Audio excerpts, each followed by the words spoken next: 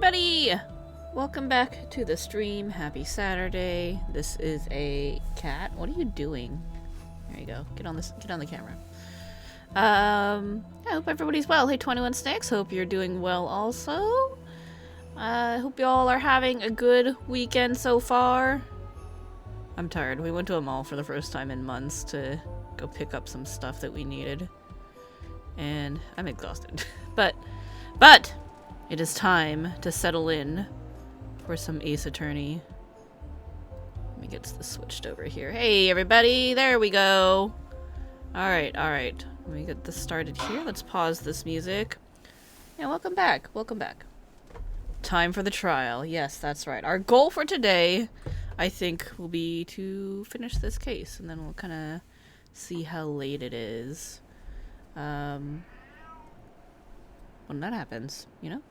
And there's this cat here who is still trying to headbutt me for attention, so we'll just leave that right there and continue on where we left off from last week. How about that? We got demons, and, you know, we got the Tengu and the nine-tailed wrestler. Oh, I should have put wrestlers. That's fine. I was trying to think of what to do for the title. Wrestlers, that would be good. Alright, anyway. So we have our friend who is a nervous maid in a village, and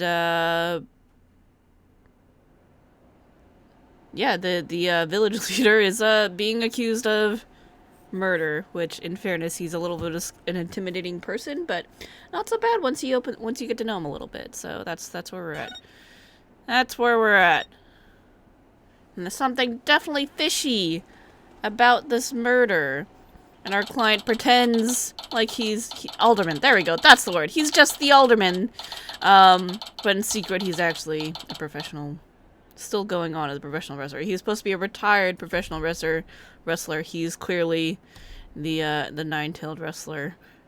But, you know, people in the games take a little bit to catch on. So, it's fine. Alright, let's get started, shall we? April 18th, 9:15 a.m., District Court, Defendant Lobby, number 3.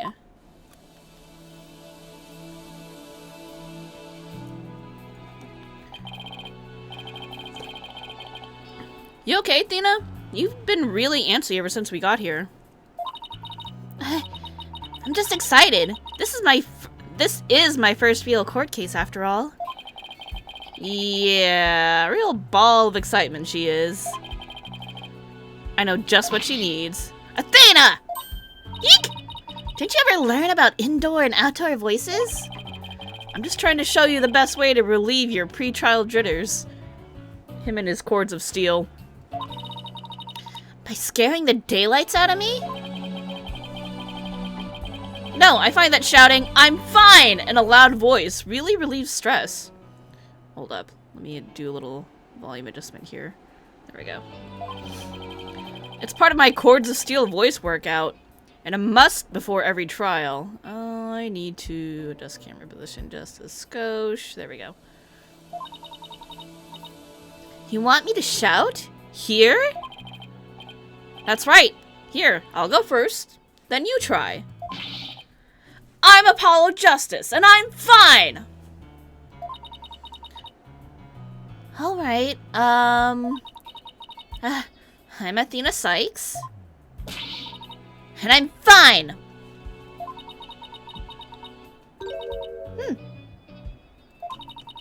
I think that actually worked. I thought it might help. Always works for me. Yep, cat's gone. Got tired of me ignoring him. An old friend of mine from junior high and I say it all the time. Who is this friend, Apollo? Who taught you this? I see. A proven remedy to calm the soul. I like it. Hey, how about we finish off with a race around the courthouse? The point is to relieve stress, not get totally exhausted.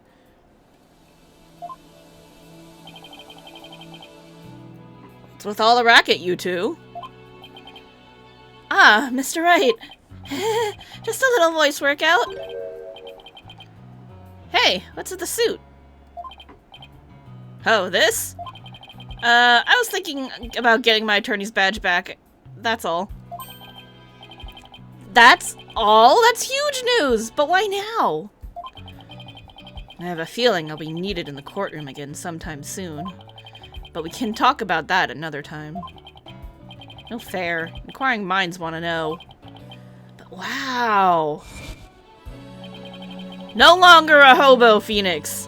I'm so used to him in his usual laid-back clothes. Hobo. No longer a hobo. That suit makes him look like $1 million. By the way, have you heard about the prosecutor assigned to this case? Ex-murderer? Yeah, he's serving time, but before that he was a prosecutor. He also uses psychology? Oh, okay! I guess psychology was appropriate for the title. I had no idea. That's right. I've heard the rumors about how he was back before his conviction. How he was back before his conviction. I get it. Okay. Using the power of suggestion, he could make even the most stalwart defendants confess. Psychology in the courtroom. Been hearing a lot about that lately. So, he must be a pretty scary guy, considering he's a prison inmate and all. So they say. They also say he'll cut you down if you talk too much. Okay. I knew he was gonna be bad news. It's probably just hyperbole, at least I hope for your sake. Wait, so... is it true or not? Phoenix! Not a good time to laugh! Let's just say you should be concise and choose your words carefully.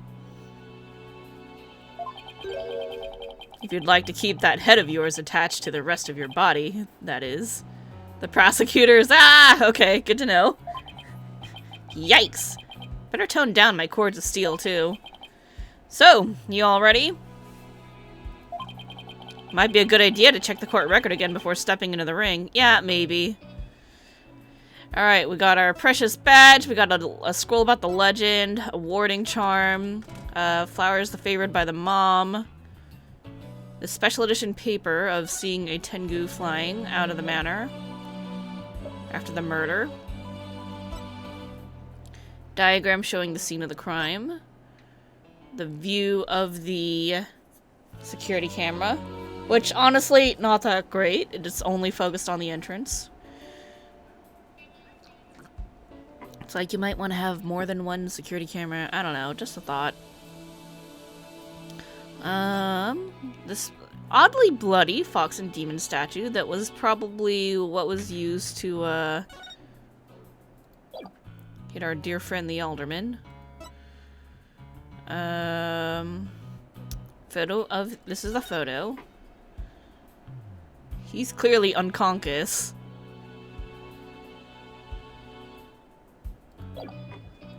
Quite the odd photo. This was found... this is definitely near the crime scene.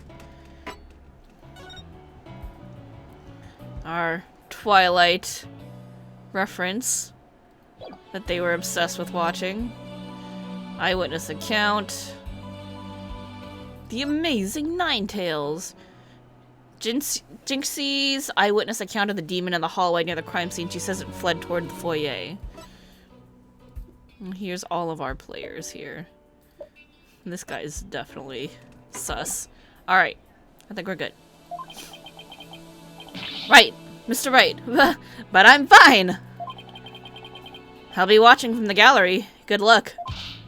Thanks! Okay, let's do this. The odds of pulling this off are ridiculously low, but that's nothing new. Believe in our client, seek the truth. That's all we can do. Hang in there, Mayor Tenma. Here comes justice. Oh, he's the mayor. Okay, got it. Whatever. He's the mayor, and then the dead guy's the alderman. Yeah. There we go. April 18th, 9:30 a.m., District Court, courtroom number 4. Court is now in session. All rise.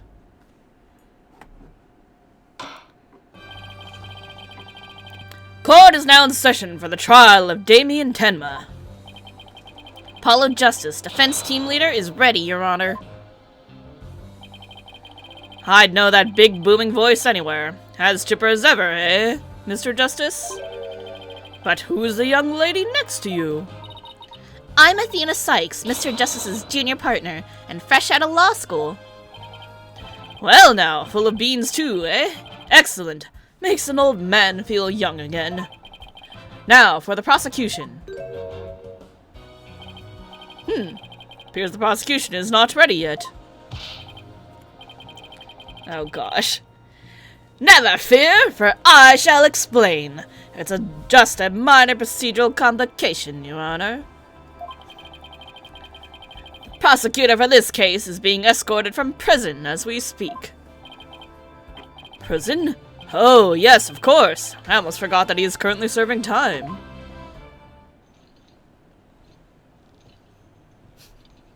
Yup, Prosecutor Blackwell's an inmate.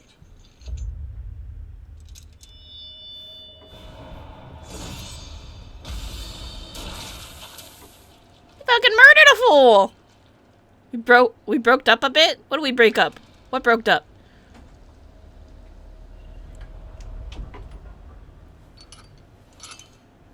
But even a convicted murderer still got a job to do and duties to perform.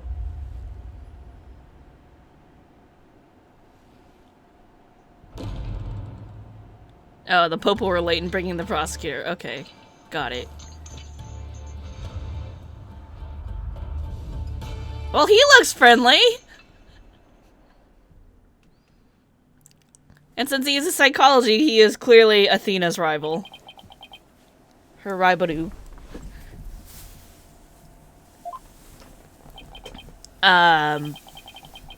There he is, the emo man. Who's that with his back to us over there? That's him. I'm sure of it. Prosecutor Blackwell. Is the prosecution ready?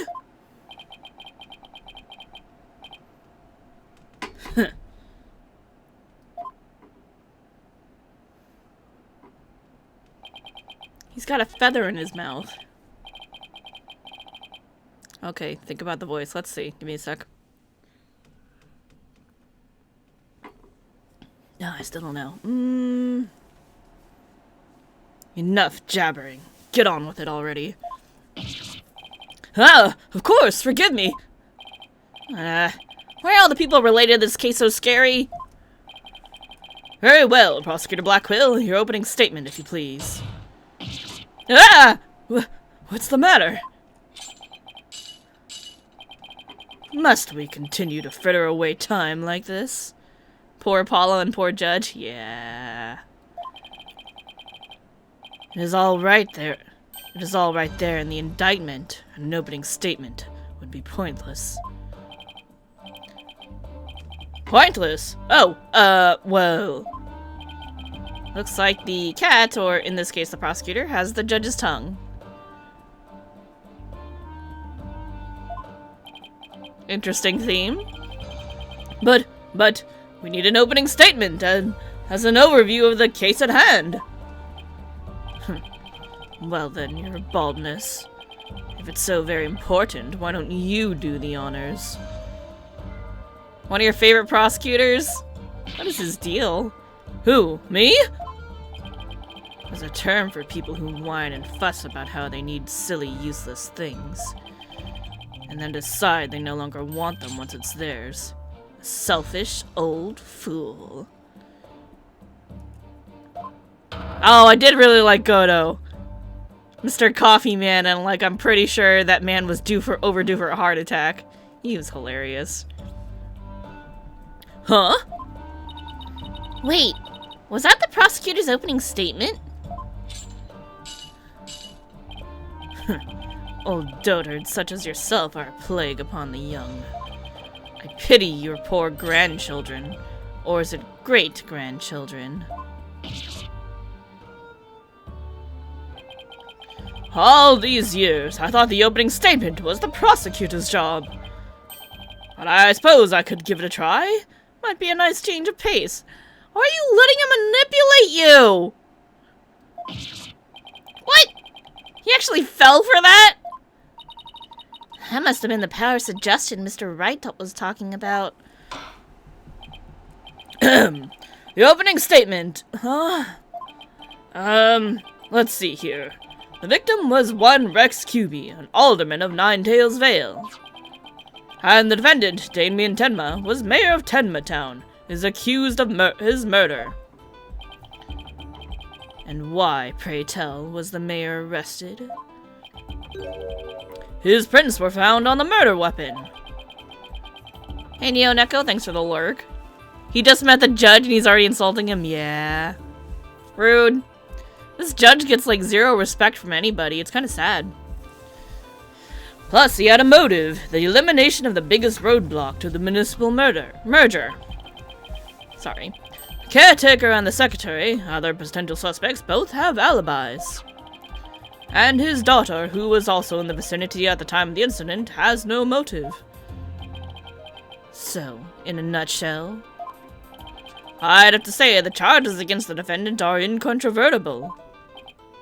Bravo, your baldness. Your years of experience shine bright like your head. Ho ho ho! Flattery will get you everywhere! He's playing Simon Says with the judge. Moving right along now, let's hear from our first witness for today, Detective Fulbright. Witness, please state your name and occupation. I am the detective assigned to this case, Bobby Fulbright. Simon Says? Wait, hold on. What's his name? Simon Blackwell. I get it. Got it. Thanks, Capcom. Oh, and I'll be keeping tabs on old Blackwell here. He's also 28? Damn. I also heard you would provide protection if it ever came to that. It seemed that I've been sorely underestimated.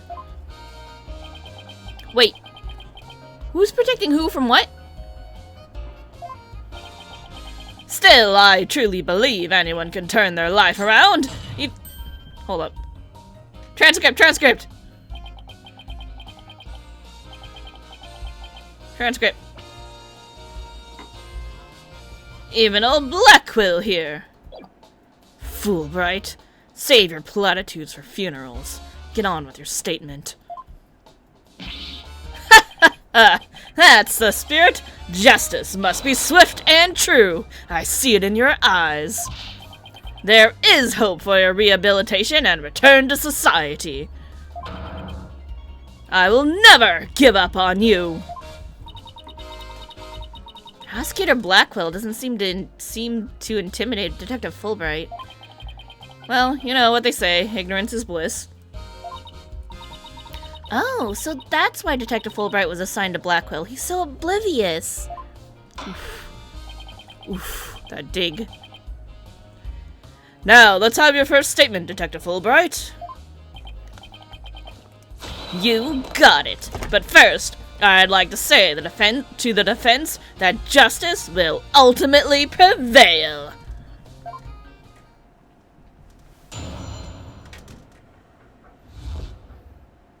About the murder.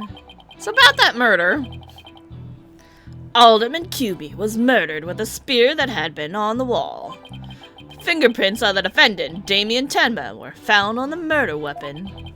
At the time, Alderman Cuby was asleep from a drug he unwittingly ingested. Mayor Tenma attacked his helpless victim, impaling him like a human shish kebab. But the sudden pain jolted the victim awake, and he grabbed a statue and struck back.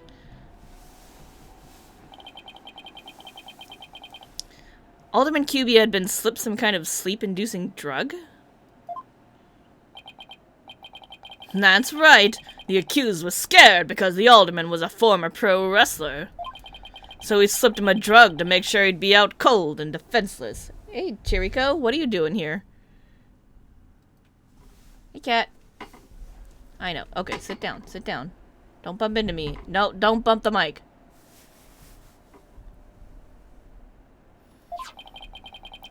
Here's the autopsy report to prove it.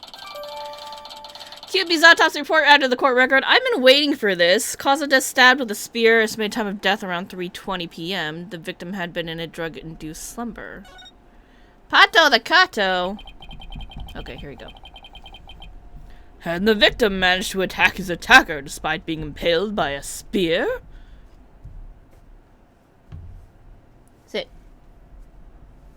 Sit so we could pato you better. No, don't mute me.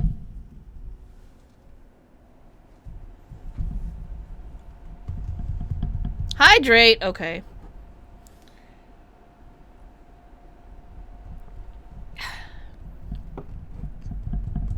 There we go. Alright. Kato has been patoed. Drink has been drank. Let's do it. The sound almost sounds superhuman. Oh, sorry. That sounds almost superhuman. Is it even possible? Well, he was a former pro wrestler after all. That spear was probably nothing more than a mosquito bite to him. Thanks, Apollo. Not so fast. Don't try to brush it all off by saying the alderman had been a pro wrestler. Yeah, anybody. The spear's gonna hurt anybody. Seriously. Do you really expect us to believe you could fight back after being skewered by a spear? Especially one that was mortally killing him, you know? Fatal blow? Never heard of the incredible feats of which man is capable of in a pinch, have you? Like the samurai of yore, wrestlers can battle through intense pain. It sharpens their sense. I used to talk about it with a former wrestler I met in the clink. I don't know. It still sounds a little far-fetched. Does it now? Then perhaps we should test the theory on you with the edge of my blade. Did you guys let him keep his weapon in the courtroom? I didn't sign up for this! Not actually holding a blade. And so your life is spared. For now. Please let those shackles be made of titanium. I don't want to die. He is the Twisted Samurai after all. I mean, I guess, but like, why? Don't let him keep his sword in the courtroom. Haha! My investigations are as thorough as they are foolproof, or my name isn't Fulbright. I vow to resign immediately if I ever make a false arrest. I guess he's not gonna be a detective anymore after this, is he? The accused prints were on the weapon, and he's the one person without an alibi. Quite decisive evidence, wouldn't you agree, your baldness? The defendant is sounding guiltier by the minute. Hey! Here's the judge leaning towards a guilty verdict, and the trial's just barely begun! What's more, a curious rumor about the accused is making the rounds. They say he seeks the merger for the purpose of freeing Tenmatato from his imprisonment. Truth be told, I can think of no real reason to show interest in that backwards burg. Perhaps he's a complete nutter and really does seek to release an imaginary demon. Either way, he is raving mad and more than capable of murdering the alderman. What part of it about him is raving mad? Like, I don't know. Head Mayor is a strange man after all. I heard he went after with a blood judge instead of donating. He tried to make withdrawal. Order! There'll be no gossiping in my court. Your baldness, please take a gander at those charms plastered across his cranium. Those were put there by his daughter. She's freaking like, what's it called? Superstitious as hell. Yeah, the gallery's kind of. Here they're meant to keep him safe from possession by the demon Tenmatato. Then again, perhaps he's already under the demon's spell. Behold, the lunatic appears poised to lunge at you at any moment. Hey! You stop with your psychology thing! Yeep! The rumors and quirks of Mayor Tenma have no relevance to this case. Besides, those charms on his head, they're just a fashion statement, I think. Come to think of it, such things don't seem relevant to the case, do they? The prosecution will refrain from dragging our client's reputation through the mud. Oh, what a dreadfully fearsome lass we have here. Whew, thanks for that lifeline, Athena. Careful, Apollo. He has the judge dancing in the palm of his hand.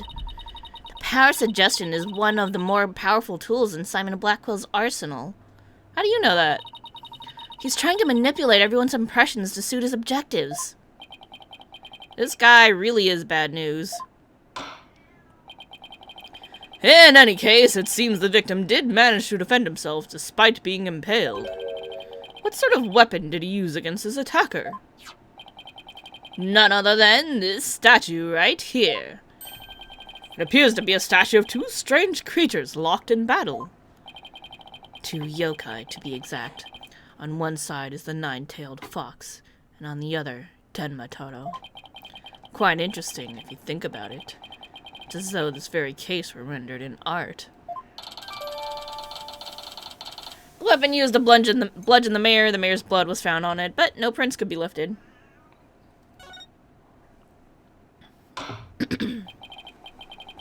Mr. Justice, you may proceed with your cross-examination.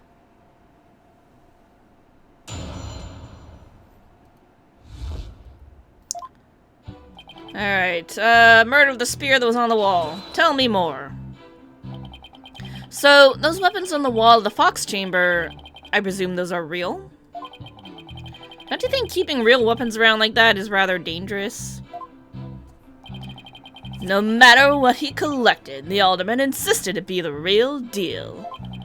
For instance, he had a real demon's club in his possession. Apparently, one of his ancestors claimed it after defeating a demon in battle. What? This gotta be an old wives' tale. The alderman had pure, unadulterated justice flowing in his veins. Whatever he did, look at him cry. He did it right. We've lost a real champion of justice in his death. Nothing but claptrap and balderdash, if you ask me. Stop your bleeding and tell us about the weapon.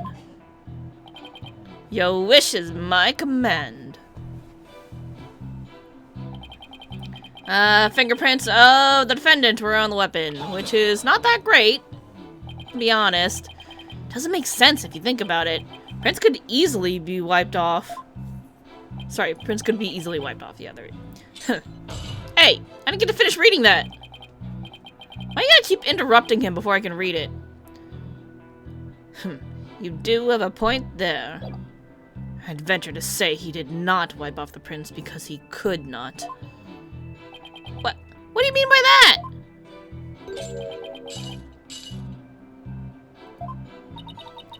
Looks like he wants you to figure it out. Well, don't just stand there, show him who's boss. I'm totally lost. So why don't you just tell me the answer already? I don't think he saw that plea for help. You feeling alright, kid? Running a fever, perhaps? I wish trials came with a reset button. Well, the specifics may yet come to light. Please proceed, Detective Fulbright. Alderman Cubey was asleep from a drug.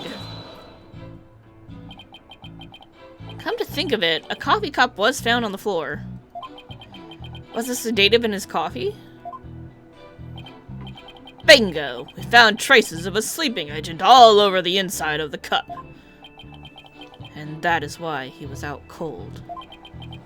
That is, until he leapt to his feet upon being impaled by the mayor. What an awful way to wake up. Getting stabbed? Yeah, that's pretty bad. That's not in my... Definitely not in my top 10 ways I would like to be woken up.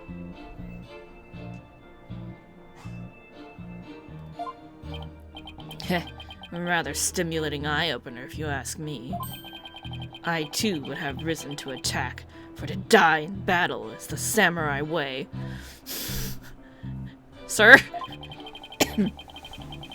Paradise awaits fallen heroes, but that hole in his stomach would make eating a challenge. He's laughing at his own jokes. Okay, great. Leave. Prosecutor Blackquill, please. Those morbid jokes of yours have no place in court. Says the jester in a detective's sorry. Says the jester in detective's guise. Moving right along. Mayor attacked Mayor Tenma attacked his helpless victim. Shish kebab. So the alderman was drugged because he was really strong? Did you see those rock-hard muscles of his? I'm surprised the spear even managed to pierce that armor-like musculature. I admit I'm completely jealous of that righteous body of his. Ha ha ha! Well, he did look pretty buff even in that suit he had on. Quite a difference when compared with a yellow belly like you. Yellow belly? Who even says that anymore? How old are you? Yeah, and the color's all wrong too. Ooh, I know. How about a squishy red tomato? Not helping, Athena. I move to strike both of your comments from the record. Mr. Jess's character is not the issue here. Also, they're totally on the record. Just saying. Now, let's get back to what happened after the far more muscular alderman was impaled.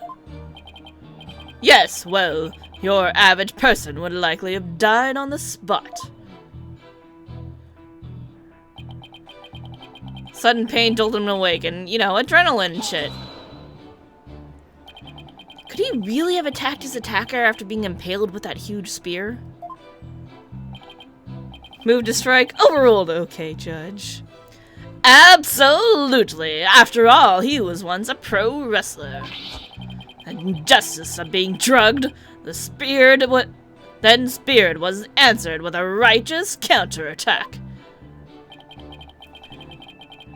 But does being a former pro wrestler make him superhuman? Absolutely. After all, he was one of the good guys, like a superhero on the side of justice. Even though he was retired, he could still don his superhero guise in times of need. Objection! You need to lay off the comic books, detective. We're talking about real life here. Setting aside the half-wits fights of fancy, the fact is this. The court-ordered post-mortem concluded the victim moved after skewering. So, he found the strength to somehow attack his attacker, huh?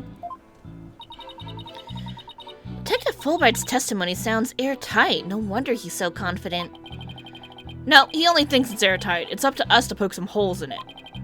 That part about the alderman fighting back sounds like a big hole waiting to be poked.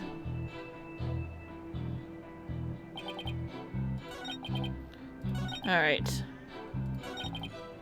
Attacked his helpless victim, impaling him like a human shish kebab. Oops, sorry. The one after that. Sudden pain jolted the victim awake, and he grabbed a statue and struck back.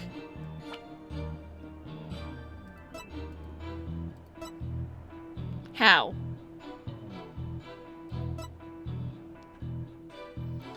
But no prints could be lifted.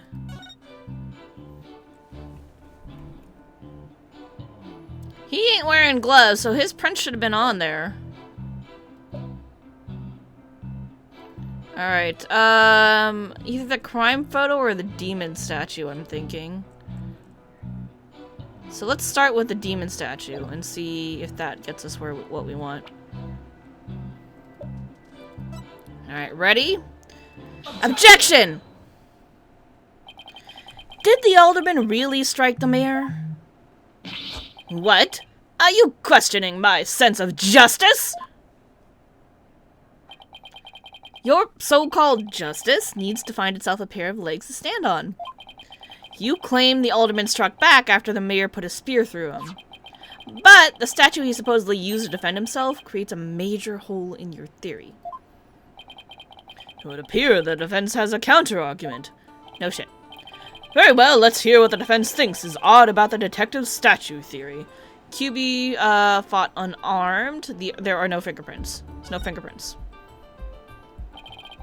There are no fingerprints on this supposedly crucial piece of evidence. And if you look at the crime scene photo,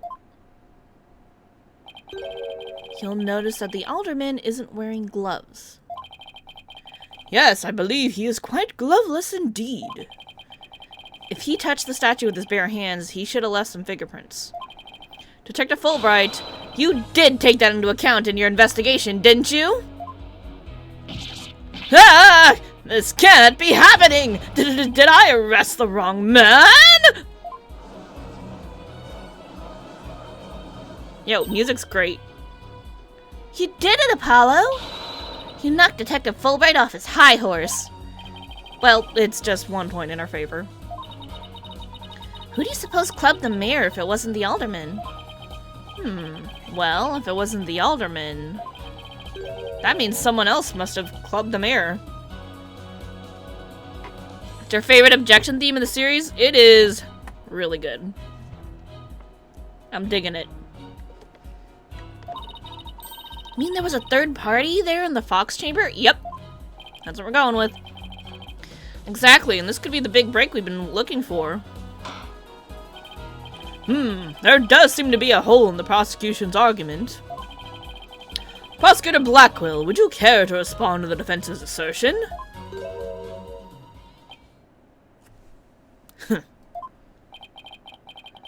The least you could do is look at me while being dismissive. Your mind is as dull as an unhoned blade, Justice Dono.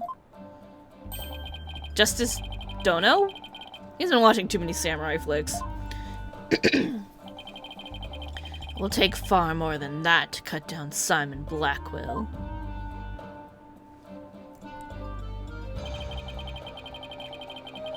A whelp such as you has no hope against my superior swordsmanship. This is a trial, not a sword fight, Prosecutor Blackwell. There's a perfectly good explanation for the lack of prints on the statue. You might recall that the bloodstained cloth found at the scene of the crime. Well, it just so happens that the blood was the mayor's. Oh, well. So, what are you getting at? Hone your mind, boy. Why was there blood on that cloth? Solve that riddle and you shall see that the hole you thought you found is but an illusion. Alright, now let's see. How was that cloth used? Was it used by QB as a head covering? No. To wipe up his blood? To wrap the statue? To wrap the statue. Maybe the alderman wrapped the statue in the cloth. In short, he wasn't touching the statue directly when he used it to strike back at the mayor. Okay, did we test the cloth for prints then? Ah! Precisely. Bully for you, boy.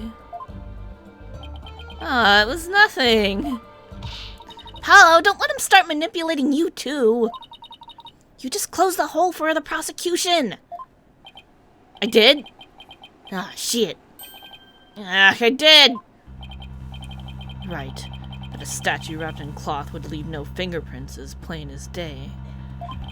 But this also proves there are no holes in our theory of the alderman striking back. Oops. Ugh. Fox and Demon statue updated in the court record. The weapon used to bludgeon the mayor wrapped in a large cloth. 2 pages.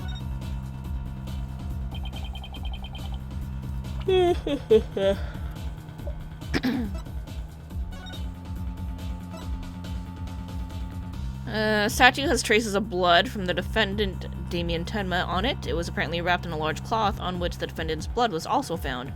No fingerprints could be lifted from the cloth. Now do you see how dull your mind is? I'll make sure to sharpen it next time. Our particularly frightening inmate once told me that.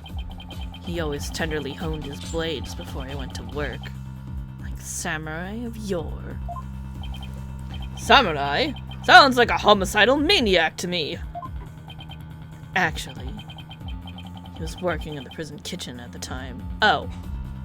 I mean, in fairness, in any kitchen you should be honing your blades before you use them. Wait, so the inmate was a murdering samurai prison chef? It would seem that the victim and his killer were the only ones there after all. I was kinda attached to that hole. Now what? Hello, I just thought of something. If they didn't find anyone's fingerprints on the statue, who's to say someone other than the alderman didn't hit the mayor with it? Why did I think of that? Anybody could have not left prints on it. Then who, pray tell, struck the mayor with a statue? Please illuminate us with your wisdom, young lady. There's only one answer. The real killer. Prove the existence of this real killer, then. What evidence have you? Oh, I'll give you evidence, all right. Athena! Are you sure about this? To borrow your words, Apollo, I'm fine. Take a look at this. Black feathers and tracks, allegedly from a yokai, were found at the scene. I believe they're from the third party who struck the mayor with that statue. Is the defense actually suggesting some sort of monster killed the alderman? That's exactly what I'm suggesting. Nope, Athena, you just lost what little credibility we had left. Ah! Sorry. Guess I got carried away. Mr. Justice, we've no time to deal with objections between members of the defense. Sorry, Your Honor. It's just this kid's still, well, a kid. Ouch. You meanie! I'm reporting this to Mr. Wright. So, is this court to believe the feathers and tracks are from a yokai, as you put it? No, Your Honor. I believe they are fabrication. The real killer wants us to believe some sort of monster murdered the alderman. Interesting. And why do you suppose the killer would do that? Why indeed? Mr. Justice, you seem as new to this as your partner is. Ouch. This I'm not reporting to Mr. Wright. Athena really went, I'm telling Mom about this? Yeah, she did. Boy, Fulbright. Explain to his baldness what these brats are missing. You know, who and why behind those feathers and tracks. What? You mean you could explain all that? Ha! Investigation prowess is without equal. Starting to think I chose the wrong profession. Very well, let's hear about these so-called yokai feathers and tracks.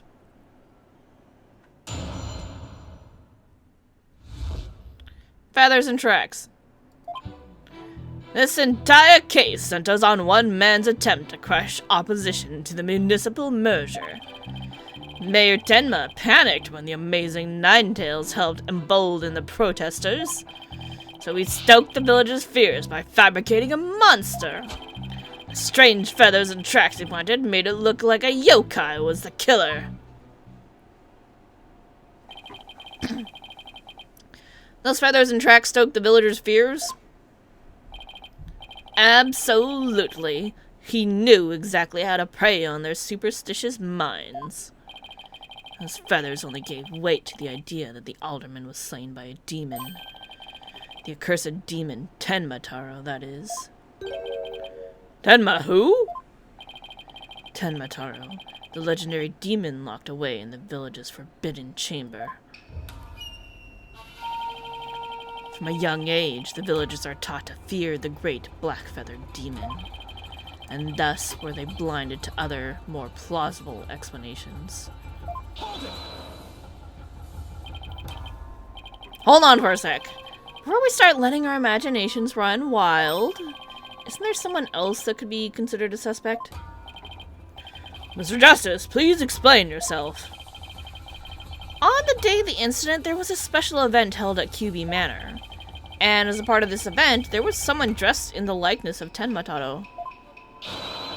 Obviously, this person is a much more likely suspect than any legendary demon. Objection. Oh, that's his voice. Dullard, you are playing right into the killer's mind games. What? Listen here. The feathers and tracks were merely red herrings. The villagers believe the murder to be the work of the real Tenma. However, the police believe that the person in the Tenma suit is the killer.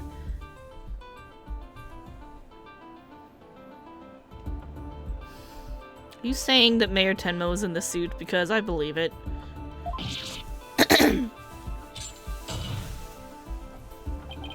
The defendant sought to sow this confusion in order to deflect blame away from himself. However, he was knocked unconscious by the alderman, and thus our mentally deficient mayor was caught red-handed at the scene of the crime. Objection. Do you honestly believe Mayor Tenma would do something so stupid? Objection. Evidence speaks for itself, fool Wright. Right. It was the mayor's last-ditch effort to stop the opposition before things got crazy. The amazing Ninetales was fueling both the yokai craze and the anti-merger movement. Plus, he's one of the better-known masked wrestlers and the hometown favorite. That's why the mayor panicked and set out on the path of injustice. But do the people of Ninetales Vale really believe a yokai is behind the crime? Yokai sightings are an everyday event there, so I wouldn't be surprised if they did. I must say, a crime that preys upon innocent, impressionable minds. Just so. A particularly silver-tongued inmate once had the following words for me. The innocent of heart are the easiest prey. You don't say! Was this inmate a con artist? No. He was framed for the murder of his beloved. I actually felt sorry for the poor chap.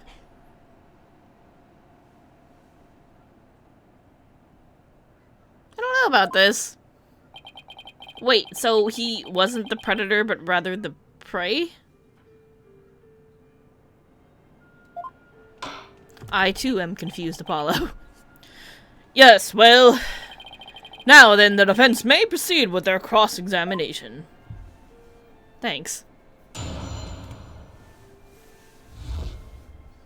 Feathers and tracks. Crush the opposition in the municipal merger. Love how Blackwell's just sharing prison gossip. Yeah, he must be real bored. Detective Fulbright, is the anti-merger movement really that strong? Oh, absolutely. They parade around in yokai costumes, shouting, "Down with Mayor Tenma." And just the other day, they stormed Tenma's City Hall, claiming it was a den of vipers.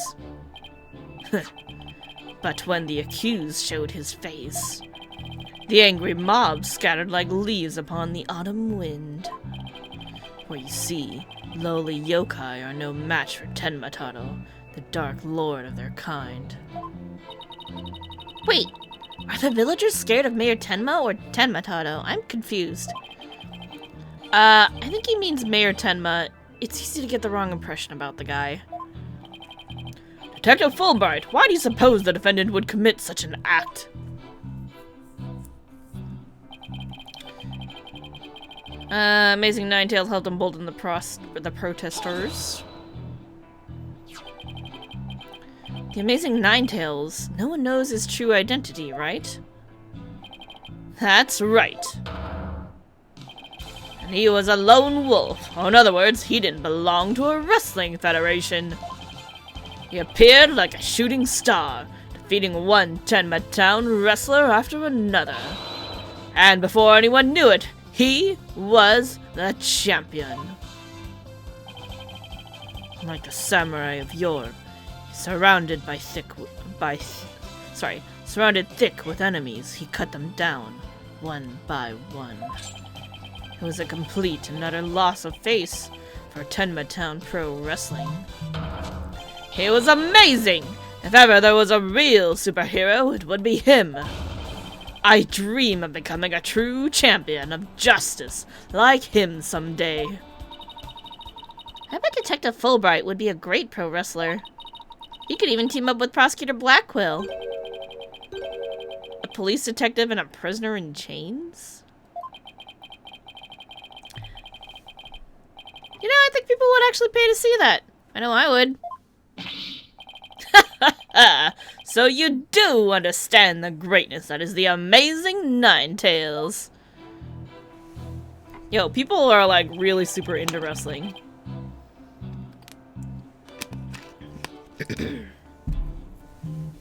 Stoke the villagers' fears by fabricating a monster. Did the murder and yokai evidence really stoke the villagers' fears? Absolutely! It had an immediate effect. The presumed return of the dreaded Tenma title has them shaking in their boots. Oh my, is it really that bad? That superstitious lot. It's as if Jack the Ripper had been set loose in their village. The mere thought of that demon lurking about is enough to spark a mass exodus. I see. That's a very persuasive argument. The mere thought of His Honor buying into Simon the Psycho Slasher's words makes me want to spark my own exodus out of the courtroom right about now. So you see, there can be only one reason why anyone would plant those feathers in tracks.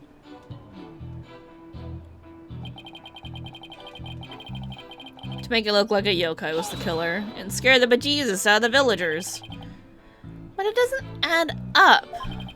If what you say is true, why top it off with murder? What do you mean? You claim that our client planted the yokai evidence to stoke the villagers' fears. If so, then why not stop there? Why murder Alderman QB? Excellent point! It is, isn't it? Your Honor agrees there was no reason for the murder, correct? Objection!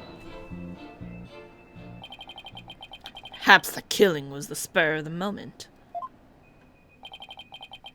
You're saying it wasn't premeditated? From the outset, I had no intention of paying any heed to any of your babble. However, the fact is, the mayor made a startling discovery. Startling discovery? Why don't I like the sound of that? Alderman QB's secret identity. Hello. I think Prosecutor Blackwell has figured out the Alderman's secret identity. But even if he has, why would be a motive for the mayor to commit murder? This isn't good. This patch of fur was discovered at the crime scene. It's from the mask worn by the amazing Ninetales. Therefore, we can conclude that this mask was at the crime scene. Oh my! But why would it have been there?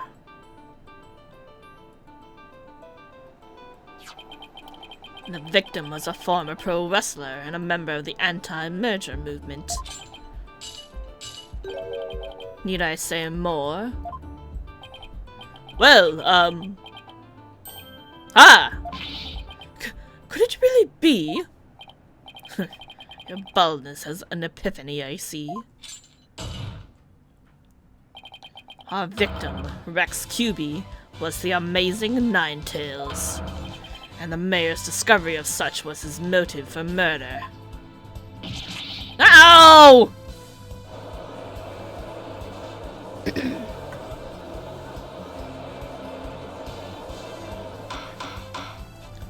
Order! Order! What a shocking development! Motive clearer than crystal. What do we do now, Paolo? I didn't think they'd tie the alderman's secret identity to the mayor's motive for murder. At last we've reached my real point. Why did the alderman have to forge a secret identity? Does it not pique your interest, your baldness? I admit it does. It is odd that he had to create this other persona. Just to secretly participate in the anti-merger movement. Very astute of you, your baldness. Right, now take a look at this. Blackmail letter. If you value your dearest life, you will merge Ninetails Vale with Tenma Town. Do not tell anyone about this threat if you do consider your dearest as good as dead.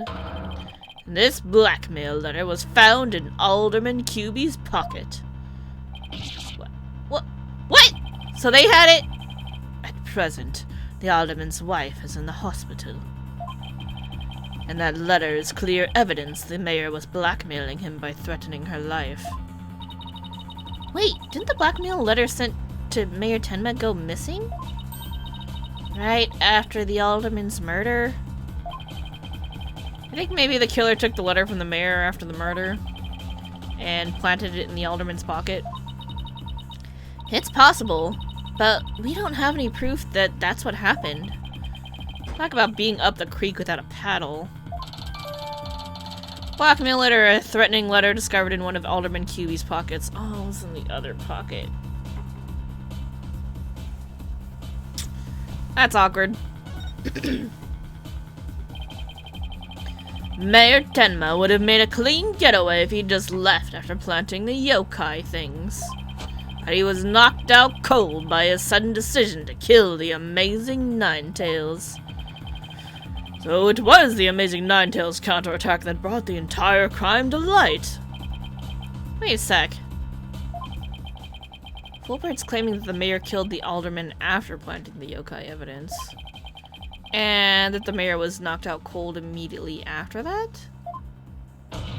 Yeah, but he's not wearing the costume, so that doesn't make any sense. Detective Fulbright, please add your previous statement to your testimony.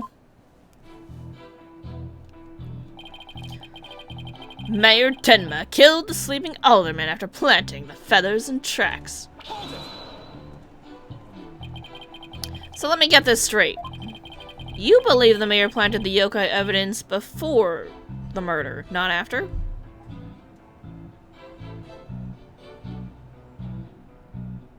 The footprint shouldn't have been there.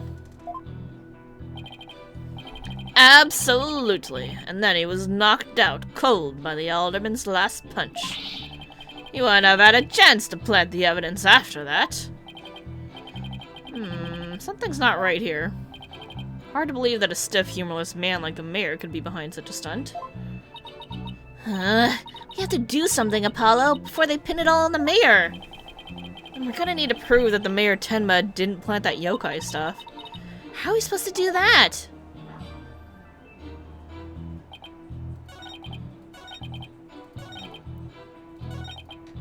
There we go. We're gonna go with the crime photo, because he did it afterwards. There shouldn't be footprints in the blood. Ready? Objection! Detective Fulbright, your sense of justice is anything but your sense of justice is anything but fair. What's this? You dare question my justice again? Yes, and I'm gonna prove it to you. Take a look at this photo. This is the crime scene photo, and just what does this prove? It proves when the feathers and tracks were planted. But I already told you they were planted before the murder. The defendant planted the yokai evidence, then was knocked out while killing his victim. That would be impossible. If you look right here, it's clear when the feathers and tracks were left at the scene.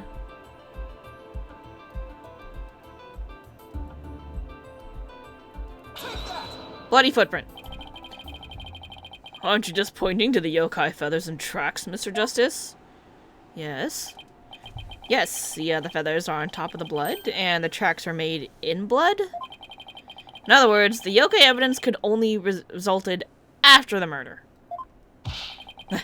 And the mayor must have planted the evidence after killing the demon. But you said it yourself, the mayor had been knocked unconscious thereafter. There would have been no time for him to plant any evidence at all. Therefore, there must have been someone else besides the mayor and the alderman at the crime scene.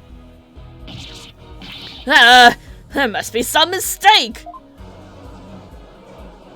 Ooh, that nice zoom. That's cool. Order! Order!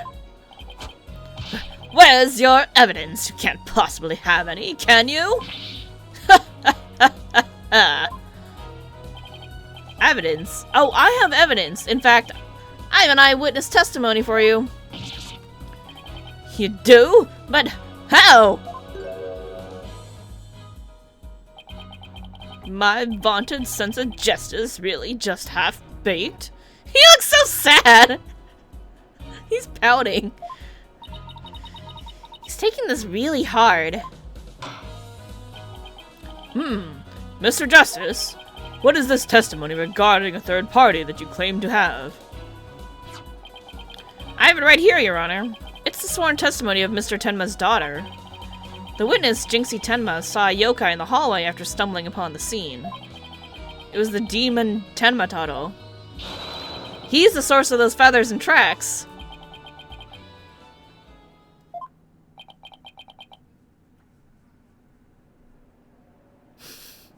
Everyone's like, are you trying to say that there was a demon? Because you crazy.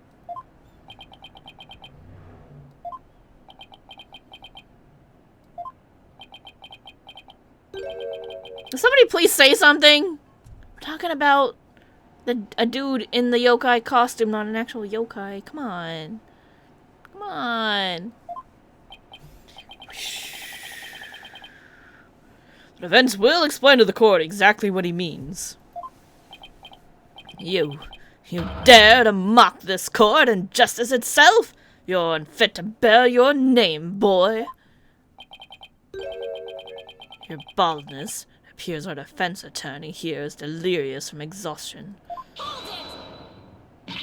Paolo, think of something quick before you're held in contempt of court.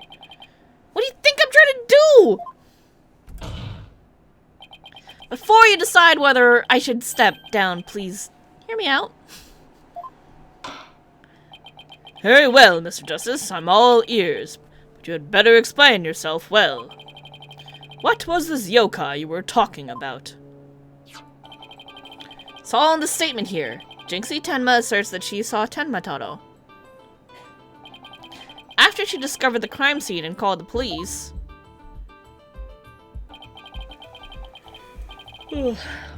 she came around a corner in the hall. It was around here.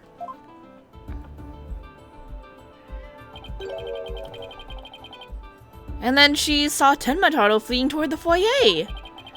The defense asserts that whoever was impersonating this monster is the one who left those feathers and tracks behind intentionally or otherwise. What? How incredibly unjust! Why haven't I heard about this before? The defense just proved that there was someone else! So the mayor isn't the killer? Was it all a setup? The prosecutor is a convicted felon after all. Paolo, the momentum has shifted in our favor! Good. Let's keep it that way. I just gotta poop on everything I do.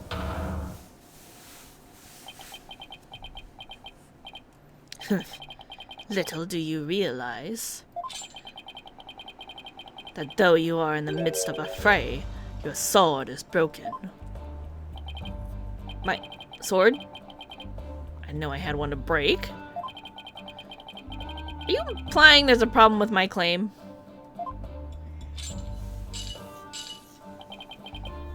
Consider this. That yokai impersonator had indeed fled toward the foyer. That fool and that fop would have seen him.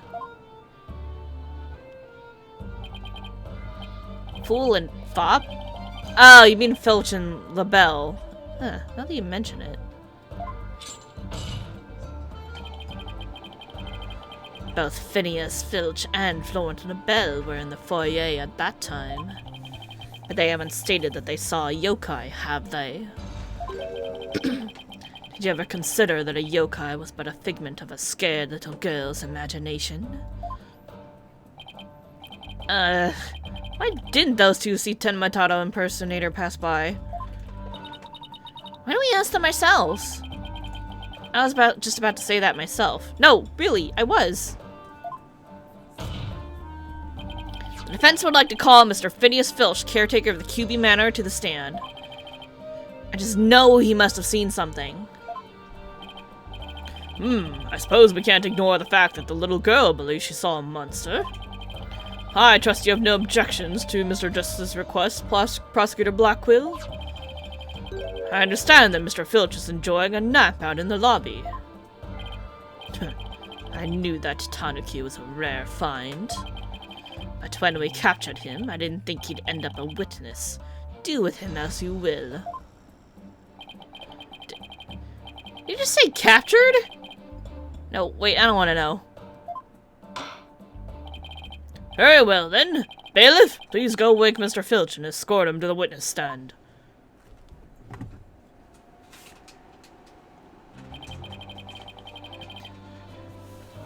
One sec.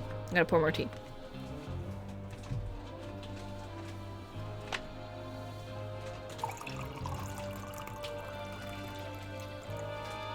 Will the witness state his name and occupation, please?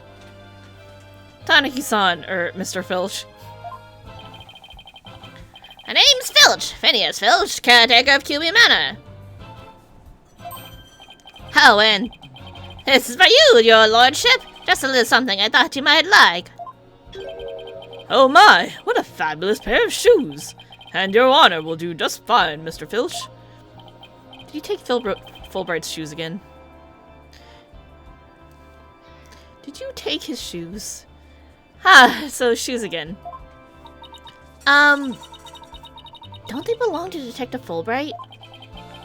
Don't tell me Filch stole them again. Yours, your honorship, sir. What? They seem awfully expensive. Yep, too expensive for me, but I reckon they'd be perfect for someone like you, like your honorship. It's a kind gesture, but legal ethics dictate I cannot accept gifts. Ethics methics. Just take 'em if you want 'em. Polished 'em up real nice for you, too. Somewhere in the distance, wow, my shoes! He didn't notice last time. I'm pretty sure he has no idea that he's barefoot walking around right now. I'm sorry about the shoes, Mr. Filch, but I will accept your testimony. The court would like to hear whether you saw Tenmataro in the foyer after the murder.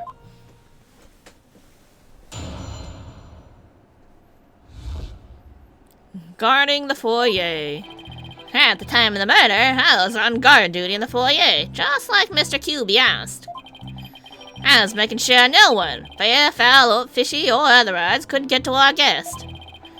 I was still in my office keeping a good watch when the murder happened after 3 p.m. But I didn't see nothing out of the ordinary, no siree!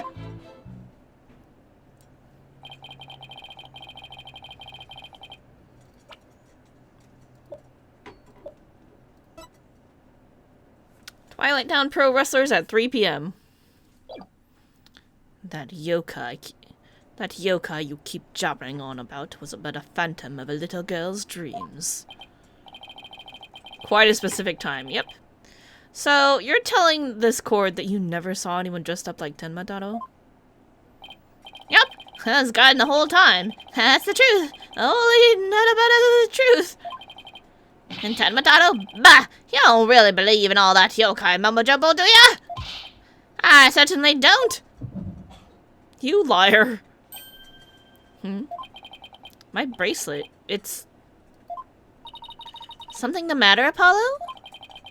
My bracelet keeps squeezing my arm. Really? So you think Mr. Tanuki, Filch has been lying to us? Wouldn't rule it out. Now, if I could just zero in on a toe, some sort of nervous habit. What the fuck? What in the? Why am I being attacked by a falcon? Oh, hawk, whatever. What's a hawk doing in here?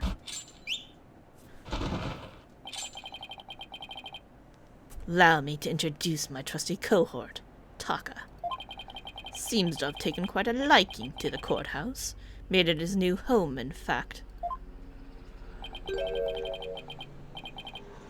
Doesn't live with you, you know, in jail? Who's ever heard of a courthouse bird? Taka, best girl? Taka simply loathes trickery and fraud. And that queer pal of yours seems to have offended my dear bosom buzzard. This isn't some sort of trick or... Rude! Ah! I won't be able to spot a squat like this. What the heck's going on around here? Running for the hills!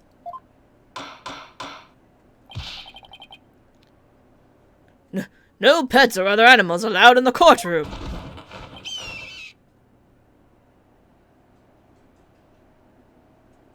Don't move. That thing's got sharp talons. You be careful.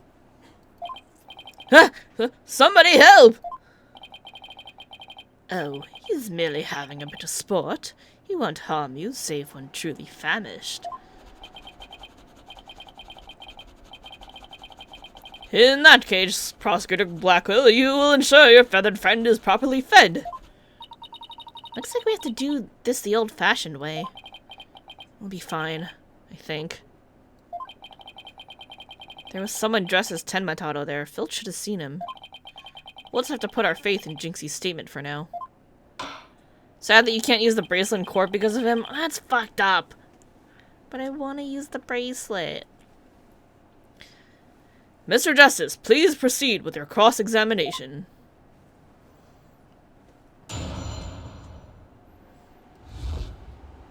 Guarding the foyer.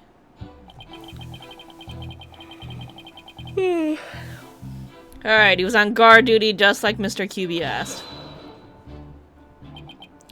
Mr. Filch, why did Alderman QB have you handle guard duty?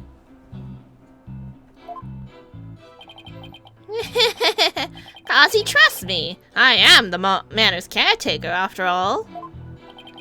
So, you took said guard duty seriously? Let me tell you something about me. I'm... Yipes! Listen here, you little tanuki. Get straight to the point and be quick about it. The court wishes to hear what you did or didn't see in... To hear what you did or didn't see in the foyer, and nothing else. Yes, of course, sir. Right away, sir. Blackwell's got him completely under his thumb. Like I said, I was guarding the foyer entrance that day.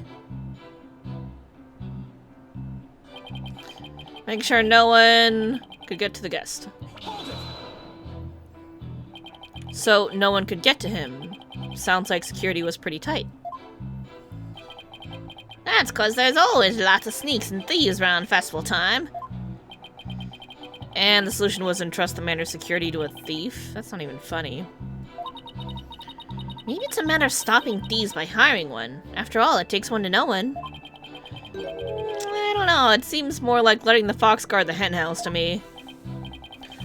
So the witness testifies that he took guard duty seriously? Yes, sir, your honorship, sir.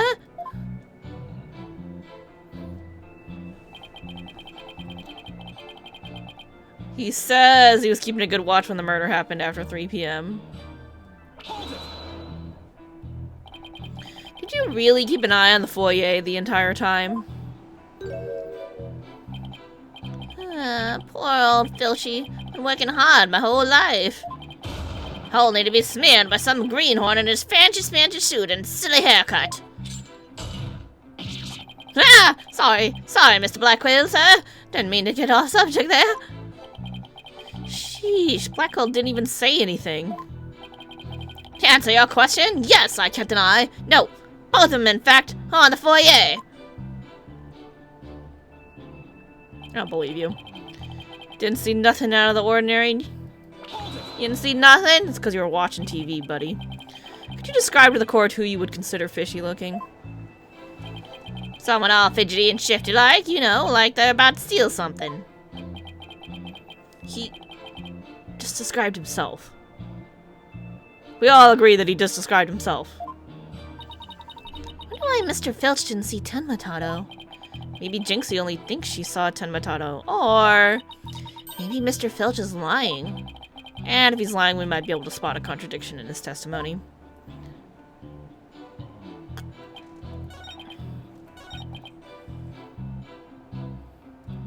He was keeping a good watch, he says. Really? Really? What about this TV listing? Objection! Don't lie to the court like that, Mr. Filch. Hey! It ain't right to bushwhack a fella like that. Unfortunately for you, I have evidence that proves you're lying. If you look at this TV listing here, you'll see that at the time of the crime, there was a pro wrestling match scheduled. Something you'd never miss. I didn't watch that one, no sorry. I was doing my job just like I was supposed to. This guy doesn't know when to give up. Mr. Filch, someone even circled the match. It was you, right? Yipes! Not only that, you even told me you watched it. You said, and I quote, "It was a complete disaster." So, do you admit to slacking off?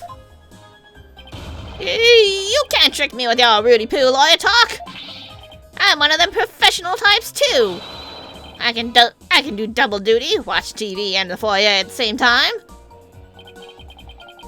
The only thing Filch can claim to be a professional of is professional thief. Mr. Justice, you would have this court believe the witness was slacking off, yes. That's correct. He claims to have been watching TV and the foyer at the same time, but that's nothing but a bald-faced lie. Rudy Poo lawyer talk, you ain't the Rock. Bald, you say? But I'm not the one who's lying. Perhaps you meant the witness, Mr. Justice? And in that case, let's see what evidence you can offer. You claim Mr. Filch is lying about watching TV in the foyer simultaneously. Now prove it. There's no way, because the TV's in that back corner, and you can't be, like, there and there at the same time. Please take a look at the direction the TV is facing in this diagram. Now, unless Mr. Filch had his eyes has eyes where his right ear should be, I think it would be impossible to watch the foyer entrance and the TV at the same time. Why, yes, someone watching TV there couldn't possibly see the entrance. Exactly. And that means, Mr. Filch, you were slacking off and you were not watching the foyer, as you claim. Yipes! The cat bags under the cat. I mean, other way around. He's standing on a crate of oranges. I love that you can see that now. That's so cool. Order! Order! Order! But, Mr. Justice, is Mr. Filch's less than stellar work ethic relevant to the case? It's very relevant because while he was slacking off watching TV, there really could have been a Tenmatato impersonator in the foyer. What now? Granted, this Tanuki was lax in his duties, but he still had the foyer entrance covered. What are you talking about?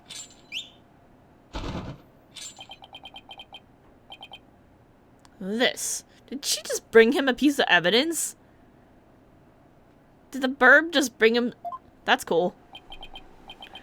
I'm not a mind reader. Auditory sense. His eyes may have been slacking off, but his ears were still hard at work. Right, Tanuki? They were?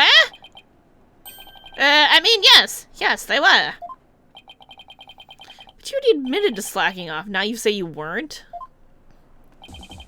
Yeah, eyes might be lazy, but my ears ain't. I would have heard anyone in the foyer. You see, the foyer floor and stairway get all creaky squeaky when someone walks on him.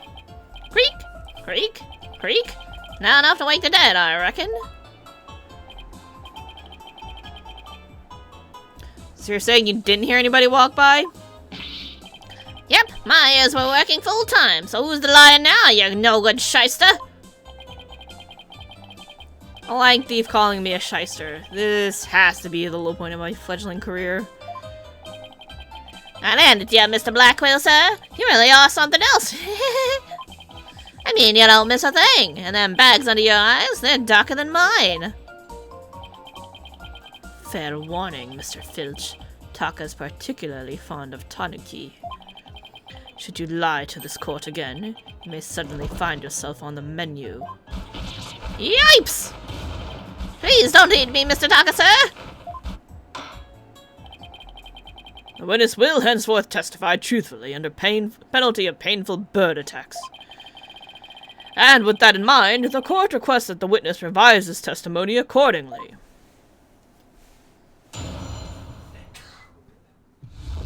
Ears working overtime. It's true. I was watching a pro wrestling match on the office TV. My eyes might have been slacking off, but my ears, they were working overtime. Floor, there's all creaky squeaky like. No way I would have missed someone walking by. So you see, there were no dead Matado in the foyer. I don't know about this. Superstition is the religion of feeble minds. Understand? A simple, rational explanation is best. Forget yokai, demons, and such. You must use common sense, for lacking that, our entire world would be but upside down. Says the convict prosecutor was totally a sign of the end times for the legal world. They're both doing this, and it's kind of funny.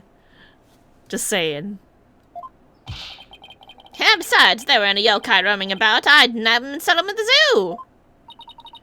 Wonder whether Jinxie was just seeing things. No, I doubt it. That seems to be the general consensus, but I'm sticking to my guns. But if we can't prove she saw Ten Matado, the mayor's sure to be convicted. I better hope my guns fire bullets, not BBs. The defense may cross-examine the witness. Poor Apollo. Yeah.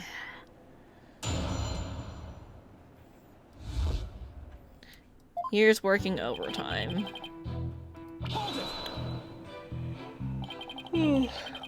You are paid for your work, aren't you?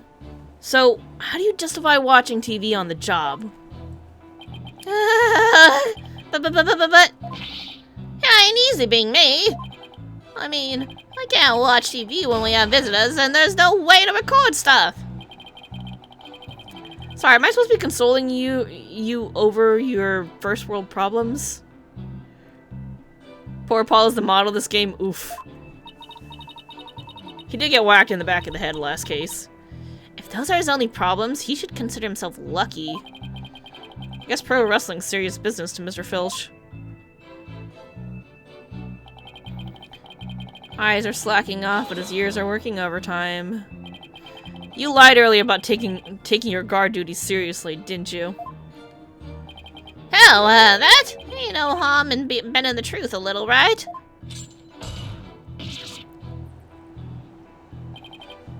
Listen to me, you little tanuki.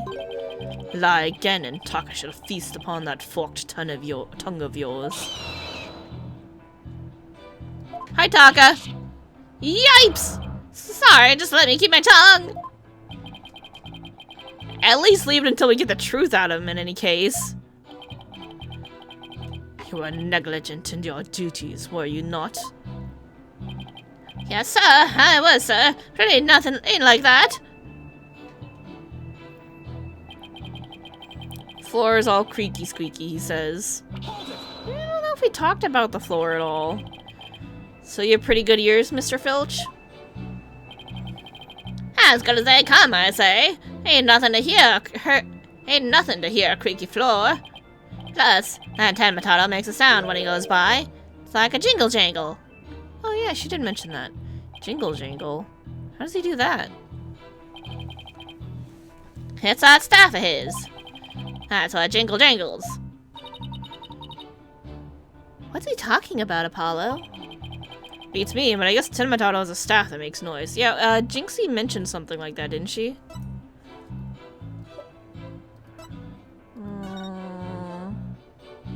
Carrying a staff-like implement that jingled. Yeah, that was in her testimony.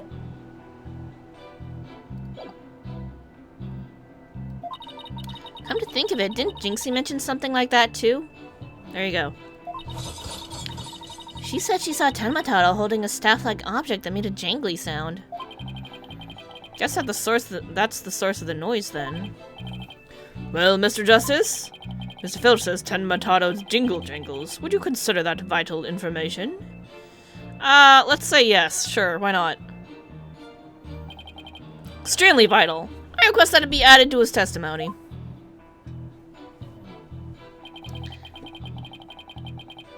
Tenmataro was to pass by, his staff would have gone jingle jangle. So, Tenmataro's staff makes a distinctive sound? Yep, like a jingle jingle and a jingle. Wait, Jinxie said something like that. Something about Tenmataro making a jangly sound.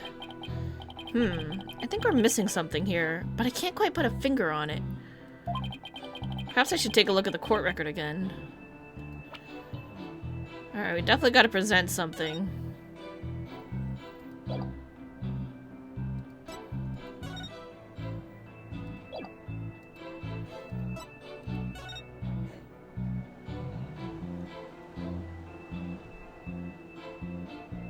I just noticed he seems to be missing an arm in this statue.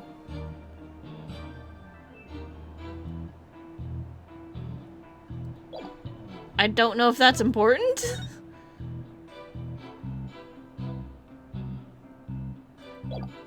Little odd, though.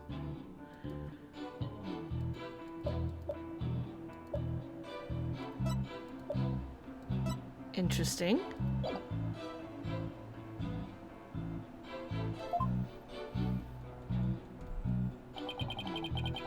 No Tenmataro in the foyer, he says. Please tell the court, what did Jinxie see if it was not Tenmataro? She's always going on about seeing this yokai or that. Just an act of imagination, I reckon. She won't even come near me because she thinks I'm some sort of tanuki monster. Can't say I blame her. So, Mr. Filch, you'd chalk it up to a child's active imagination? Yep, no Tenmataro or anyone else got in or out of QB Manor on my watch. Apollo, what could this mean? Do you think Jinxie was just seeing things? Well, if that's the case, the details she provided were pretty impressive. But if we're to continue believing Jinxie's statement, We'll have to uncover Filch's lie? right, or find out why he can't tell the truth. Okay. I think we gotta present the statement to the thing about the jingle jangle. But let's save just in case, and also because I forgot that we have to save constantly in this game in case it crashes. So that's fun. Alright, ready?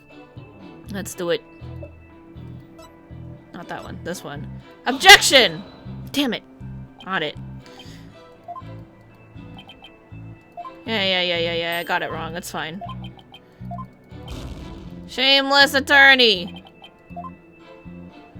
It's fine. Okay, so it wasn't that. So if he were to pass by, it would have gone jingle jangle. Is it the statue because it's missing an arm? Like, what? Are we supposed to be like, what staff?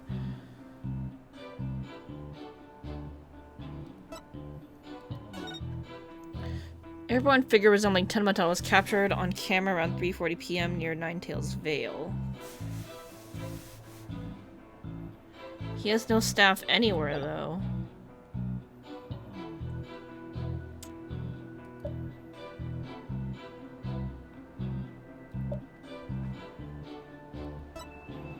Stabbed with a spear.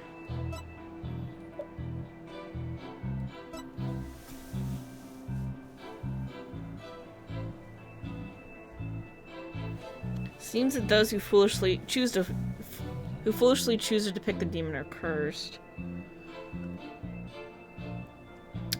I'm not exactly sure where we're going with this, because Jinxie said the same thing. Are we pointing out that he doesn't have a staff?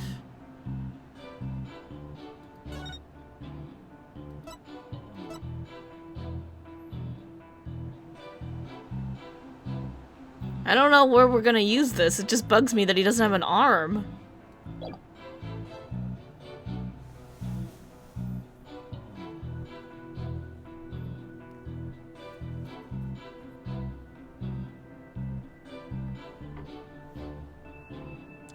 I guess let's just try some stuff and see how it goes. Objection! That ain't it. Boldness, who me? Would you do this objection? I don't know, well... Answer my question. Penalty.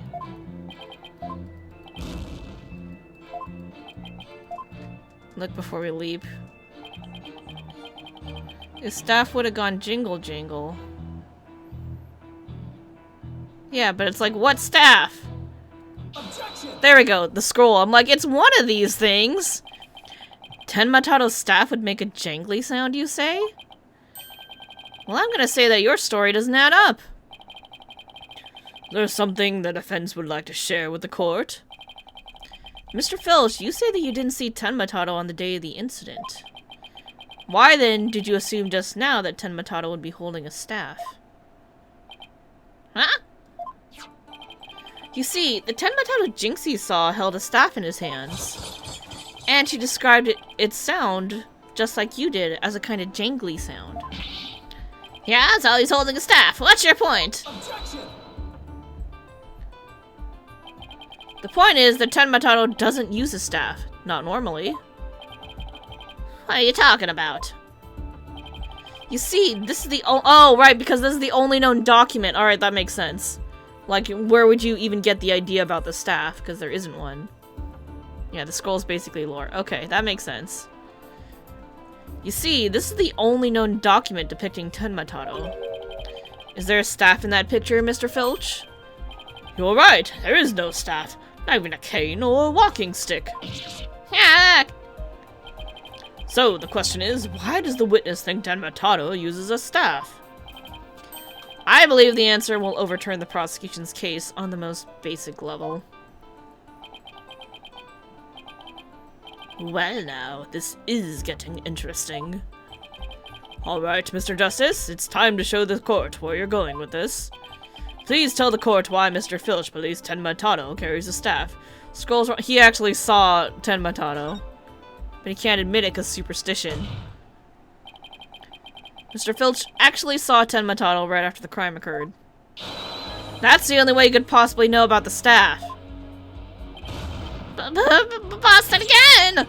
Bloody hell, you duplicitous little... Yes, how'd that feel, Black Quill? Not so fun when you're on the receiving end of the blade, is it? Admit it, Mr. Filch. You did see Tenmataro that day, didn't you? Well? I'm begging you, please don't make me say it. But clearly you did see Tenmataro. Stop stalling and testify that fact. How can do? No way, no how. You ain't got no idea how terrifying he can be. He?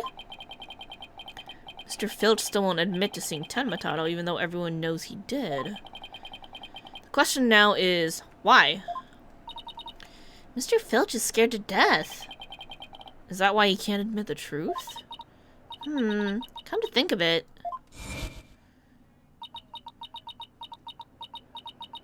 Crap, what was her voice? I forgot what I was doing for her. They say you must not gaze upon Tenmataro, but in the event you do look, and then tell anyone what you saw, Tenmataro will claim your soul. Jinxie wouldn't admit to seeing Tenmataro after hearing about the village superstitions. She said that if she told anyone that she had seen Tenmataro, he'd claim her soul. Wait, you think Filch believes that too? Ah, So, Mr. Big Time, City Slicker Lawyer has heard about him? Them old village superstitions? Will the defense please explain what the witness is talking about? Yeah, the people of Ninetales Vale believe some pretty strange things. And their superstitions may be the reason our witness here can't admit the truth. The truth that he really did see Tenmataro. Darn straight, that's why. It's all right here. Village superstitions. Do not gaze upon Tenmataro. Do not tell others if you see him. Ignoring the superstitions will cost you your soul. There is, however, one way to save it. Your immediate departure from the village. Freeing him will bring ruin upon the village. Ignoring the superstitions will cost you your soul? See? That's why us folks in Ninetales Vale can't talk about seeing Tenmataro. Village superstitions have been added. Handed down generation to generation. That clears up one mystery. The killer took advantage of the superstitions by wearing a Tenmataro costume. They knew that way no one could talk about him, so it was as if he never existed. The defense holds that this Tenmataro impersonator is the true killer. What? Ooh, what are you gonna do now, Black Whale? Superstitions, you say? What kind of fool would actually believe that rubbish? And would that using some silly fairy tale so easily expose the culprit? You'll need to come up with a more rational, common sense explanation than that. Objection!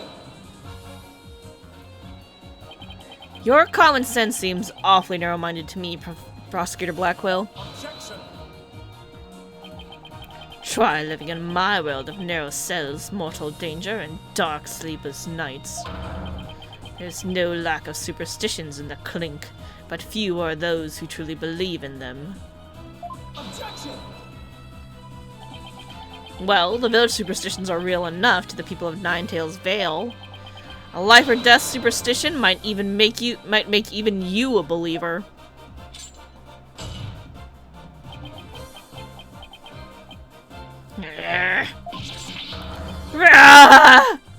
Damn, look, did you see his face? That was kind of funny. And he dropped his feather. His no face is pretty hilarious. I like it. Order! Order, I say! You fool of a tanuki. 2 times now your lies have cost me. Sorry. I promise not to do it again. That sly smile. Taka, my fine feathered friend. Have at him. Yipes, he's gonna eat me alive! Head for the hills! And he's gone. He took off. Bailiff! What are you waiting for? After him! With your fastest men! That's certainly not something you see every day.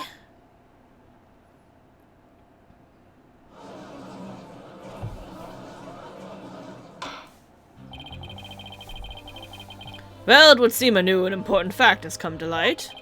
Third party disguised as the yokai Tenmataro was at the scene. And now we have 2 witnesses who can attest to that. Any objections, Prosecutor Blackwill?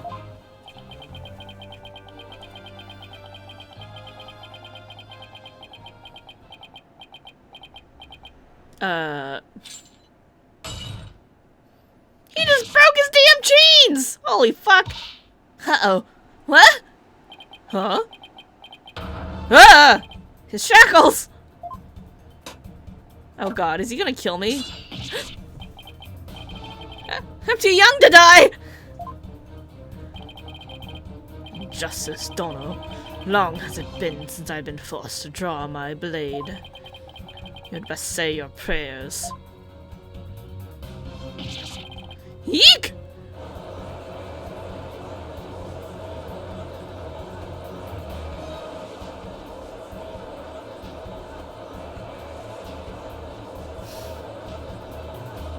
Fulbright, where are you? Detective, do something! Have no fear, Fulbright is here! When the going gets tough, The champion of justice gets going. Objection! Then get going already before he kills us! Oh, but I stand in awe of Simon Blackwell, for it is his sense of justice that set him free. Objection! Objection! I object to Detective Fulbright's definition of justice! Fulbright, please! Silence.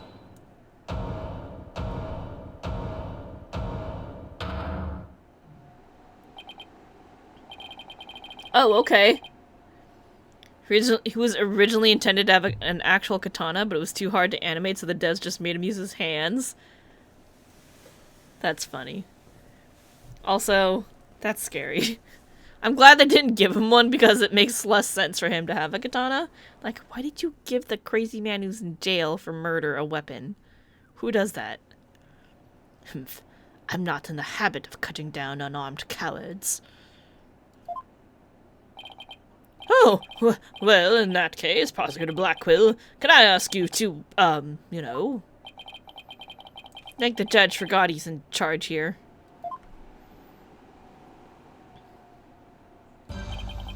So, Justice Dono's assertion is this. Tenma Taro is the real killer, not Mayor Tenma. According to him, there was a yokai at the scene of the crime. Right, and that yokai, or rather whoever is impersonating him, killed Alderman QB. Silence. Ah! Care to explain why Jinxie, being the first to discover the murder, do not see your alleged killer yokai there in the Fox Chamber? What? He's right, she said nothing about Tenma Taro being in the Fox Chamber. Humph. Let me enlighten you. That little scamp heard a dying scream right before she opened the chamber door. And your point is... Upon opening the door, she found a freshly skewered murder victim, the alderman, and the homicidal maniac who had killed him, the mayor. No, there must have been someone dressed up like Tenma... Ah! Then, why does that little scamp claim not to have seen a yokai in the Fox Chamber? Considering her father is accused of murder, surely she would have mentioned any third party that might have been in the room. I don't understand. Why didn't she see Tenma Taro inside the Fox Chamber? There's but one way to find out. Ask Jinxie Tenma whether she saw your killer yokai at the scene of the crime. Uh-oh. Final battle draws nigh. Only one of us will leave here alive. Long has my blade thirsted for blood. At long last it shall be sated. Wait. This is still a trial, right?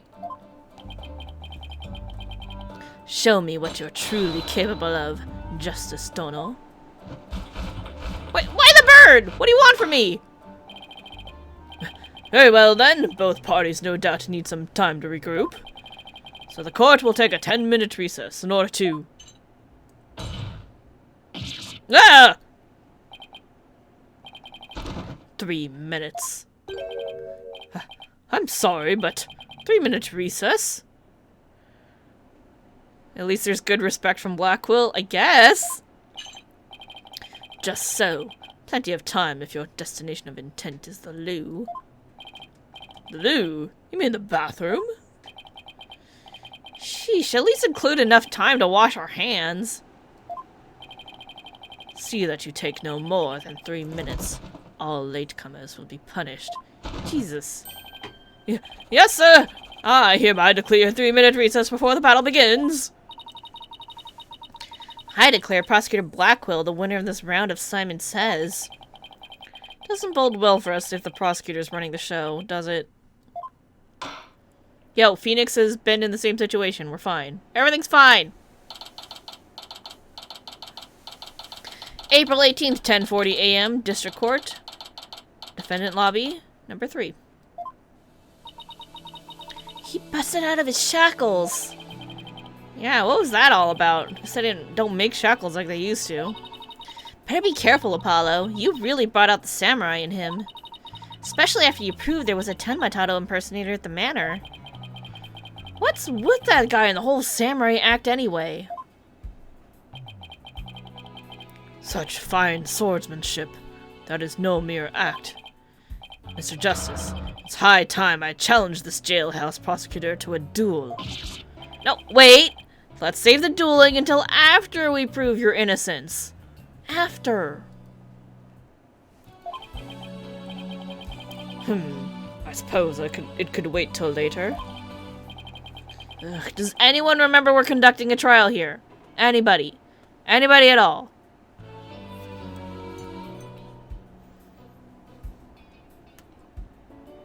Apparently it is time to duel. I picked a very apt title for the series. Athena, I'm gonna go wash up. Remember what Blackquill said, Apollo. Don't be late.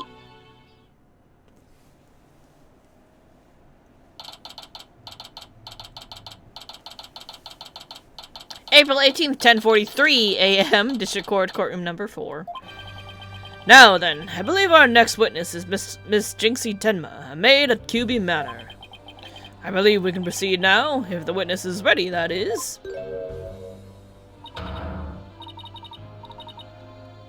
What? She's using the mirror reflection on the plate. Nunarion, leader of the 100 demons, he really does exist! Wow, that is one well-polished tray. The witness will show her face while in court, or her testimony will be inadmissible. Eek! What is it, my child?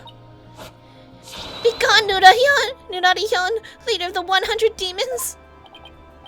Ho ho ho! You think I'm a yokai? I was once known as a judicial monster of sorts. She needs a hug or something. I don't know. The beast of the bar, the demon of due process, if you will. Eek! My charm has no effect! The demon of due process? Not sure I can see that one.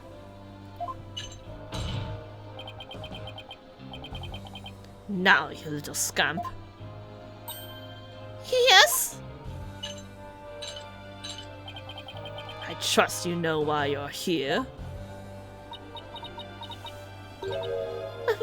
Bags?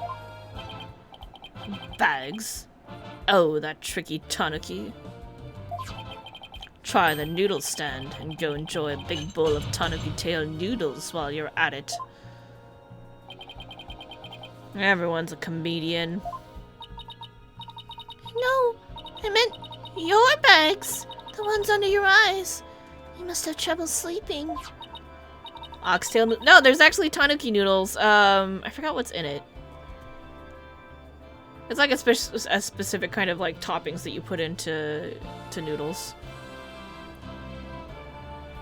Here, this charm will keep Azukiari away.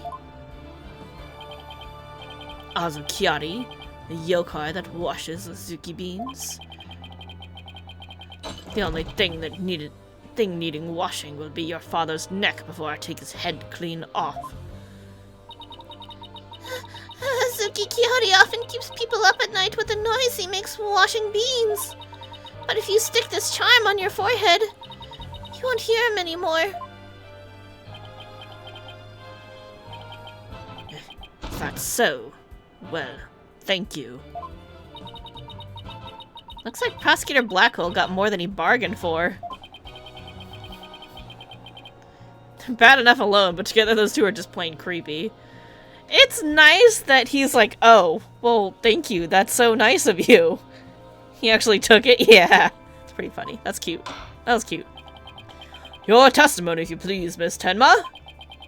Specifically, whether or not you saw Tenma Tano when you discovered the crime scene.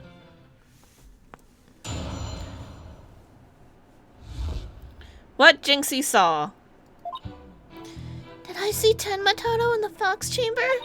Well, when I opened the door, I saw... Yes, now I remember. Yokai! Yokai! Right there in that room!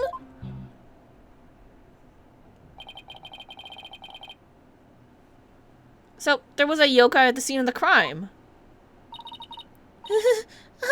Lots of them!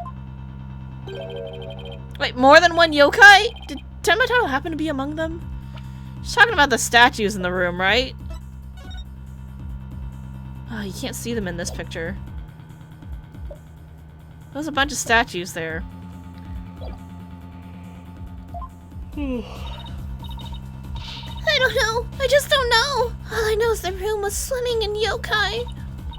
Kasha, Nurikabe, Seto Taisho. Eek! They were all there. Well, this is an unexpected turn of events. We've gone from no yokai to a flood of them. This is ludicrous. You would have this court listen to this delusional little scamp's testimony?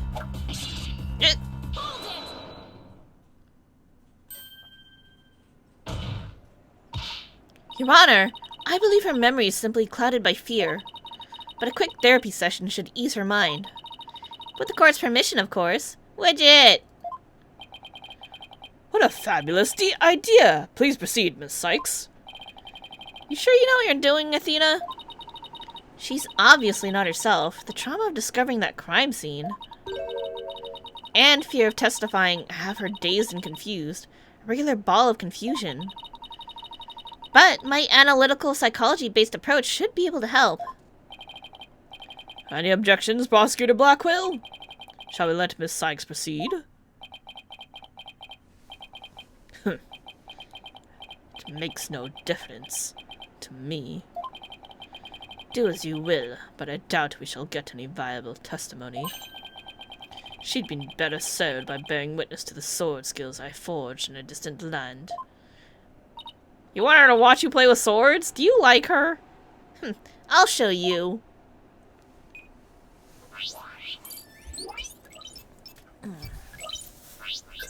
Widget time!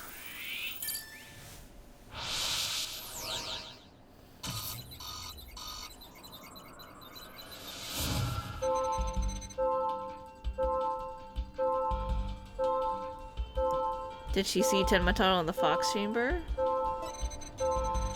Well, when she opened the door, she saw...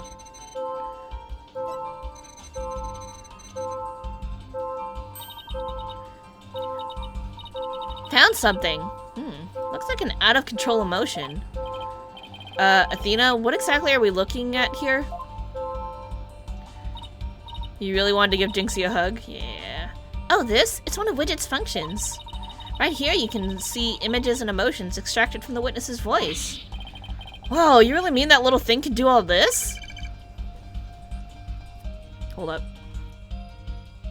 Pretty cool, huh? Here, I thought it was just some kid's toy. Unfortunately, all I'm getting is an overflow error right now. See how sad is brightly lit there at the bottom left? She's under an uncontrollable amount of distress, which is masking her other emotions. It seems the sheer terror she experiences made her a confused mess. So, all those yokai she thinks she saw are a product of rampant emotions? Oh, yeah, teacup, and then, yeah. I see. All these things represent yokai to her.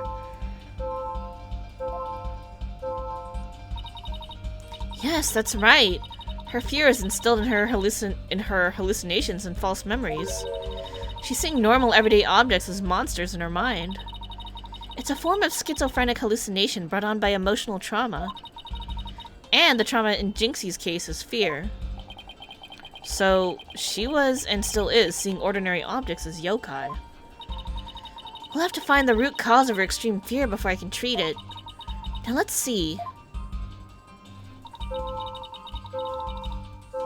Apollo, can you point out the yokai on the Wheel of Fire? She seems particularly terrified of that one. Start by tapping probe.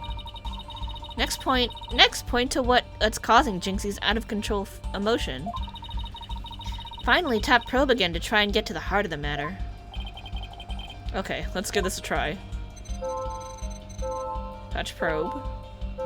Point to the cat monster. Cat monster on a wheel of fire, okay.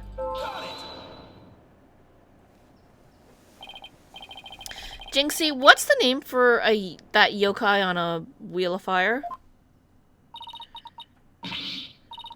That's Akasha, a yokai that steals the bodies of the recently deceased. I bet it came to steal the aldermans. It's almost creepy how well that fits the actual situation. Exactly. It's a form of hallucination where the patient can't see things for what they are. There must be something at the scene of the crime that she's mistaking for Akasha. Apollo, you need to point out what she thought was a yokai on a wheel of fire. I think I know the answer now. Jinxie, that wasn't Akasha you saw. Could you have possibly mistaken this for Akasha? Chandelier. The light fixture? This one right here, it has a flame design and is up there on the ceiling. There was never a yokai in a wheel of fire. The Akasha you saw was just a light fixture. Eek!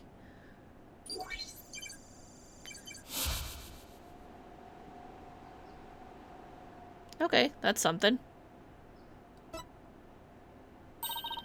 That's one memory back to normal. Nice job. Now that you've got the hang of it, it should be a cinch to point out the rest. Jinxie, what about this white wall-like monster? That's Nurikabe. It's a wall monster that blocks your way or leads you astray. That's no yokai, Jinxie. It's a folding screen. Eek! And this raccoon dog isn't a tanuki monster. Just the statue of one. Eek! You know of a Nurikabe from Okami? Those monsters were hard? Good to know. And look! These are just coffee cups! And this right here is nothing more than a fox statue. Eek! I don't know what I was thinking. She broke her plate. And she got a new one. Alright, noise level 50%. You did it, Apollo. Her extreme fear is under control now. It was all just my eyes playing tricks on me. There weren't any yokai after all. See? A clear-cut statement. That's the power of my psychology and your intuition, Apollo. And, just like we thought, there never really were any yokai in the Fox Chamber. Right. There never really were any yokai there. So, the defense is asserting the exact opposite of their original assertion. Shit. Wait, Jinxie, what about Tenmataro? There wasn't anyone there dressed up as Tenmataro or any other yokai either. I remember it clearly now. You gotta be joking! Shit. Her outfit's really cute. Order! Order in the court! I think we just dug our own grave. Allow me to push you on in. It's the least I could do. No! Apollo, can I interrupt your freak out for just a minute? I'm still picking up some noise. It's an unexpected emotion.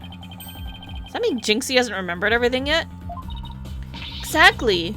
We should be able to get something else out of her. I'll enter the new information we have and run an update.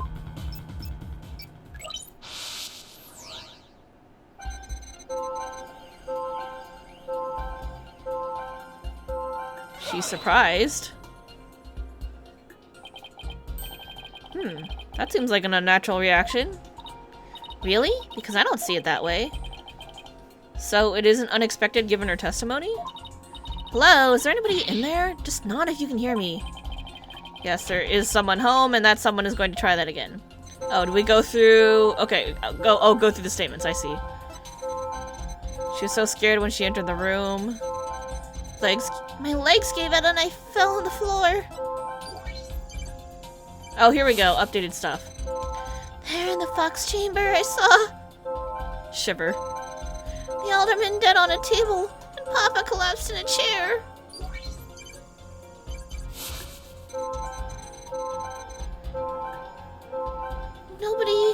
Nobody else was there, and that includes Tenmatato.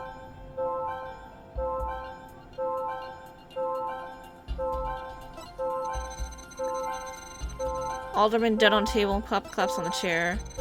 She saw... Okay.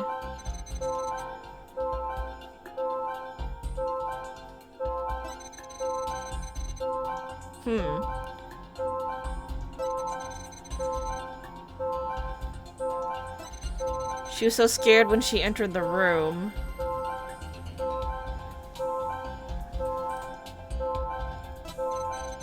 Her legs gave out and she fell to the floor.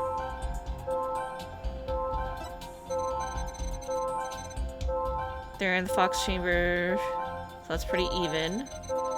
Alderman's dead on table, Papa collapsed in a chair.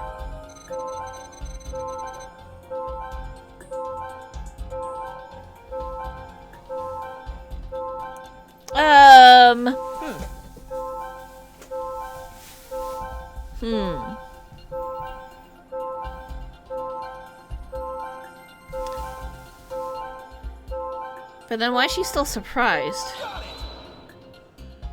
That's... This seems like an unnatural reaction. Really? Oh, she doesn't see it that way. Okay, no. Nobody else was there.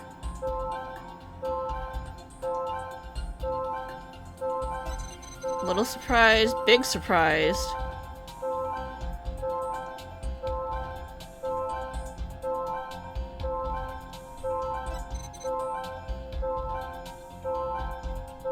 But it goes down here. So is this the issue? That's the issue. That her fear went down. The amount of fear you felt is rather low despite your legs having given out from fright. Could something have lessened your fear? Actually, I did experience a sudden burst of courage at that moment. You did? Where did it come from? Let me think. Oh, it was Mama. Suddenly felt as if she was there with me. Okay, I'll enter sudden burst of courage. Now let's see. Ah, look!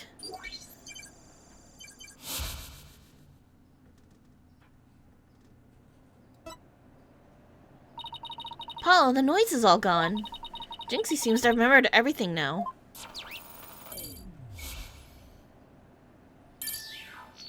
Bye-bye. A sudden burst of courage. Now where could that have come from?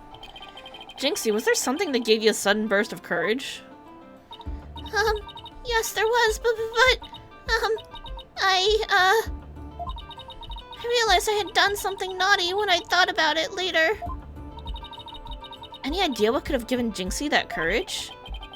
Well, there is one piece of evidence that comes to mind. I wonder if she saw something like it at the scene of the crime. Jinxie, did your sudden burst of courage have anything to do with this, the flower? It was her mother's favorite. Jinxie, you didn't happen to see a Ninetales flower there at the scene, did you? The demon lawyer strikes again! I can't hide anything from you. I found a small case with a picture of a Ninetales flower on it. I liked it so much I kept it. You what? You can't remove evidence from a crime scene? That's right, young lady. Removing evidence is a big no-no. Now, the witness will produce said evidence this instant. Sorry. It does seem to be some sort of case. Oh, look, something slid out. It appears to be a key. Might I have a look, your baldness?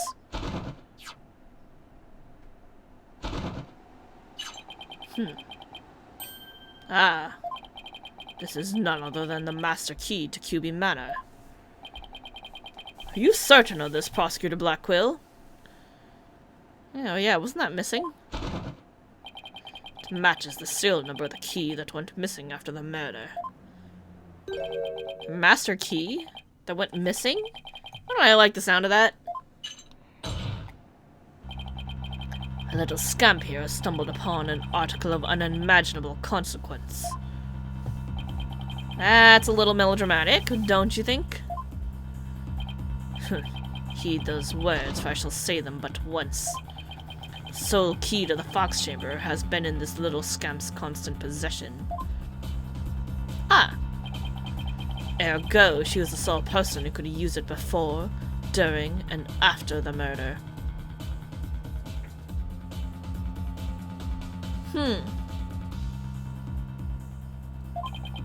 Which leaves the master key as the only other key that could have opened the chamber.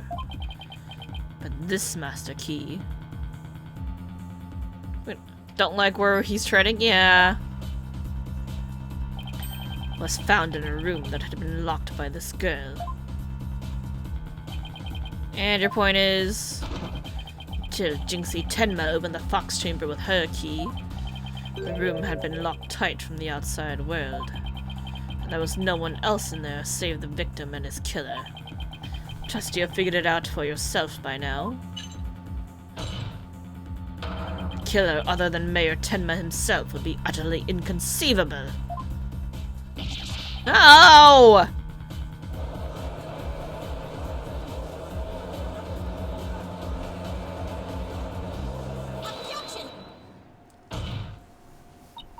How could this happen? Defense's assistant will refrain from growling her frustration. Athena, are you alright? Ugh, I know Mayor Tenma's innocent, but there's nothing we can do. This sucks.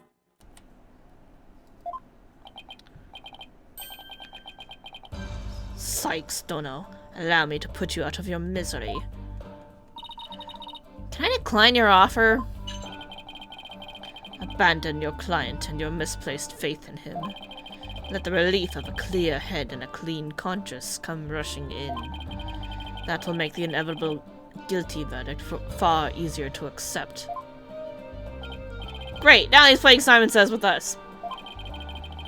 Well, he's not gonna fool us with his stupid mind games. Athena, don't fall for his tricks. No, I'm the one who's dazed and confused. I can't even think straight. Hey, are you alright? She fell right into his trap. And now, I suggest you make a mad dash for the courtroom and into the wild... Well, from the courtroom and into the wild blue yonder.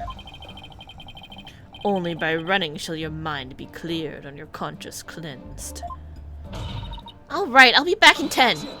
Hey! Athena, stop it. Stay with me, Athena.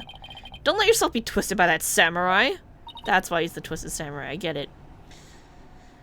Hello.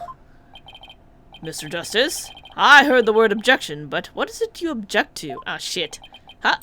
Oh, right, that objection was more of a reflex than anything else.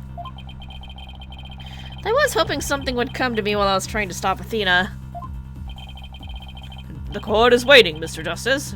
Though as it stands now, I'll be forced to declare your client guilty and your legal skills suspect if this is it. Now, do you have anything that could overturn the prosecution's case? Well, actually, I do! I'm Apollo Justice, and I'm fine! Apollo, you do have something more than your cords of steel, don't you? Not really, but we'll be fine. But... Got absolutely nothing, but that's never stopped me before. I have to explain how the real killer could have escaped that locked room. Because it's all over if I don't.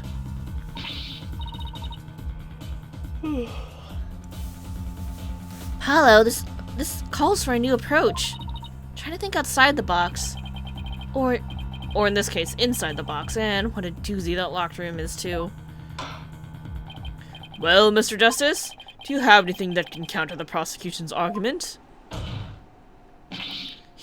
You bet I do! The real killer must have escaped from the locked room one way or another. Vague conjecture shall only earn you a taste of my blade, Justice Dono. Time to do or die, literally. Events will now explain how it would be possible to escape that locked room. Great, escape room games. You sure about this, Apollo? Can you really explain what happened? I'm fine! We just need to think this whole escape a locked room thing over from the beginning. So, let's see. If the killer had escaped, how could they have done so? The choices are pretty limited. The room has a window, but it doesn't open wide enough for anyone to get through, and there's a sheer cliff outside. As for the air vent, it's up too high, and there's nothing you could stand on to reach it. And needless to say, the forbidden chamber wouldn't open no matter what we did, so that's out. Yeah, that's why we gotta keep the solution simple. Like they say, simple is best. We need to rule out all the absolutely impossible escape routes. Then whatever's left just might lead us to how the Fox Chamber was compromised. Your Honor, the defense proposes that the killer escaped through here.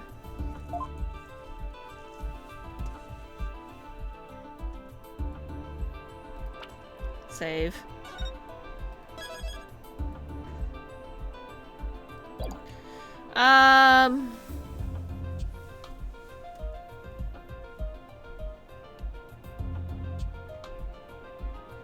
Where did the killer escape from?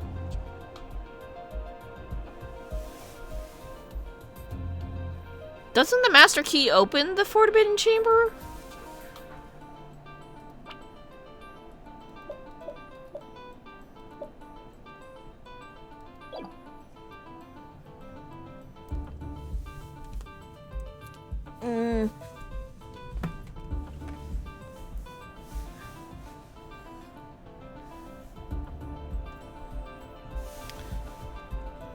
I mean, it wouldn't open when we tried it because we didn't have the key, but if the master key was in there the whole time, then shouldn't that open the chamber? So they had access.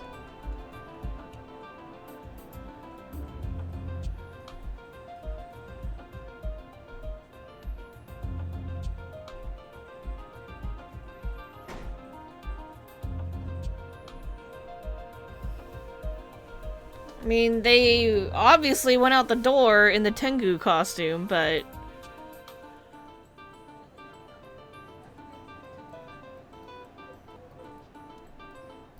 Uh-oh, there it goes.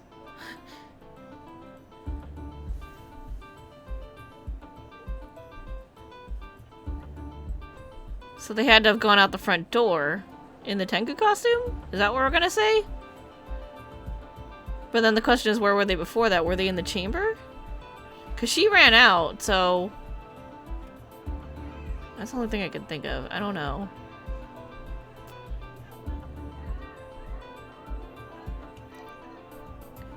Okay, they're asking where they escaped from. So they escaped the room because they went out the front door when she went to go make a phone call.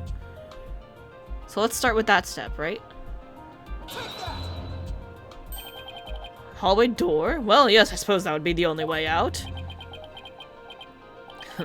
But up here, you've already forgotten. The only available key until Jinxie Tenma came on the scene was within that locked room. How would one exit the Fox Chamber and then lock it without a key? I should have seen this coming. Remember, Apollo, keep it simple. Simple, right. I could understand if the killer had exited the room with a key, but... Well, Mr. Justice, prosecution has some fine Japanese steel waiting unless you explain yourself quickly. Doesn't actually have anything. I'm fine, I can explain myself. The reason the Fox Chamber's hallway door was locked was because Tenma locked it from inside, the perp locked it from outside. It locked on its own.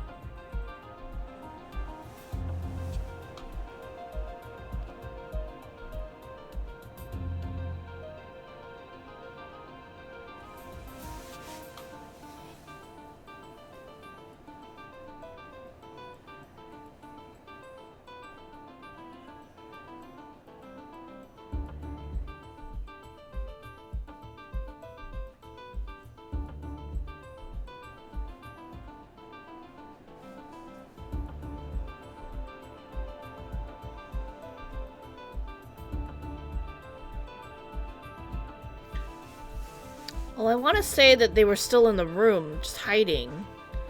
So I guess the only thing that would make sense is if it was locked from the inside.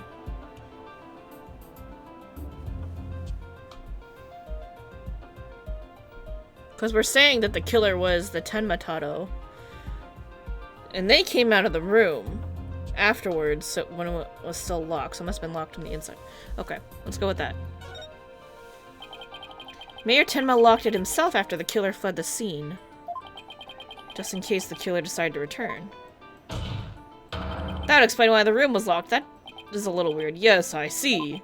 And again, wouldn't Mayor Tenma have mentioned that himself? Oh, maybe it slipped his mind because of that blow to his head? No.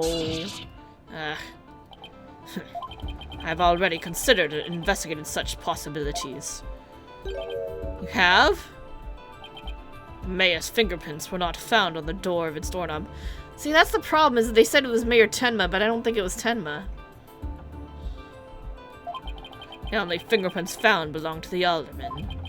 Ergo, the mayor did not so much as touch the door. Oops, yeah, that wasn't it. Okay, then how about... The reason the Fox Chamber's hallway door was locked because Perp locked...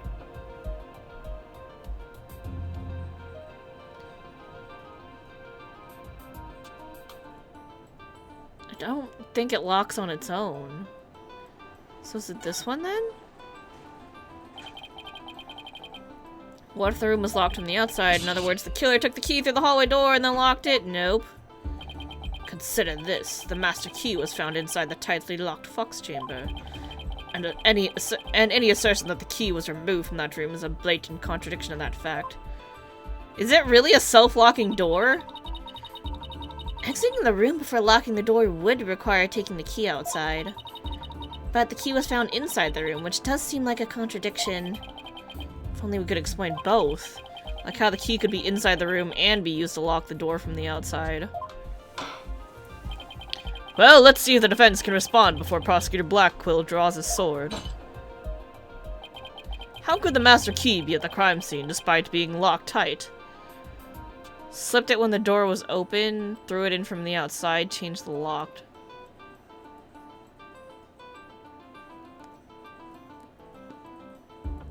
Must have dropped it in from the outside somehow. Through the air vent? But then how would they... I don't know exactly how. That's the only thing that possibly makes sense.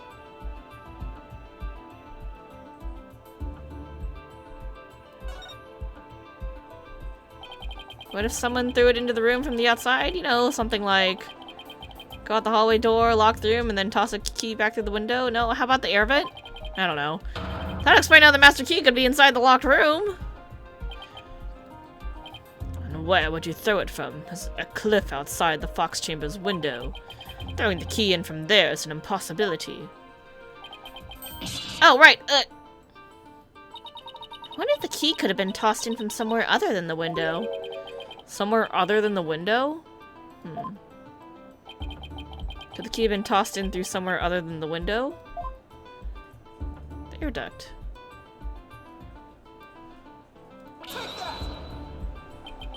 The air vent? Yes. The window may be out of the question, but the air vent's not. Oh, that's right. The Fox Chamber's air duct leads out into the hallway. That's right. The real killer entered the air duct from the vent outside the Fox Chamber. Then dropped the key into the room through the vent inside the chamber. That's preposterous. Ooh, that explains how the key got in there after it was used to lock the door perfectly. It's so weird. Mr. Justice, I'm afraid I'm a bit confused. Don't worry. I'll explain it so even your honor can understand. First, the real killer disguised as Tenma murdered the alderman in the Fox Chamber. Then they fled the room to the hallway door and locked it. Next, they entered the air duct from the vent outside in the hallway. Finally, the killer tossed the key into the room through the air vent in the ceiling there.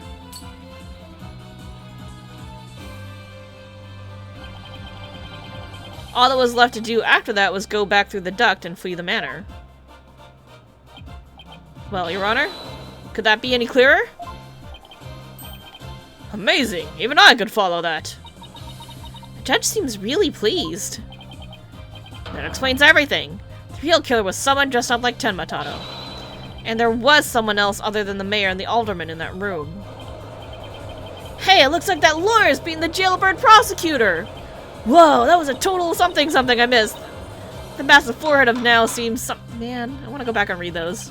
Hold on. Whoa, that was a total turnabout! That massive forehead of his seems so much more attractive now! Okay. Rude, but okay. Order! Order! Order, I say! Now that I've proved a possible third party, I don't see how our client could be guilty. Silence. I gotta poop on everything, Blackwell. Valiant effort, Justice Dono, but your final thrust missed its mark. Huh? Clavier said that. Both that little scamp and the tricksy Tanuki saw the yokai after it left the room. But then what? Did that irksome yokai simply go through the foyer and waltz out the front door? That's exactly what happened! The killer fled from the Youch! But that is impossible, without being spotted by the foyer security camera, that is.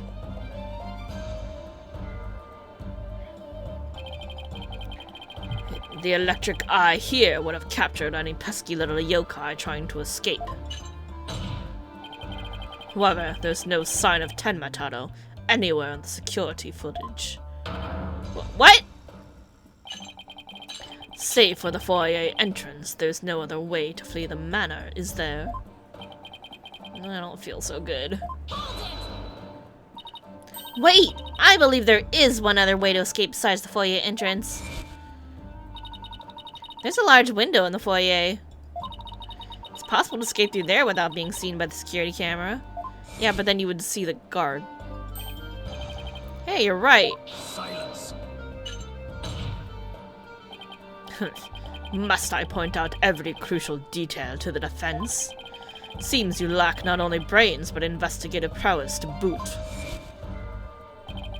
That is the cliff side of the manor. Oh yeah, that's true too. The only killer escaping that way would be a dead one. No! Wait, so the killer didn't escape out the foyer window? What the heck, Wright? Ha! Suppose your next proposal is the killer sprouted wings and flew off into the sunset. I mean, the killer really was a yokai, or just the costume was sent flying off the cliff, maybe? That's possible. If only we had some sort of evidence that could point to a flying killer. Who's saying we don't? Yeah, as completely far-fetched as it might be. What? You're saying you can prove the killer could fly? There is a photograph. Whoa, I thought I was the one with the cord to steal. Oh, I can't wait to hear this. Your Honor? What evidence do you have that the killer flew away, tabloid? Take a look at the special edition paper. Tenmatato, real or flight of fancy? What does this article prove, Mr. Justice? The photo in the article was taken shortly after the murder. Maybe the yokai in that photo is the killer shortly after they fled out the window? Or they just threw the costume, I think. More realistically. Mr. Justice, you're not seriously suggesting? Oh, I'm serious. I mean, it all adds up. The killer, disguised as Tenmatato, flew away, you know, by some way or another. Silence. It is your brain that has flown the coop. That image is not but a trick photography or some other form of artifice. Okay, then how about the Tenmatato figure Mr. Filch saw? It just vanished into thin air? No, there's a rational, common-sense explanation for that. That infernal yokai or our tricksy Tanuki witness never reached the entrance. He, or should I say she, turned back before the camera's electric eye. She? I don't like where this is going on. Are you about to accuse Jinxie? What the hell is wrong with you? Now that the fact that we know the yokai had come from the Fox Chamber means that it was likely either Mayor Damien Tenma or his daughter Jinxie Tenma. However, we know that Mayor Tenma was already unconscious at that time. How could she lift that heavy-ass spear? You were full of shit. Not good at all. Do you understand the gravity of the situation now, Justice Dono? The falsified yokai remnants and the appearance of Tenma Taro were the work of one individual. And that individual is none other than Jinxie Tenma.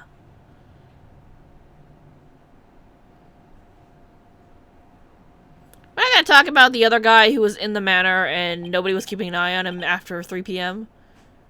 We're not gonna talk about that. Ah, no!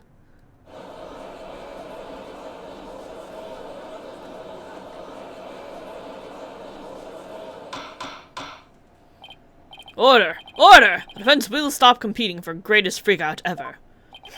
Nice. The little scamp was, no doubt, simply trying to protect her father. It's no wonder that her superstitious mind conjured up this mad masquerade. Prosecutor Blackwell's assertion makes perfect sense to me. It's far more convincing than saying that the killer escaped by flying out the window. Humph. Did you truly believe this could end any other way? Did we fall right into his trap? What do we do now, Apollo? The case no longer stands without a real yokai. If only we had one. Bailiff, seize her. It's time I interrogated her as the samurai of yore would. Hold it! Oh, okay, hi! What are you doing, sir? Mayor Tenma? Client, please? Mayor Tenma?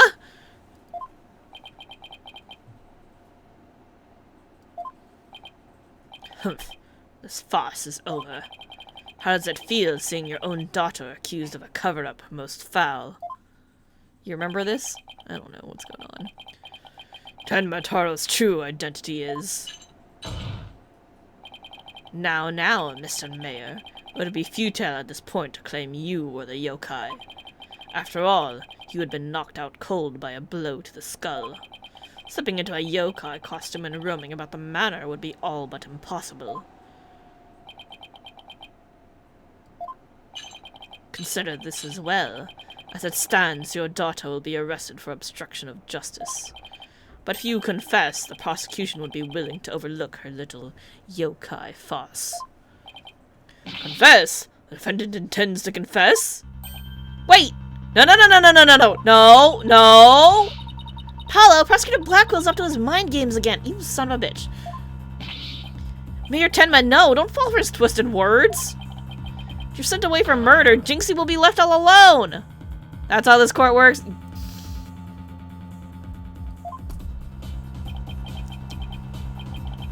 The real killer is...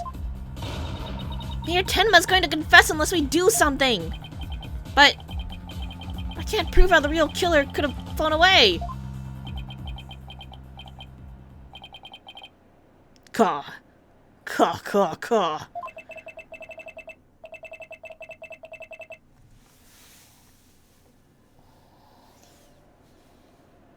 He's gonna claim he's possessed by Tenma Taro.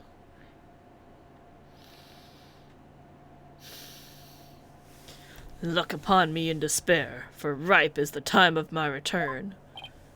Huh? Oh, I should have watched what I wish for.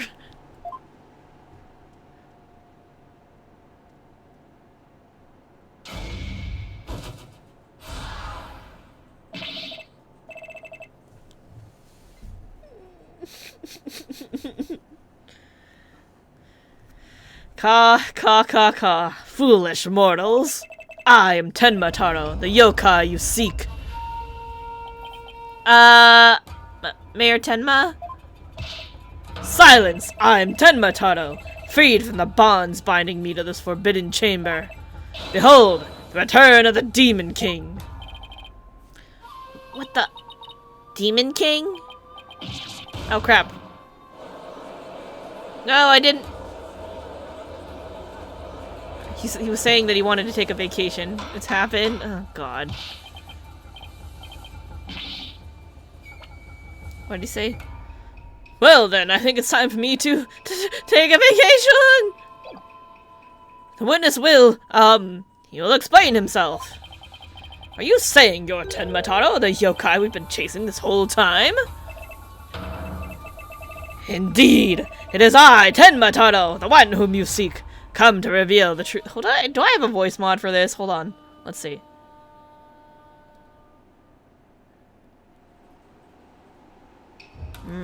Alright, hold on. We're gonna go silent for just a couple of minutes, just a minute while I figure this out.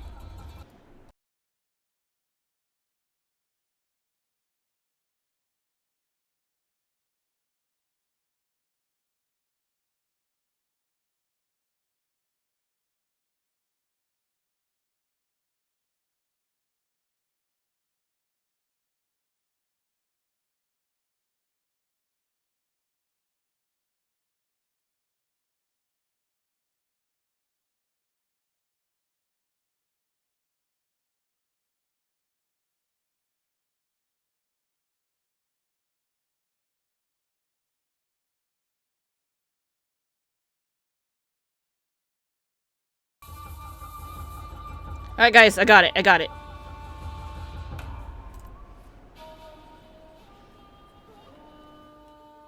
Indeed, it is I, Tenma Taro, the one whom you seek, come to reveal the truth.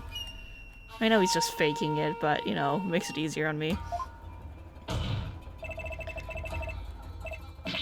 This child is Tenma Taro, you say? Ha! What nonsense! So, Mayor Tenma is a yokai now? Ka! His body is now mine!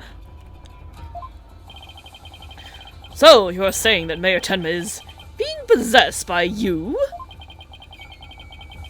And that the yokai that Jinxie Tenma and Phineas Filch saw?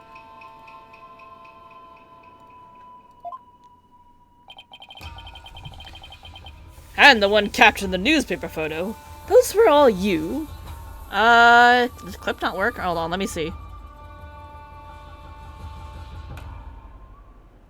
I don't know. Let me see. Let me check. Hold on. I think people should be... Yeah, I don't think I have anything that's filtering out links, so that's odd.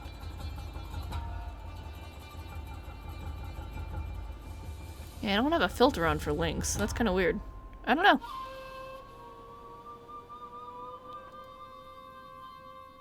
I'm not sure what happened there.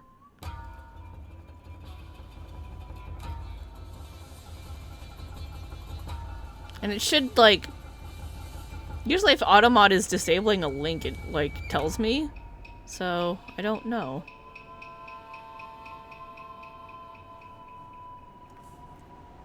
Maybe try it again. And the one captured in the newspaper photo? Those were all you? The accursed power of these warding charms prevents me from revealing my true form.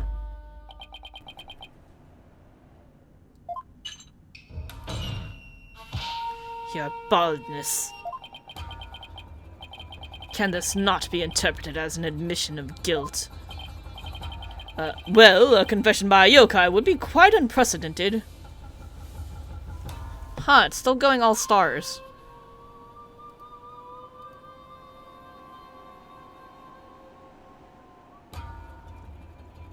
Trying to see if there's any other settings on Twitch directly.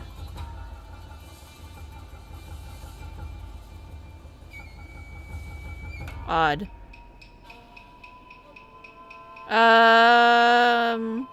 Maybe DM it to Dr. Lupin and he can post it for us? I don't know. I'll have to like take another look at the settings later. But I don't see anything in the mod settings that should be keeping people from posting links, so I don't know. I do not know.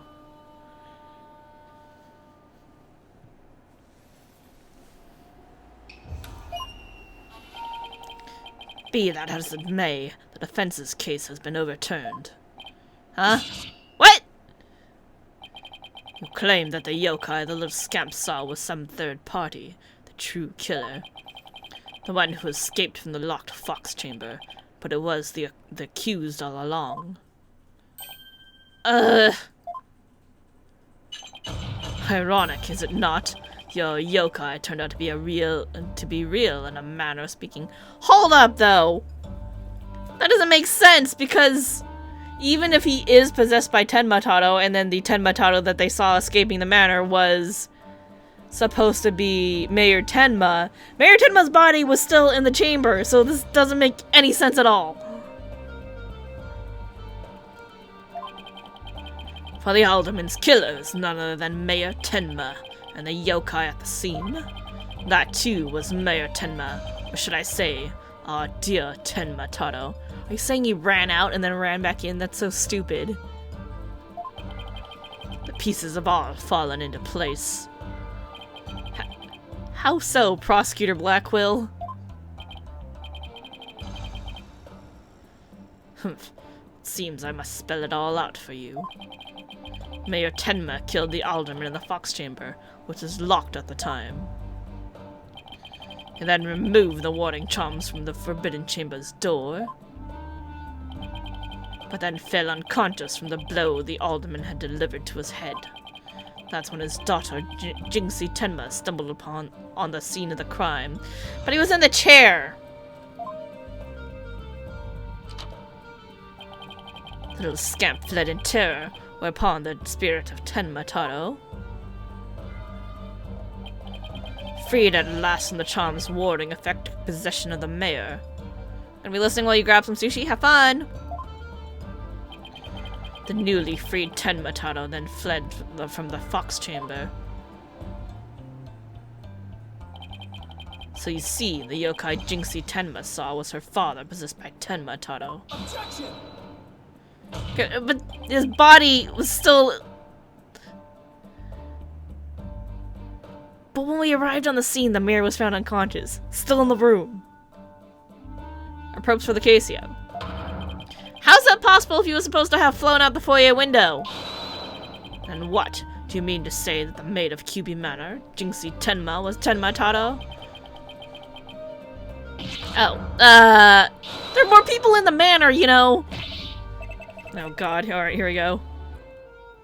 Caw, caw, caw, caw. That too was easily explained.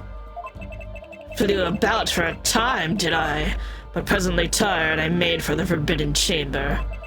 But alas, exhaustion took me unawares in the fox chamber, and I knew no more. Humph. It would seem the pieces are still in place. Is Blackquill up to his tricks again? I don't know what to say. Is the defendant real alive? So that rumor about Mayor Tenma is true? I knew yokai were real. I mean, he really did kill the alderman just so he could release Tenma-Taro? Order! Order! Now he's got everyone in the courtroom believing in yokai. It's Simon Says on steroids. He wants to convince our client any way he can, even if it means blaming a yokai.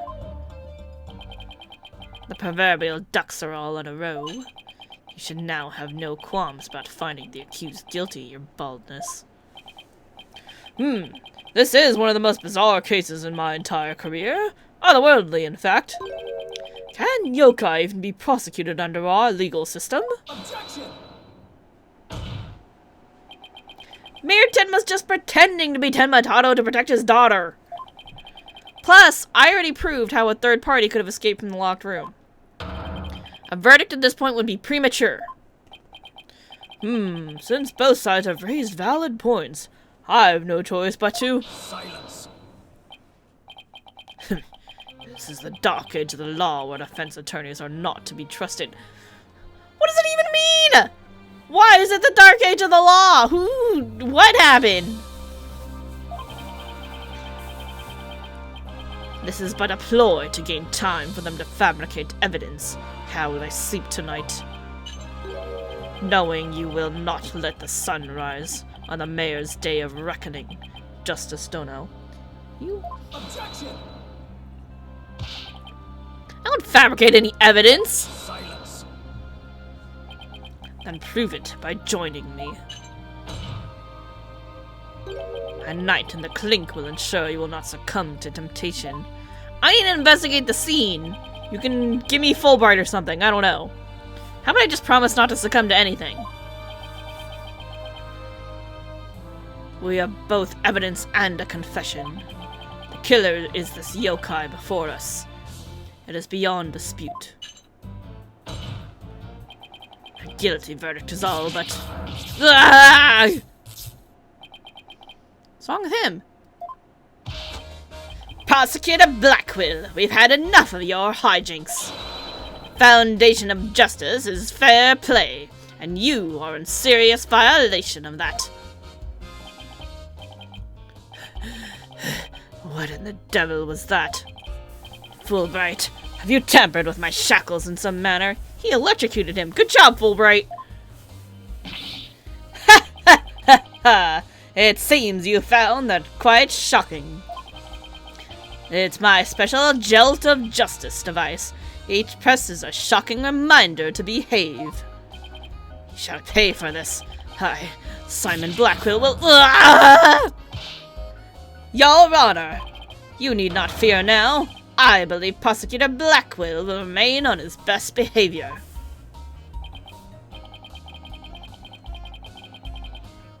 A bit late with the reassurances, aren't we, Detective? Well, in that case, this concludes today's deliberations. The prosecution and the defense will use this opportunity to further their investigations. This court is adjourned. I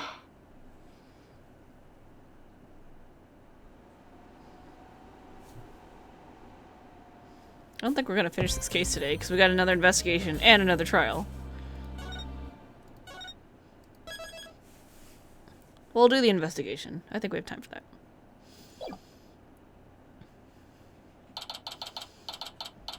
Okay.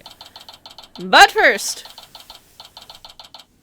before we continue, quick BRB. I'm gonna go run to the restroom, and you guys can chill with this background music for a little bit. I will be right back.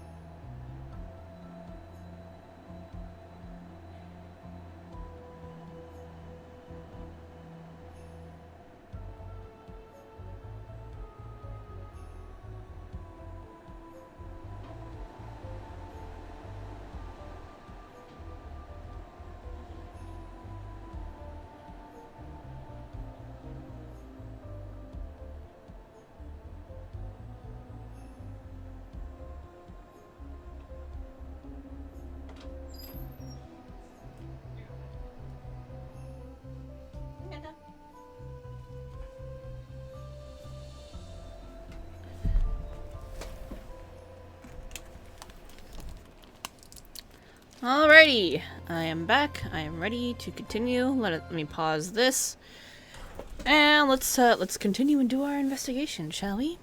April 18th, 1:20 p.m. Wright Anything Agency. That's cool. Man, she's got photos in there. That's awesome. Having a yokai testify in court is unprecedented, to say the least.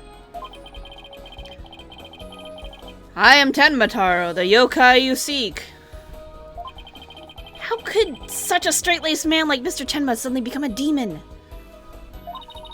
Yeah, it's strange. Even worse, Prosecutor Blackwell is playing along. I can't even think straight anymore. I need to go out for a run. See you in a bit. Wait! What about the investigation? Trucy! Back! Eek! Whoa, Trucy, welcome back! Oh, you're in your stage outfit. Back from work? Yup, I really nailed this new magic trick I've been working on. I also heard about those tricks that were conjured up in court earlier today. You know, the demon out of nowhere trick and Polly's tightrope style defense trick. I was seriously considering a disappearing act of my own after all that craziness. Anyway, our next trick is to find a suspect other than the mayor. I know the killer must have used the air duct in their escape. And whoever did that was the Tenma that Mr. Filch and Jinxie saw. Right, maybe there's some evidence in the air duct. The real fight starts right now. Hey, before you go, let me make the evidence you no longer need disappear. 3, 2, 1, ta-da! Trucy! Thanks? Unnecessary evidence has disappeared into Trucy's magic panties. What are you gonna... What is your plan for those? I wonder where all that stuff goes. Okay, let's get over to the scene of the crime. Vamonos, Apollo, vamonos! April 18th, QB Manor, Fox Chamber. This is so shiny. Detective Fulbright, mind if we search the air duct? Well, since you really are on the side of justice, I suppose I can let you. Plus, my own sense of justice has been called into doubt, so... Wonder if he's been like this ever since the trial. Well, his sense of justice has been beaten to a pulp. It'll probably take a while for him to recover. I sort of feel bad for him, but we have work to do.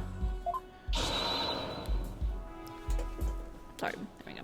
Let's go get the evidence we need. The air duct is the key. We know the Tenma impersonator used it to make an escape. Do we, though? I don't know. After murdering the alderman, the killer left the Fox Chamber through the hallway door. Then after locking the door from the outside, the killer entered the air duct in the hallway. Finally, the killer dropped the key into the Fox Chamber through the air vent here. Then went back through the air duct and fled the manor. Yeah, but I don't think the Tenma costume would fit in there. That's how the illusion of no one entering or leaving the locked room was created. If the killer passed through the air duct, maybe we'll find some evidence there. Yeah, maybe some black feathers or something like that. Is it big enough, though? I don't know. We'll see. Well, here's our vent. It's awfully high up. Don't worry. I brought a stepladder. Happy hunting!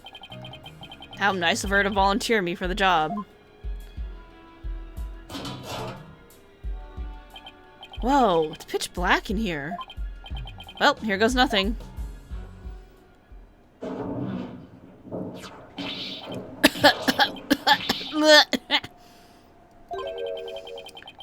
There's a thick layer of dust in here.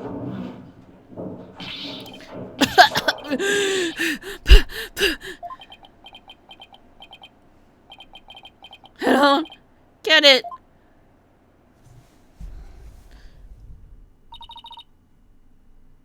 Hi, cat. There you go. There's a cat. Find anything?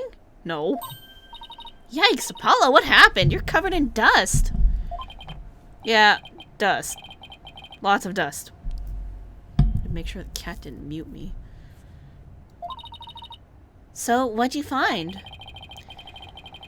You know when dust collects on something when nobody uses it for a long time? Yeah, like Mr. Wright's desk back at the office. Ooh. Right. You think it'd be possible to crawl over that sort of dust without leaving a trail? seriously doubt it. Wait, you're not suggesting no one's gone through that duct lately? Kinda looks that way. And if it's true, Mayor Tenma's gonna be fingered as the killer. But...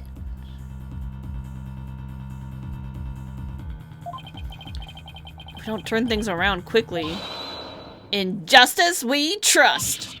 Ha ha ha! Sorry, Mr. Justice, but it seems your justice was not the most just after all. It's my sense of justice that has prevailed. Arrgh! Detective Fulbright sure seems chipper all of a sudden. Ugh. And I'm back to my old devastated self.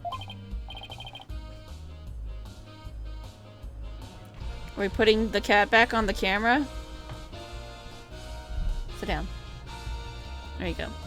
Aw, come on! Where's that never say die spirit? Bring it on, Mr. Lawyer Man. Bring it on. Let me suffer in peace. Ha ha ha! Justice prevails once more. It's not over yet, and besides, kicking someone when they're down is what bad guys do. Ah!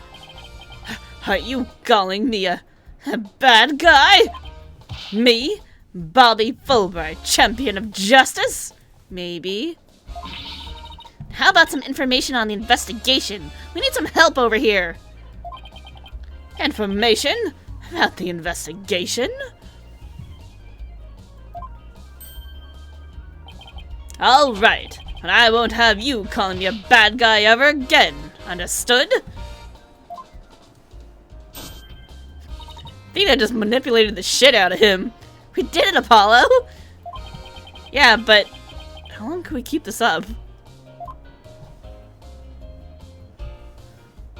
Oh, okay. Well, let's just talk to you. Can't believe Prosecutor Blackhill would stoop that low. I mean, to pinning the blame on a yokai? He really wants a conviction at all costs? She could give a yokai a run for its money when she's mad. Yes, well, I have him writing a self-reflective essay as we speak. I doubt that'll teach him anything. Yeah, he'll probably just write Dotard 1,000 times. That whole yokai business is most likely a ploy to win a conviction. Truth is, Prosecutor Blackwell believes Jinxie Tenma planted that yokai stuff. Planted it in an effort to protect her father. A real killer. Yeah, right. I'd like to see him prove it. Whoa, calm down. He doesn't have any direct evidence, but we did find this. It was at the base of the cliff just outside QB Manor. Huh. Wait. That's not the staff Tenma Tata was supposedly curing, is it? One and only. Miss Tenma no doubt tossed it over the cliff when she was done. No way! Well, what about the prince? Nope, no prince, but if she was wearing a costume, there wouldn't be any anyway. Well, prince or no prince, it's not gonna work in our favor. Sounds like the staff might have belonged to the mansion. But if that's the case, then where in the mansion did Tenma Tata get it from? Talk about the Amazing Ninetales. Did Prosecutor Blackwell figure out that the victim was the Amazing Ninetales? He did indeed. He's a sharp one, alright. Figured it out while investigating the municipal merger and the victim's past. I mean, it was not a difficult thing to figure out, but okay. The Amazing Ninetales sparked the yokai craze and worked against the merger. And Mayor Damien Tenma is the corrupt politician who murdered that great hero. The Amazing Ninetales fans are so angry, they even tried to storm the detention center. I don't blame them. I mean, their favorite masked wrestling hero was murdered. They must have been shocked when they found out what happened. Speaking of which, isn't Jinxie also a fan of the Amazing Ninetales? A wrestler's mask is more precious than his own life. He never unmasked himself in front of others. But there are matches where wrestlers battle for the right to remove each other's masks. Have your mask torn off is the worst humiliation a wrestler could suffer. That's why their masks are more important to them than life itself. She spoke with a passion that only a fan could appreciate. We ought to become fans ourselves and go protest in front of the prison. What? No! Did you forget that Mayor Tenma is not only Jinxie's father, but our client? Oh yeah. Athena! You be careful now. You're defending the most hated mayor in history. Great, thanks. I just hope you don't find yourselves on the wrong end of a figure 4 leg lock. Maybe I should wear a mask to hide my identity. Are there any other new developments we should know? Now that you mention it, our suspect is suffering partial memory loss, but he did manage to remember something. He did? What'd he say? He said he didn't want to speak with us. His exact words were, "I am under no obligation to speak with you mortals." And other things of that nature. He looks so sad! Wonder what Mayor Tenma remembered. Too bad you can't go ask him now, because Prosecutor Blackwell is busy questioning him. Gee, how convenient. I know. Why don't you wait down at the playground with the rest of the kids? What now, Apollo? How about regrouping back at the agency? Good idea. We might get some words of wisdom out of Mr. Wright while we're there. I guess that's all. Oh shit, hold on. Sorry. Okay, let's see. Anything I can show you?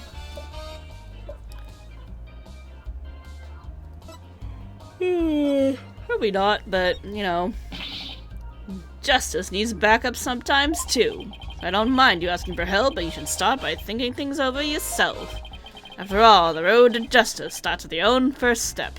If you don't have any information to offer, you could just say so. Anything about the blackmail letter? Nope, alright. I think he's being... Alright, I think we're good. Alright, well... I said go to the Anything Agency, so I guess we'll regroup there. April 18th, Wright Anything Agency? Maybe I'll go read over some past cases. And I'll go do some research on exorcisms. Hey, what's with you guys? You seem bummed out. How should I put this? It's like we're at the edge of a cliff and the only way is down. In other words, business as usual, right? Yeah, I suppose so. Except this time it's like we're bound and gagged, too. Don't forget blindfolded with our ears plugged up. Ooh, and monsters at every turn, huh? Sounds rough. Hey, Apollo. Oh, and Athena's here, too. Mr. Wright! How goes the investigation, Apollo? Athena? I think it's safe to say that things have gotten hairier than before. Really? What happened? Help! Feeny, help! Our defense! I was watching the two of you this morning from the gallery. That was one tough day in court, to say the least. I know! I never had to defend a yokai before!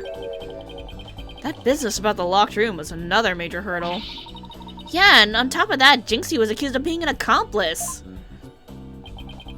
But at least you figured out how someone could have escaped the Forbidden Chamber. Yeah, well, we just found out that our reasoning might have been a tad flawed. Oh, really? Well, that's, bad news. How are we gonna get out of this one? The worst of times are when lawyers have to force their biggest smiles. Force a smile? Yeah, my mentor taught me that back when I was still learning the trade. Mia! What's Maya doing? She also taught me to return to the basics whenever I got stuck. Return to the basics?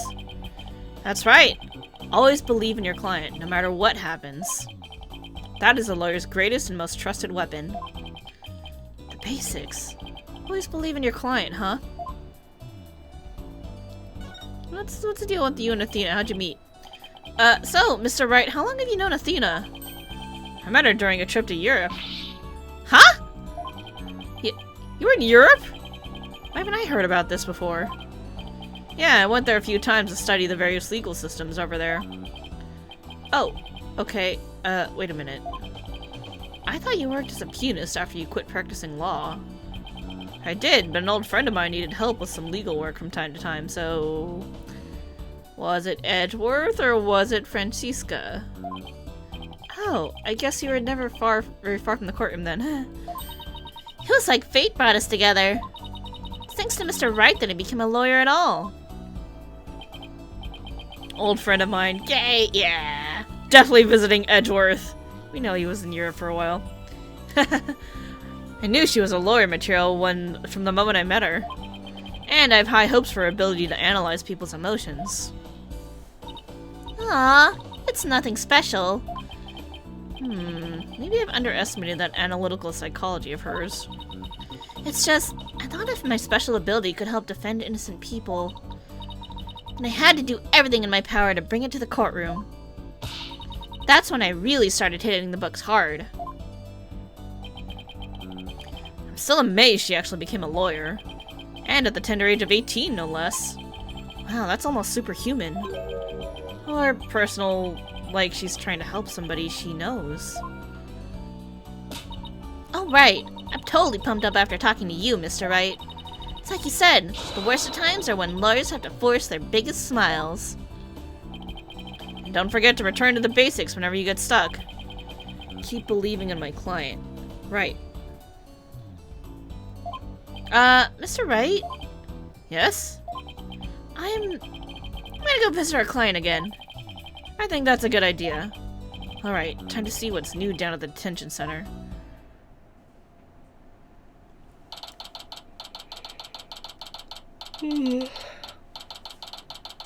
Almost superhuman, and Clavier became a prosecutor at 17. Does Apollo consider him superhuman? Probably. How old was Francisca? She was really young too. There's so many superhuman prodigies in this series, apparently. April 18th, Detention Center Visitors Room. Mayor Tenma, we wanted to talk to you about something. Good thing I didn't change the voice mod yet.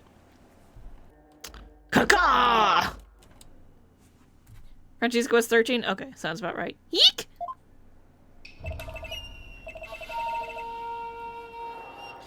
Caw, caw, caw, caw! So my minions have returned. Hello, he still thinks he's a yokai. I wonder if we'll ever be able to talk to Mayor Tenma again.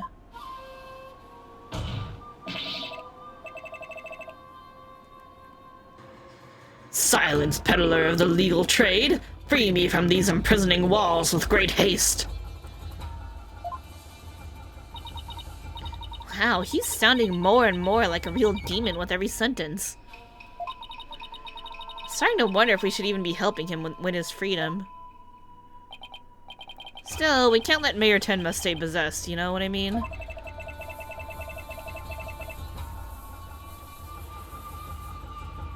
If you can clear me of these charges, I shall help in whatever manner I may. Now ask me what, now ask of me what you will. So awkward when I mess that up. Suppose it's worth a shot.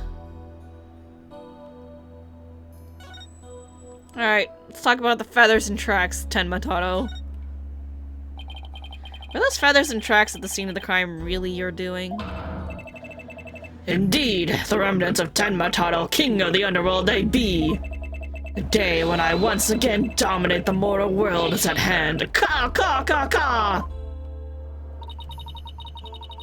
Prosecution claims the feathers and tracks were planted by Jinxie.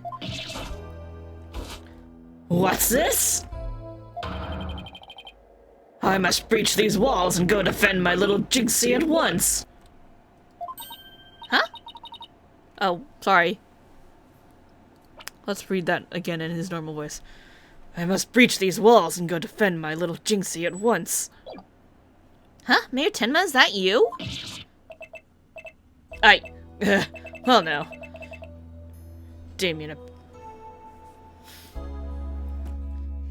Damien appears to still reside within this body. I should have expected as much from a descendant of mine. Be silent now, Damien! I guess a little thing like demonic possession won't stop a father's love for his daughter. You didn't kill Alderman QB, did you? I have killed no one. The remnants of my presence have been misconstrued. The murderer is not I. For if I had slain that mortal, raging hellfire would have consumed him, leaving naught but ash. Yikes!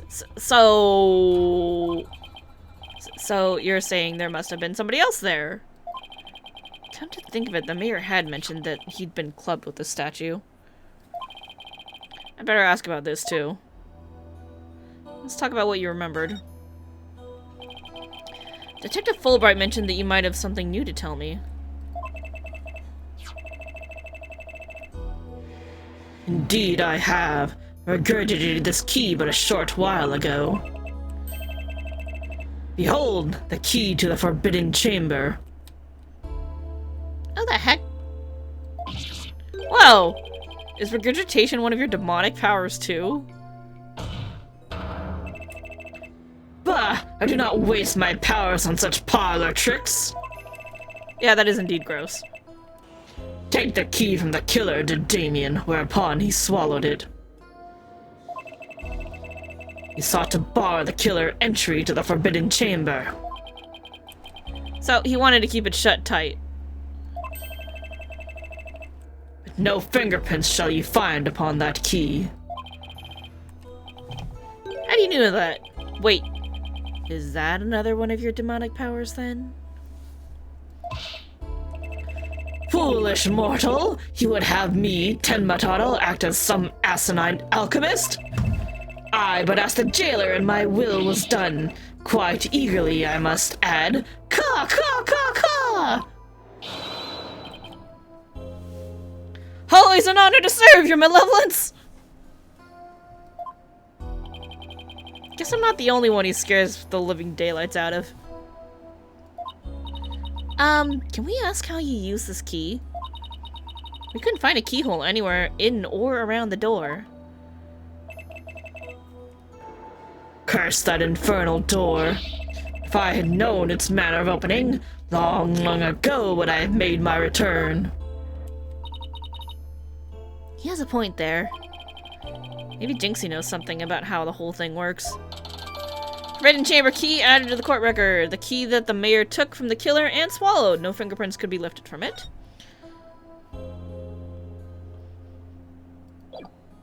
Okay, but can we talk about how you got clubbed on the head? Do you know anything about why the statue seems to be missing an arm? What, might I ask, is that? The statue was found at the scene. Someone hit Mayor Tenma over the head with it. It had been wrapped in a large cloth before the alderman's murder. Let me see whether Damien knows about such a thing. Yes. Something wrapped in just such a cloth does he recall. A secret gift from Alderman QB, it would seem. He, however, had not a chance to see it till now, for the cloth did conceal it. Maybe the cloth fell off or was removed after the mayor was struck? That Damien does not know. A secret gift? Interesting. Maybe Jinxie knows something about it. You should question him about the blackmail letter, too. Let's see what he says when I show it to him. It's like leading you by the hand and telling you what to show to them. Why this is that accursed blackmail letter that was sent to Damien. Apparently somebody slipped it into the alderman's pocket. We believe someone, probably the killer, stole it from Mayor Tenma's briefcase. You wouldn't happen to know anything about that, would you? Caw, caw, caw, caw! You have questions, do you? Very well. Ask away, mortal. Yeah, let's talk about that blackmail letter. Who placed this in the alderman's pocket? Very few were they who knew the letter was in Damien's briefcase. So whoever knew about the blackmail letter being in the mayor's briefcase is a potential suspect in its theft and placement in the alderman's pocket. Could it have been his doing? Mr. Mayor, I mean, Mr. Tato, did you just remember something? Indeed, I did. There was but one other who knew of that letter. Damien's aide, Florent Labelle. Full knowledge of that briefcase's contents did that aide possess. Then he might be the blackmailer and the murderer we're looking for. That is preposterous. He's a most trusted advisor. He would never betray Damien. Seems like Mayor Tenma is a bit too trusting of those around him. Still, this is huge! Now we know who might have slipped that blackmail letter in the alderman's pocket. Look out, Florent Labelle, here comes justice. Let's go find Mr. Labelle and rake him over the coals. Thanks for the help. You've just given us a major lead. Blackmail letter updated. Threatening letter sent to the mayor. It's highly likely that it was Labelle who took it from the mayor's briefcase. There's something that still bothers me. If Mr. Labelle is the killer, what could have motivated him to open the Forbidden Chamber? We should probably search it for clues. Only one problem. How do you open a locked door that doesn't have a keyhole? Let's go talk to Jinxie. Maybe she can help. Alright, see you later, crazy mayor. Where might she be? Let's check Yokai Lane first, I guess. April 18th, Ninetales Vale, Yokai Lane. Hey, isn't that... Oh, there she is. Hello. You dare... Sorry, hold on. You dare imprison me? Jinxie! She's acting really strange.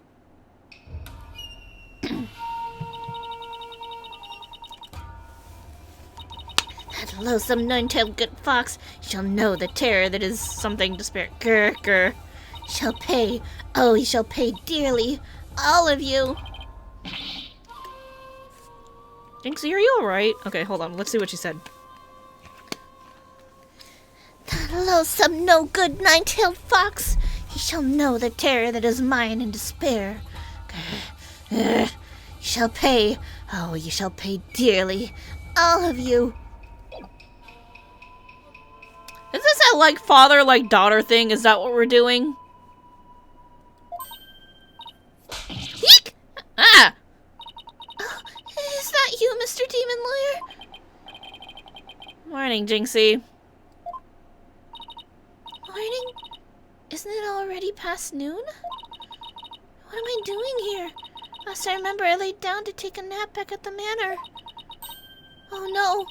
Must have been the Makura Gaeshi! Makura Gaeshi? Ever wake after a restless night's sleep to find your pillow in an unusual place? Or that you've been sleeping on the floor or in the hallway? That's called sleepwalking and, you know, just general moving and doing shit in your sleep. Well, it's that yokai's fault. The Makura Gaeshi preys on people while they're asleep. Sounds like you just need to be tucked in really tight or maybe a snug sleeping bag. Sorry. Jinxie, how come you don't have any charms on your forehead? I don't? Well, they must have fallen off. Without them, evil things can creep into me. I'd say we had more than adequate demonstration of that just now. I'd better reapply them.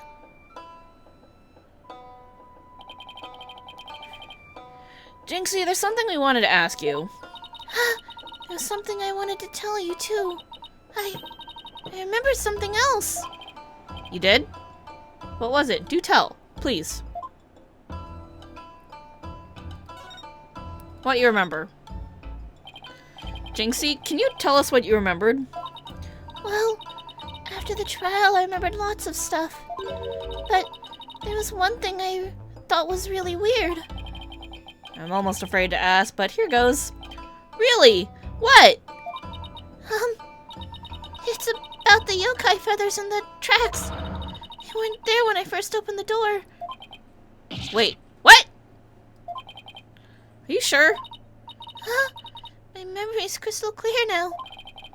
So you're saying they were left at the crime scene after you found it? This could spell major trouble, Apollo. Why? Because Jinxie's already accused of leaving the feathers and tracks at the scene. But they weren't there when she discovered the crime scene. It will totally fuel the claim that she fabricated the evidence later on. Jinxie's fuzzy memory of the whole incident is really working against us. The prosecution will probably say she doesn't remember planting the evidence. Good luck rebutting that. Oh man, this is not good. I sure hope she didn't plant the evidence while she was sleepwalking or something. Can you tell us how to get in the Forbidden Chamber? I got questions. Jinxie, you wouldn't happen to know how the Forbidden Chamber know how to open the Forbidden Chamber, would you? That door doesn't even have a keyhole. Well, it's supposed to have a secret mechanism. They say you have to figure it out before the keyhole will appear. A secret mechanism? Really? It's hidden in the Fox Chamber. But only Alderman QB knew what it was and how it worked. The Alderman of Ninetails Vale sure loved his secrets. Apollo, let's go see if we can find that secret mechanism. Well, slow down. There's something else I need to ask about. Jinxie, is there only one key to the Forbidden Chamber? Even the Manor's master key won't open it. Ah, okay. That's because it's a very special room that must never be opened. Guess that means nobody entered the Forbidden Chamber after the murder. After all, we know Mayor Tenma took the key from the killer and swallowed it, so... So the mayor's efforts to keep the killer out of the Forbidden Chamber were not in vain. Forbidden Chamber key updated in the court record. Only one of its kind. What else am I supposed to ask you about?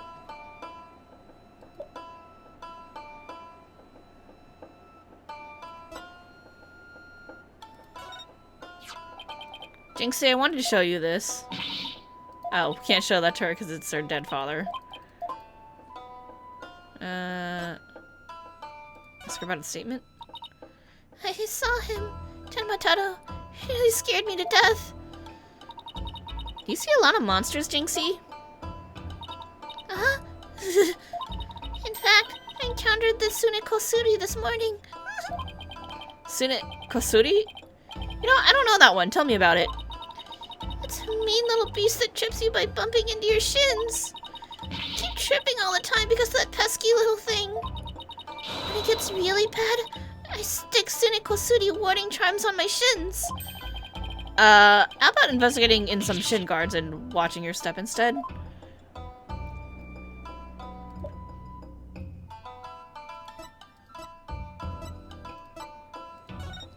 Superstitions? What's this? It's nope, nothing. Okay. Talk about the key? Nope.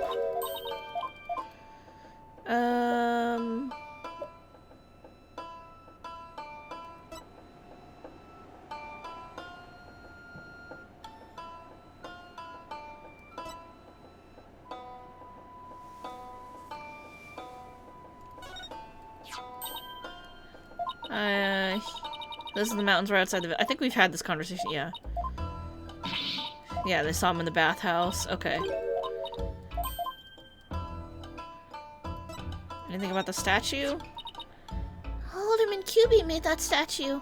It's a token of goodwill. Ah, this is what I wanted to ask her about. I think it was meant to be for the Ninetales Vale in Tenma Town. Token of goodwill? But the two yokai are fighting. Hiding? Oh, I see what you mean. The cup portion is missing. Ah! So there is something missing. The statue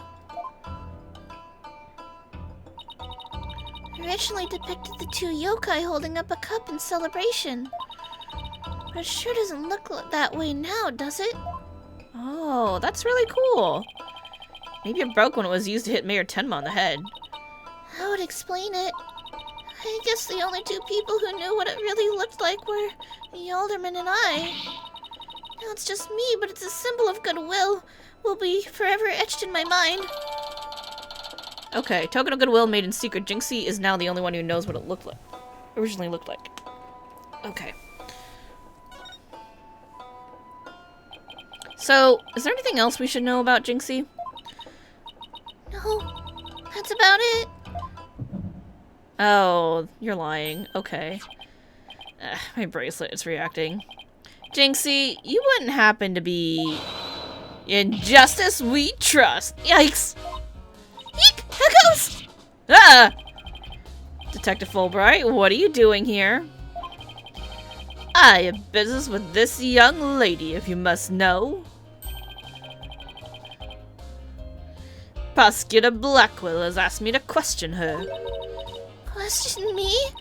Sorry, not interested. You dare to ask about that whole yokai affair? That's right. Specifically, we want to ask... Ah, but I can't tell you that now, can I? Oh, come on, please. We're partners in justice, right?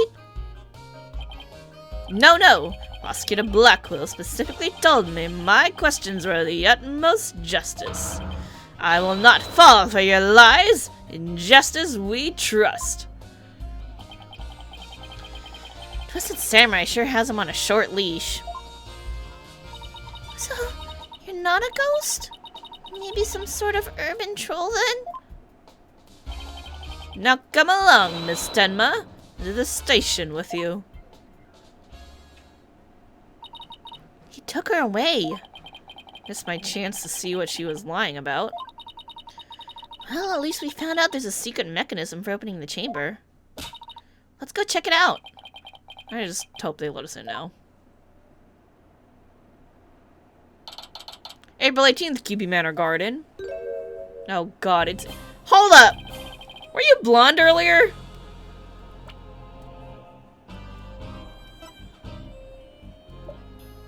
Yeah, you were blonde earlier. What the fuck? Show blackmail letter to LaBelle. Show Fox and Demon statue to Jinxie. Search Forbidden Chamber. Find out what Jinxie's lying about. Okay. Oh, what a absolutely fabulous scent. I'm so glad I had these carnations imported from England. Nothing but the finest will do. Perhaps I should place one aside for her dearly departed alderman. Hey, it's Mr. LaBelle. Paulo, let's ask him about you-know-what. Oh yeah, before we search the Fox Chamber, we should ask about the blackmail letter. Why, if it isn't the mayor's little lawyers, what do you want with me? Oh, there's something we wanted to ask about. The hell? Where's that ringing coming from? Are his shoulder decoration things two cell phones? You'll have to excuse me. Oh my god, it is. Hello, LaBelle here. What the? Those things on his shoulders are cell phones? Yes, about that. You must forgive me. This whole matter with the Mayor Tenma has been a complete nightmare. Oh god. Where do you buy clothes like that?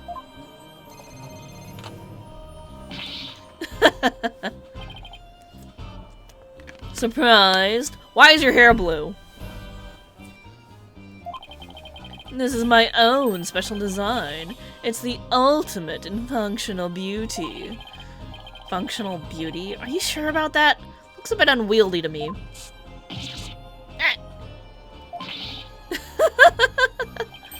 You simply don't have an eye for beauty. If having an eye for beauty means looking like this guy, I'd rather be blind. So, what do you want with me? Did you see Tenmataro?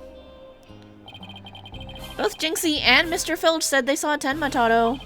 But what about you, Mr. LaBelle? If you were in the foyer, why didn't you see— Ah!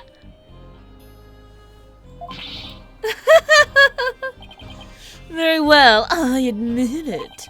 That's right, I, for LaBelle, saw the demon Tenmataro. So he did see something. Then why would you lie about not seeing him?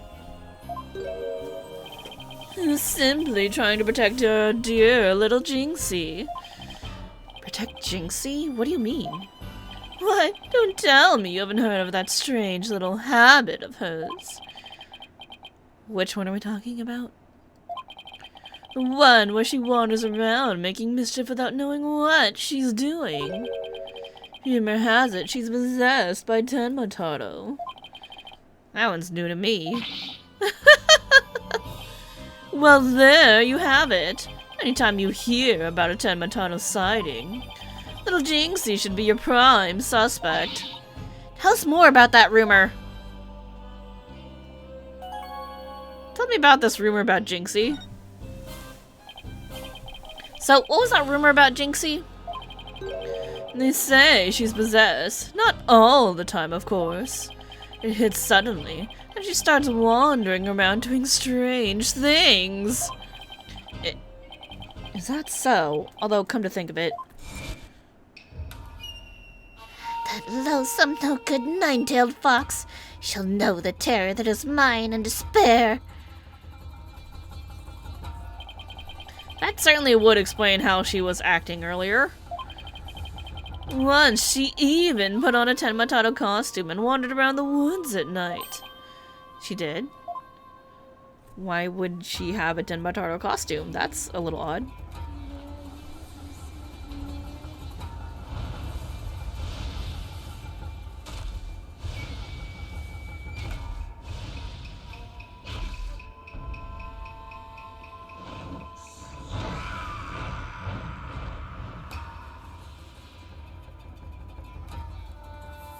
Okay.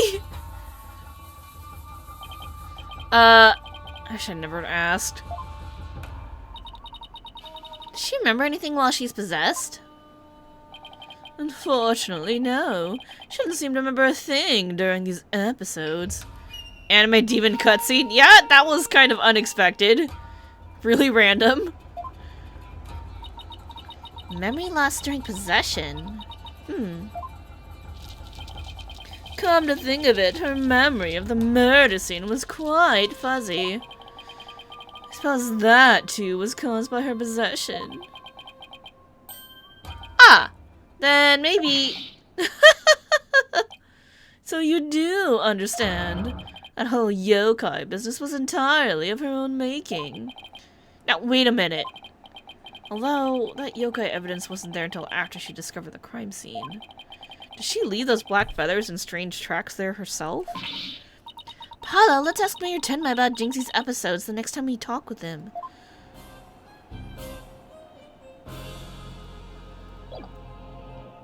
Okay, but I still have to show you the blackmail letter.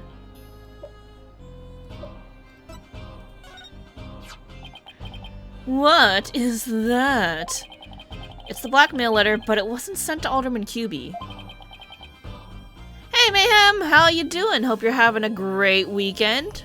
Just continuing on with some Ace Attorney here, getting our investigation done. We're currently interviewing the suspect who has yet to become a suspect, but we know it was him from the opening cutscene. I still don't know why his hair is blue. I have questions that I don't know if I'm ever gonna get an answer to. And your point being, someone took the letter from the mayor's briefcase and then placed it in the alderman's pocket after he was murdered. Oh, you don't say. You wouldn't happen to be the one who made the switch, would you? After all, you're the only one who knew that the blackmail letter was in his briefcase. So naturally, ah! Why does he keep spraying me? Perhaps that shot of cologne will make those scales fall from your eyes. Or my eyes fall from their sockets. Is it possible that you would like to frame me as a potential suspect? What would make you raise such an outrageous allegation in the first place? Oh, well... My only crime is being born as beautiful as you see here. I hope his hair falls out. In other words, you have nothing. Now, let me show you what to do with this guy. Did you just take my blackmail letter and throw it out? Rude. You can't destroy evidence like that! What do you mean I can't? I just did. Feel a little lighter now? I just want a one-way trip to the top of my most annoying people ever list, but... buddy. Are we done with your silly questions now? I'm a very busy man, you know. I guess that's it for now. His weird cell phone shoulder pads. Hello, LaBelle speaking. Really? You wish to carry my new product into your store? What's up with the bow ties? I don't know. This man is just too weird. I don't know what's going on with him. Oh, but I'm afraid it's my own private brand. It's not available to the public. What? Then I shouldn't advertise it on TV? But I don't understand. What is wrong with you? As the embodiment of beauty, it is my duty to announce my good looks to the world. Stop the bus, I'm getting off. That's a lot of bow ties. Everyone wants my exclusive Je suis la belle brand products. It's the crown jewel of my collection, born of my long, relentless pursuit of beauty. But now that it's become so popular, it's been an absolute nightmare. You don't say. Narcissus, eat your heart out? Yeah, that sounds pretty accurate. Shoulder... you bet if there were shoulder phones, people would buy them. Yeah, I'm sure there's someone out there who would want it. There's weirdos. Well, they can't have it. It's just for me. It's not meant for you peasants. Peasants? Why do you keep spraying me with it? Stop. I don't want it.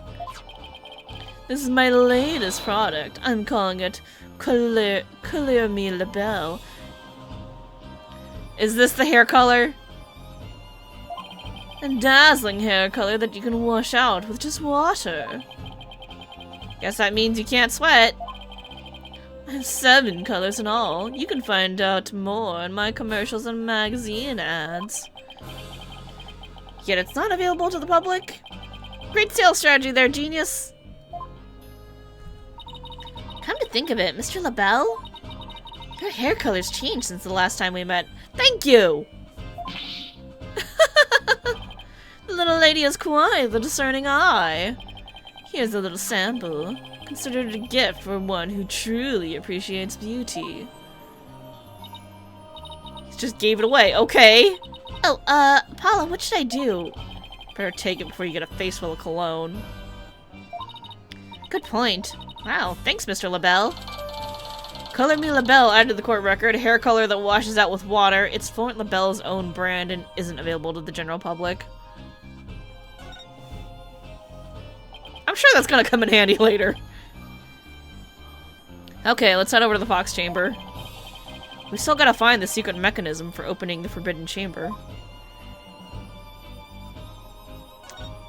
Well, it was not nice talking to you, so see you later.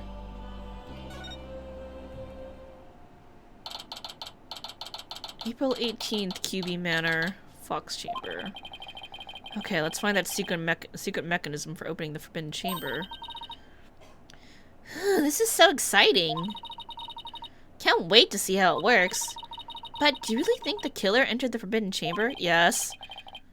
We'll just have to open it to find out. We should also see if there was anywhere the killer could have hidden this room. Okay, let's get started. Apurete, Apollo, apurete! Oh, we can examine now. Any ideas? So the crime scene was locked tight at the time. This is a tough one. The only people in that locked room were the deceased, the alderman, and the mayor. Maybe the killer hid somewhere in that room? But is there really anywhere to hide in the Fox Chamber? That was quite a day in court. The news just can't stop talking about how the demon Tenmatardo making an appearance. There's never an exorcist around when you need one. Well, I heard the judge actually held an exorcism in his courtroom after that. Nice. Good, let's hope that's the last that we'll see of that pain in the neck yokai. I don't know, I have a feeling Tenmatardo could exorcise an exorcist. As an attorney defending a demon, I know exactly how that feels. Alright, let's take a little look-see around. Let's start with here. Still no keyhole, huh? Yeah, the door won't budge, just like those spiky bangs of yours. Well, it takes some water, but I don't think that would work on the door. Oh, I know. I'll break it down with a body slam. Athena! Violence! I seriously doubt you could do that. How do you know if I haven't even tried? No, wait, don't! You're gonna hurt yourself. Ah! Oh god, here she goes. As much as you hate losing, Athena, I think the door would win this match. Huh, maybe something to do with the fox statues? There's a carving of the nine-tailed fox over the door, and statues of him on either side. The way those two statues are glaring, it's like they're guarding the door from us. Come to think of it, there are two foxes on the folding screen as well. Can't be a coincidence, can it? Hey, the statue moves! Don't get carried away now. I mean, who knows? It might trigger a trap. I can handle it. If a spear comes shooting my way, I'll snatch it out of the air. After all, I have the reflexes of a regular karate kid. I guess if you can catch something that fast out of midair, you can accomplish anything. Still...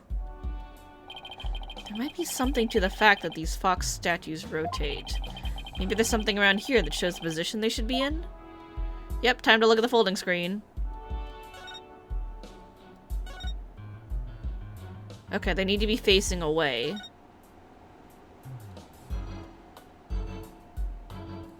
Can I move them?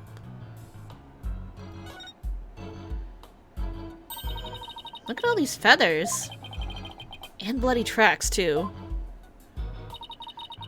Then we have Jinxie and Mr. Filch's eyewitness reports. And a newspaper photo. A yokai's definitely not the shy type, that's for sure. This is bad. Mayor Tenma's scary enough without people thinking he's a yokai.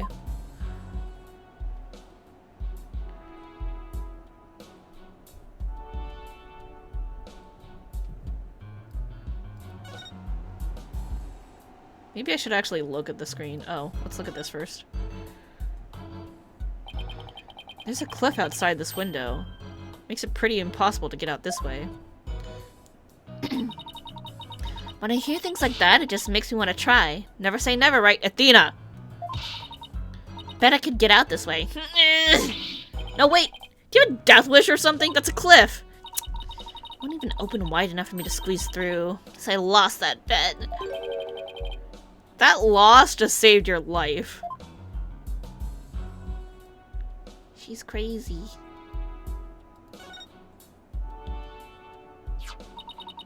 The statue originally depicted the two yokai holding up a cup in a gesture of goodwill. Maybe Alderman QB was planning on smoothing things over with Mayor Tenma? Then he was murdered instead. By somebody who intervened. The mayor was only pursuing the municipal merger because he's been blackmailed.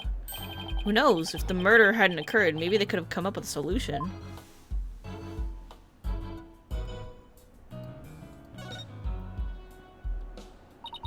Doesn't this Tanuki statue remind you of the manor's caretaker, Phineas Filch? Yeah? This raccoon-looking thing? Yeah, it does look like him. Ooh, I just got the best idea. We should knock it over. It might transform back into Mr. Filch. Mr. Filch is mischievous, but he's not magical, you know. Way to waste a brilliant idea, Apollo.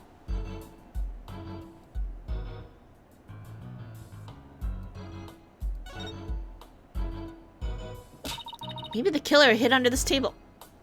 Lena. That'd be a terrible hiding place. The old alderman's body would have been right above. Maybe you're right. Guess the underside is a bit... Wait! Something under the table. Let's check it out. Is there? Oh. Oh, it's the cup! Hey, look! There's something down here. It looks like a piece of something. Only question is, a piece of what? The statue. Oh, I know. It might be a piece of the statue. Remember what Jinxie said?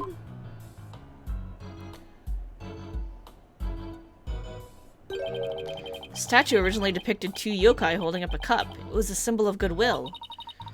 So, this is the piece that broke off and rolled under the table?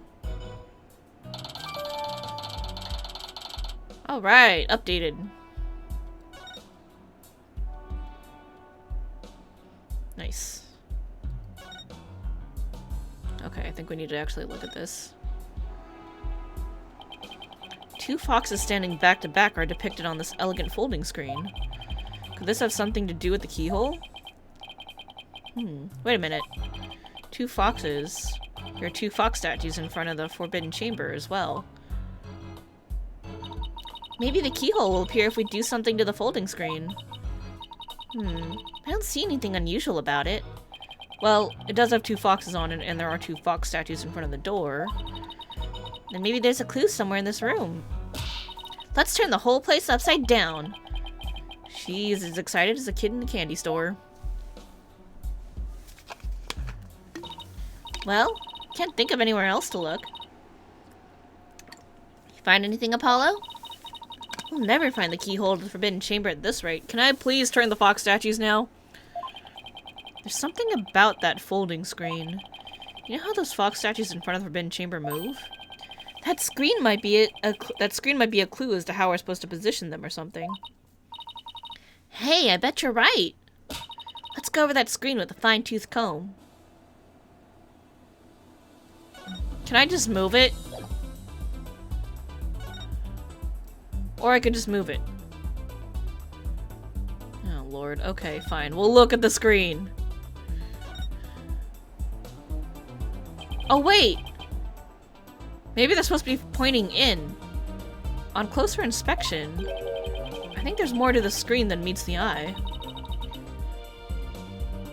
Let's check every last inch of it. Yeah, because the doors are this way. Slide the screen to rotate the folding screen. Can also tap on something of interest to inspect it further. Zoom in and out to get a better look. Check every last inch out. Hey, doesn't it look like the picture here has been cut off on both ends? Now that you mention it, looks like there's supposed to be doors on both ends, but they're cut in half. Maybe those doors symbolize Forbidden Chamber's door? Yeah, it definitely feels like something significant, but the question is what?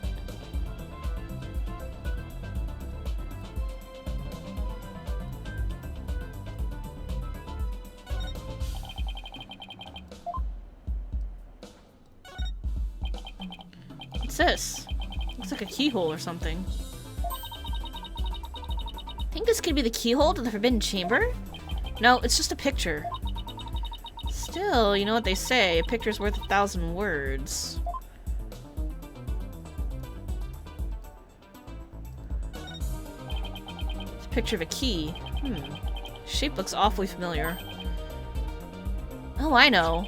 It's shaped like the Forbidden Chamber's key. Wait, what about that keyhole drawn on the center of the screen? I think the two are related? A key and a keyhole? Ooh, I just got an idea. If we folded the screen up just right, the key and the keyhole should overlap. Yeah, I think you're right. Let's give it a try.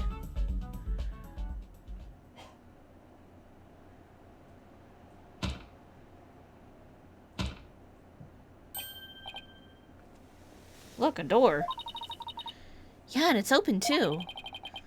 Two foxes are now facing each other, so... Hey, what if we made those fox statues face each other? Paulo, let's go check out those two statues. Okay. Help me move the two statues so they face each other, just like on the screen.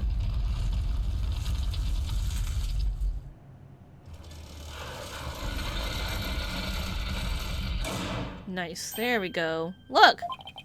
Lock appeared. Now we can use that key. Okay, here goes nothing.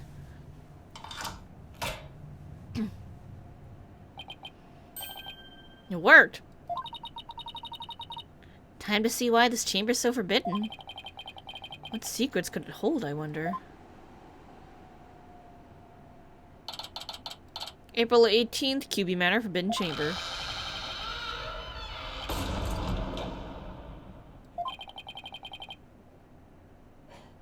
These doors need some serious oil. Ah! That was like nails on a chalkboard! Oh, right. Forgot about those super good ears of yours. Oh, look! Feathers! And... we know who was in here. Look, more feathers. Oh! Yeek! And there's a staff missing. What the heck is that? Is that a Tenmatato statue? But there's something odd about it. All I know is I don't like it. But I can't explain why. You okay, Athena? You look kind of pale. You're not scared, are you? What of that thing? Don't make me laugh. Really? Hey, look! What? What is it? Over there on the left, there's a bunch of staffs on that rock. On the 3DS, it got really close to you? Great, that's not creepy at all. They kind of look like the staff we saw earlier. You mean the one Jinxie said she saw Tenmatato carrying? Yeah, I bet our Tenmatato impersonator really did come here at some point. Well, what are we waiting for? Let's search the place.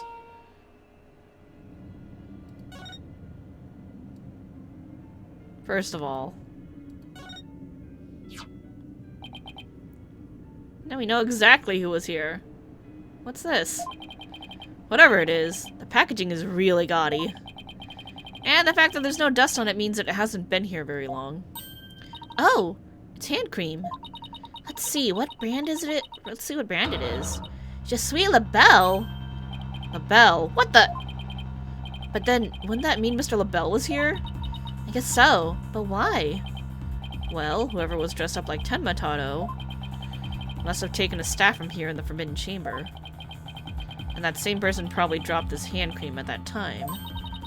In other words, the Tenmatato impersonator we're looking for is none other than... Florent LaBelle. This might be a big break for us in court tomorrow. Now all we have to do is get the truth out of Mayor Tenma. Hand cream added to the court record. Okay, but I'm not done looking around. Feathers? Black feathers. They look exactly like the ones in the fox chamber. That means the killer must have been in here at some point. The question is, why? Maybe the Tenmatato costume was hidden in here. I mean, someone carried it through the manor. It would have stuck out like a sore thumb. But then why did the killer get in here? When did the killer get in here? The mayor snatched the Forbidden Chamber key when the killer hit him on the head. That means the killer could have only gotten in here before the murder. Wow, this is one tough riddle, alright.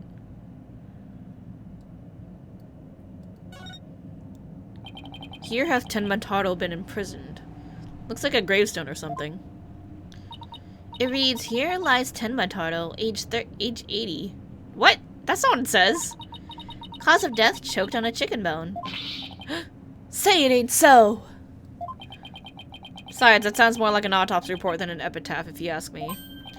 Wait, you're joking around because you're scared. It's your coping mechanism.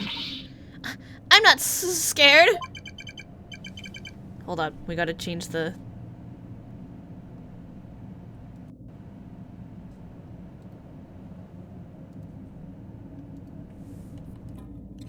Freak Out Central, right here, baby. Cut it out, widget! Denial is strong in this one. Yeah, let's take a look at this. Oh, that's one big statue. Must be something like 15 feet tall. And look, this Tenma is a staff. But the Tenma on the scroll didn't have one. I wonder why. I feel like this could be a significant, but why? Oh, because whoever took his staff has only seen this and hasn't seen the scroll. Let's take a closer look. First, to go around this table here. Apollo, are you sure that's a good idea? Hey, looks like there's some sort of compartment in the base of the statue. Don't open it, who knows what might be in there? Cutscene? Nope. It's just a big empty compartment. From all the dust and cobwebs, I'd say it hasn't been opened in a really long time. That's enough, Apollo. Let's shut it and... Wait, there is something in here. The hell? Looks like some sort of figure. But it's so dusty, I can't tell what it's supposed to be. Wonder what it's doing here. A figure that has been left inside the Tenma statue. A thick layer of dust and dirt suggested it had been there for some time. Interesting.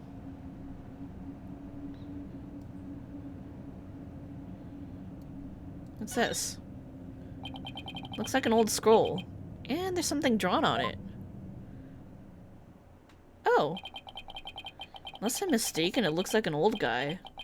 Some sort of monk, maybe? That's definitely gold. It was... Huh.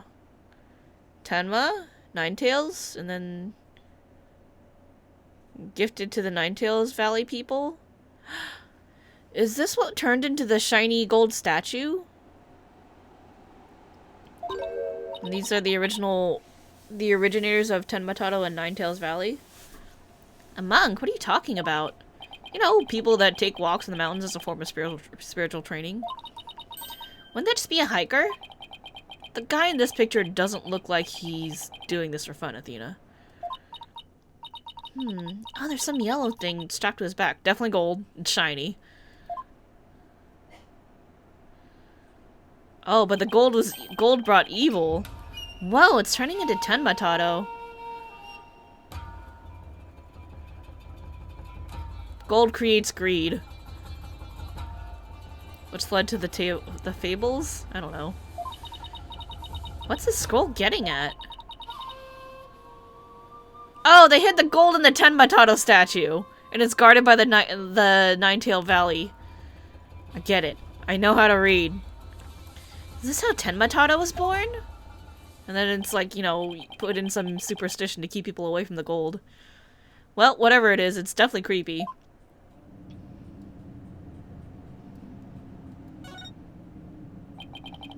Hey, there's a bunch of staves here. And it looks like one's missing. The Tenma Jinx you saw must have taken it. I'd have to agree. These look like the ones Detective Fulbright showed us. Why do you think there's so many here? Maybe they're spares? Tenma might be, you know, absent-minded or something. But the fact that he has spare staves handy, well... shows that he's aware of his faults and is trying to deal with them. At least that's my take on it. Athena, what? Girl! Maybe this will remind her to deal with her own faults. But I won't hold my breath. Lantern? Stone lantern. Like those Japanese garden lamps? Where's the switch? Lamps like these are lit by fire, not electricity, so there's no switch. Oh, here it is. What? It's hidden out of sight. I see Tenmatado's cell has been outfitted with all the amenities a yokai could want. Is that important? Because that means someone's definitely been... Oh, is that a vent? Oh, look, there's an air vent here, too. Yeah, this has definitely been tampered with before. I guess even forbidden chambers need proper ventilation. Is Dick Gumshoe in this series? No, unfortunately not. I don't know where he went. We don't know what he's up to. Probably hanging out with Edgeworth. Or Francisco. Maybe both. Yeah, this probably... I'm sure this hooks up to the other vents, and it's not on the map. But I don't think anyone could reach this one either. Yeah, and there's nothing to stand on around here. Wonder where this vent leads. Well, the Fox Chambers vent didn't branch this way, so... Huh.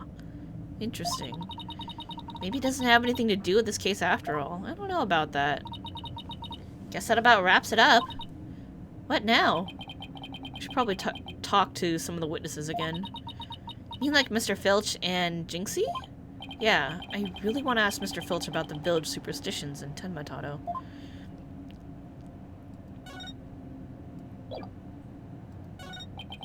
I've already searched here. Okay. I guess that's it. Alright, so we're gonna go look for people now. So I guess let's go to the foyer. April 18th, QB Manor. Foyer. It's the curse! The curse! The curse of Tenmatato! Yeek! Did you just steal shit from Athena? You outsiders are ignoring them superstitions at our peril. Mind your own business, will ya? Ah! He took Widget and the bracelet. Ouch, what's all this about a curse?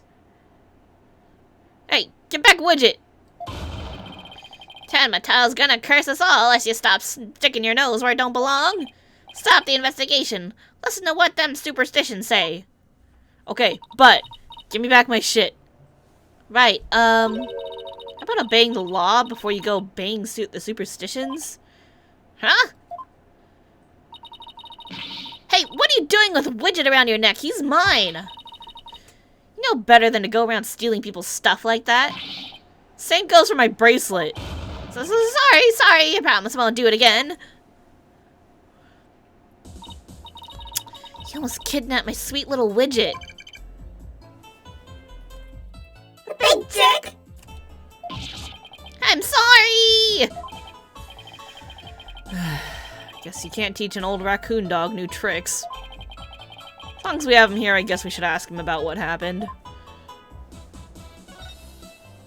Stealing. Can't believe you did that. It's one thing to steal a pair of shoes, but to steal Widget? Yipes! Mercy, mercy! Can't seem to control myself. It's that thieving blood running in my veins. Thieving blood? What's that supposed to mean? Glad you asked. The infamous bandit Azuki Kozo was my grandpappy. Took a gander at this. What exactly am I looking at? Looks like another one of those yokai to me. That's none other than the Azuki Kozo. Robbed from the rich to get to the poor, he did. And he'd leave one of these figures at the scene of the crime. He stole something way back when. He stole the gold. Got it. Okay. What's more, I'm his grandson, because he was my grandpappy. Wow, you don't say. Thieves' honor, it's the honest truth. Ah, the sloshing sound of Azuki beans scraping together in the dead of night. It's the magical sound of dirty money getting washed clean for giving out to the poor. Ah. I'm Azuki Kozo, washer of the money, giver out of wealth reborn. You're that one that she was, that that Jinxie and Black Quill bonded over. Got it. Forget the money. You should be washing yourself with this nasty habit. Wait a second. This figure looks familiar. Yes, it looks just like that old dusty figure we found in the Forbidden Chamber. Forbidden Chamber figure updated in the court record. Figure discovered inside the Tenmatato statue. Apparently it's something a certain thief leaves at the scene of a theft. Hey! What are you doing with that there figure? Oh, this? We found it in the Forbidden Chamber. Looks like it'd been there practically forever. Could be my grandpappy broke into the Forbidden Chamber way back. Hey, that reminds me. You once told me there's treasure in that there chamber. Treasure? Just tell me more about the treasure. Let's talk about that. What do you know about the treasure in the Forbidden Chamber? Only that it's the greatest get-rich-quick chance in the universe. Grandpappy told me all about it. Said there's an amazing treasure in there. There's something amazing in there? Didn't see anything like that, though. Your grandfather didn't, by chance, already steal it, did he? See, now, there was one of his figures there. That just might be. That's Grandpappy for ya. Bet he washed that treasure up real good before handing it out to the poor. Of course. Because he was so righteous. Alright, let's talk about the Tenmataro sighting. In court, you mentioned Tenmatato near the scene of the crime. Sorry I didn't come clean right away, but them superstitions got the better of me. The people at Ninetales Vale sure seem like a superstitious bunch. Not surprised you wouldn't want to talk about seeing Tenmatato. Darn right! Them superstitions scare me out of my wits, I tell ya! That's why I'm gonna do exactly what they say from now on. So you plan on staying here in Ninetales Vale? Yep, I'm gonna keep living right here and keep with the old ways, just like Grandpappy did. Them superstitions are like a rule book to me. That means you gotta get out of Ninetales Vale. Wait, so you're saying you actually believe in those old wise tales? Ain't you been listening to a word I said? You're gonna do exactly what them superstitions say? Well, I say that's baloney. 'Cause that means you have to leave. It's clearly written right here. Ignoring the superstitions will cost you your soul. There is, however, one way to save it. Your immediate departure from the village. Ah! So, according to this, you shouldn't even be here, let alone talking with us. You said you plan on staying right here in Ninetales Vale, but if you really believed in the superstitions, you'd have been long gone by now. Ah! I know you've been lying to me. Time to come clean, Mr. Filch. Yipes! Alright, tell me what you really saw. You were lying about believing in the superstitions, weren't you? Sorry, but I didn't have no choice. So, what was the real reason why you couldn't talk about seeing Tenmatato? It's all that pretty boy's fault. Mr. LaBelle, if you know what I mean. He told me not to say a word about seeing Tenmatato. Said if I did, he'd do to me what them superstitions said would happen. So it was Mr. LaBelle who threatened and muzzled you. Why would Mr. LaBelle want to scare you into silence? Because it was definitely him. Mr. LaBelle was trying to protect that little maid girl. It's on account of that rumor, the one about her being possessed. That rumor again. I guess we really do have to talk to Mayor Tenma about the possession rumor. Ow! Hey, watch it! What'd you take now? Village superstition stolen by Phineas Filch? Oh god, okay. I'll be taking this back now. Kinda like family to me. Could've just asked instead of stealing it. Is that all we wanted to ask Mr. Filch? Yeah, I think that was it. Let's go see Mr. Tenmatato one more time. Just thinking about dealing with that yokai again makes me want to say pass. Alright, we gotta change the voice mod back to Demon for Tenmatato. Give me a sec.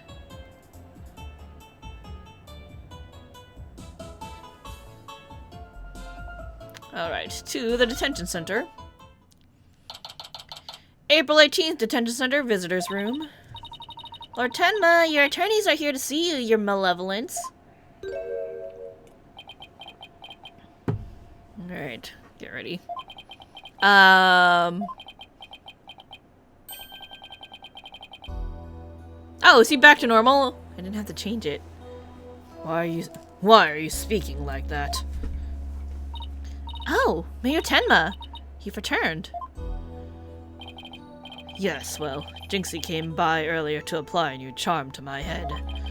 It seems to be suppressing the demon within me. That's a relief. Maybe we'll actually get somewhere this time. That means I can put it back on a widget. No, just in case I'll leave it on demon. So, what can I do for you today? We'd like to ask about the rumor that Jinxie is possessed. Huh. She allegedly left the yokai evidence at the scene. Sorry. She allegedly left the yokai evidence at the scene while under a demon's power. At least, that's what the prosecution is going to claim at tomorrow's trial. Huh? Alright, here we go.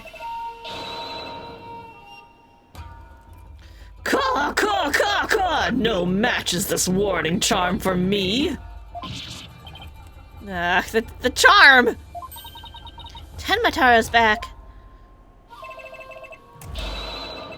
Those foolish mortals! They shall regret blaming that child for my doings. I blew it. That question brought back that yokai back. And he probably won't drop the act until Jinxie's name is cleared either. Alright, let's talk about the rumor. We'd like to ask you about something about your aide, Florent LaBelle. Something your aide, Florent LaBelle, mentioned. Did you know Jinxie is rumored to be possessed?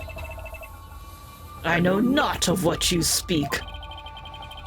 You're not trying to protect Jinxie, are you? I, Tenmataro, demon lord of the yokai, protect a mere mortal?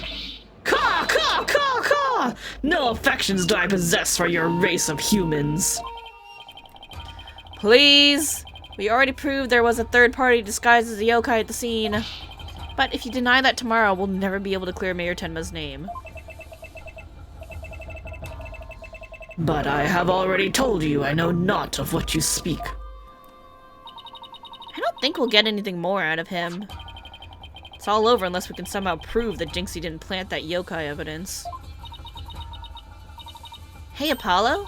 I think I've got this one. I think I can prove that she didn't do it. Really? Sure.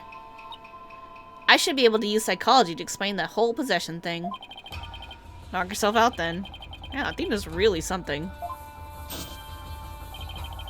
You can really count on her when it counts.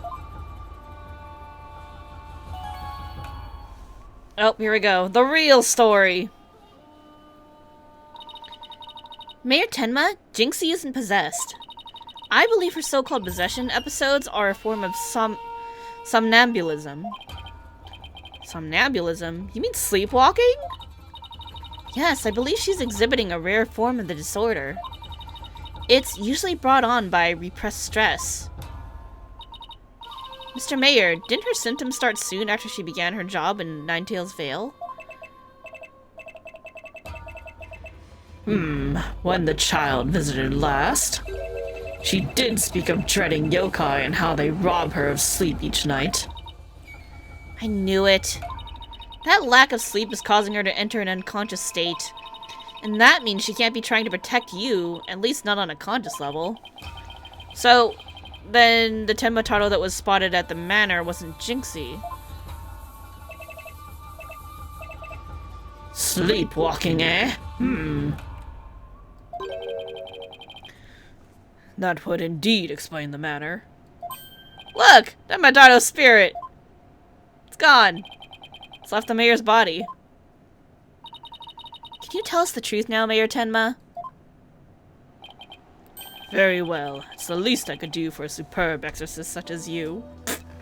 Psychologist, you mean? Therapist? But thank you. Thank you. Much appreciated.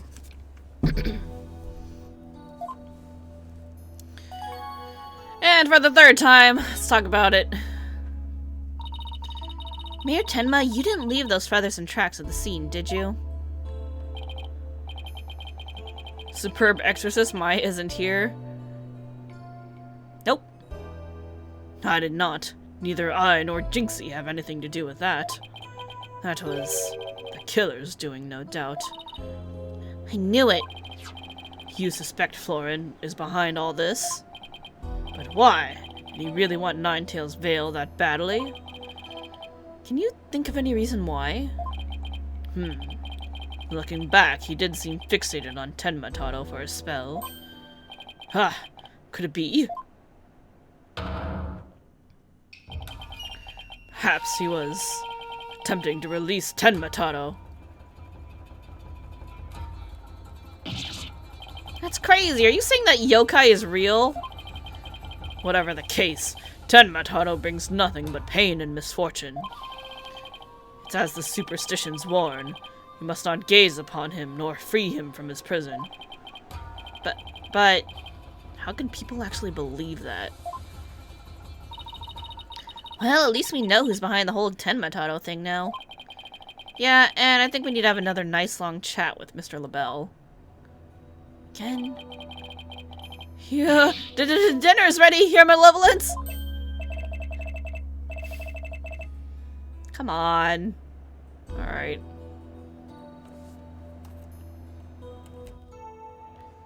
Ah, an offering to the Demon King. You may place it right there. The kitchen crew poured their heart and soul into making it. Did they now? Souls happen to be a favorite of mine. Just hold the hearts next time. Caw, caw, caw, caw! Why? Why are you like this? Yes, Your Malevolence, I'll remember that! How long is he planning to keep up this yokai charade?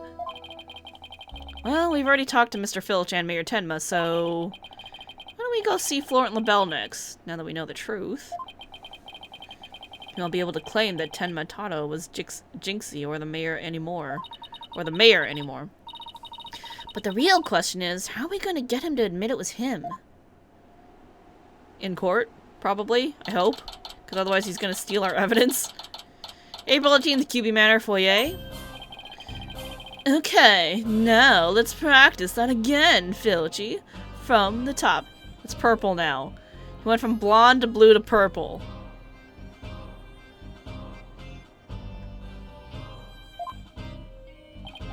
Yeah, Mr. LaBelle was in the foyer at the time of the crime. And when we, heard a scream, heck, what was the next part again? Yeah! You have the memory capacity of a flea. And this is the 30th time, you know. Are you making him fabricate his testimony? Now, 100 times more and we're done. What on earth are they practicing? Aw, I ain't cut out for this. Whoopsie daisy. Ugh. Oh, begging your pardon, Mr. LaBelle, sir. It's just all this practice. Yipes!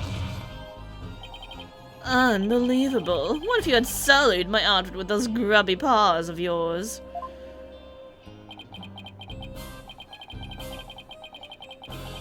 Did Filch LaBelle's wallet just now? 'Cause, good on you. Good job.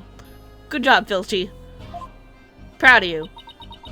So, what do you think they're up to this time, Apollo?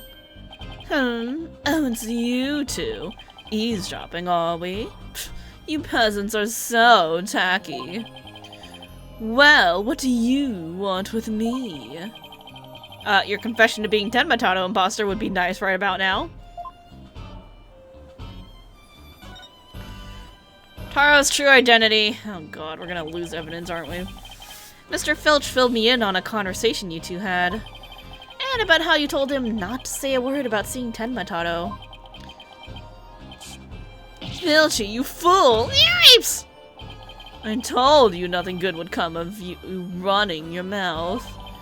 So, why did you want to keep Mr. Filch quiet like that, Mr. LaBelle? Why, to protect darling little Jinxie, of course. But Jinxie was never really possessed. She was sleepwalking. Being asleep at the same time, being asleep at the time, she couldn't have been consciously trying to protect the mayor. That also means she couldn't have possibly been Tenma. Interesting. But where are you going with this? Since you asked so politely, I believe you have a different reason for trying to keep Mr. Filch quiet. That reason would be to deflect doubt away from the one who was really Tenma. Now this is getting interesting. Are you insinuating that I'm Tenma? So sorry to disappoint, but I'm nothing of the sort. That's right. Mr. LaBelle even told me Tenma. Yo! Hold up. That's right. Mr. LaBelle even told me Tenma was a jinx, so why would he? There we go. That's what he was saying. I said Tenma was Jinxie, you fool. Honestly, you have the memory capacity of a flea. Practice it 100 more times. Yipes! So, have you been called to testify tomorrow? Yes, and I'm so looking forward to my courtroom debut. But you'll just have to wait until then. Oh, I'll be waiting. With a special piece of evidence I've been saving just for you. Good, don't give it to him. Filchy, wake up, you lazy bones. Huh? What? Was I sleeping? Must've been that sleep cologne of yours, Mr. LaBelle. Made me right sleepy, you did. Well, it's time for your lesson on what to do and say tomorrow. You can't coach the witness! Oh, I'm begging you, another lesson. I ain't cut out for this thinking and remembering stuff. Yeah! Wrap the schnozzle!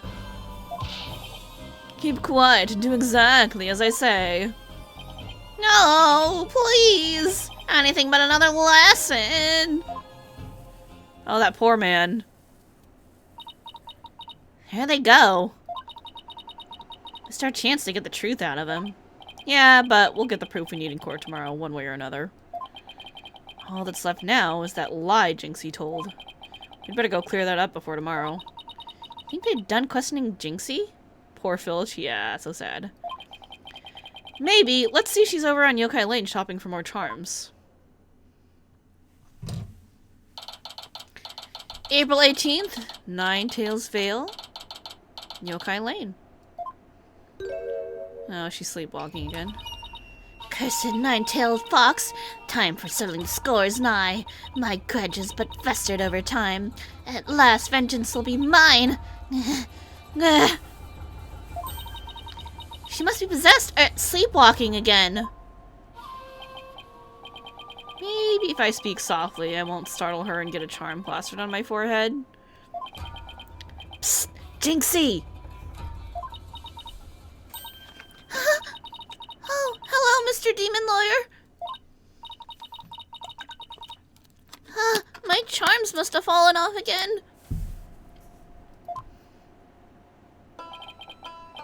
Phew, guess I can avoid a charm slap by toning down my cords of steel. Are they done questioning you, Jinxie? And on the way back, stopped here to buy a new charm that was just released. Yeah, which one? The one with the nine-tailed fox and Tenma. It shows them dancing together. Really? Really? Two bitter rivals dancing together? It's a charm for rebuilding burnt bridges.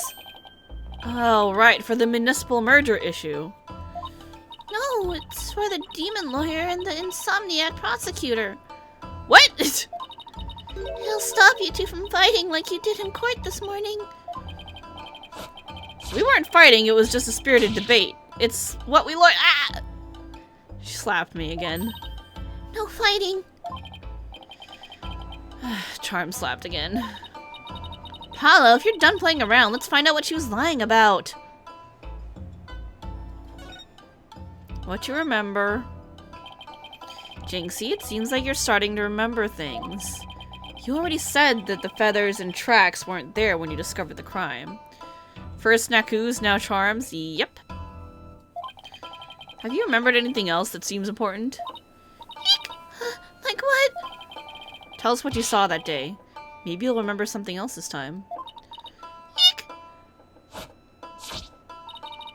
When I opened the door, Papa and Alderman QB were collapsed in the fox chamber. That's when Papa told me to call an ambulance and the police. That's all he said before he passed out in the chair. Really? I know it. She's holding something back. Bracelet time! And there's no hawk here to stop me.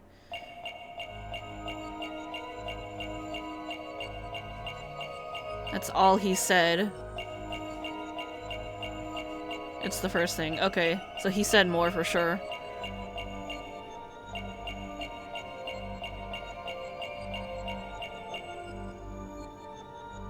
Again. Gotcha! You were very nervous when you said, "That's all he said," weren't you? I know, because I saw your fingers move as if you were going to slap someone with a charm. Huh? Listen to me, Jinxie. This is very important. Did Mayor Tenma say anything else to you? It was nothing. He was just talking in his sleep. Talking in his sleep? So you admit that he did say something else? Eek! She broke the plate again. How could you tell? Only a demon could have such powers. Stop calling him a demon. Poor Polly. Alright, tell me about what you remember. Like I said, he was just talking in his sleep. I mean, why else would Papa say something like that? Could you be a little more specific? Before he fainted, he said, "Forgive me, Jinxie. I killed Alderman QB." You said what? Excuse me? The mayor actually confessed to the crime? F.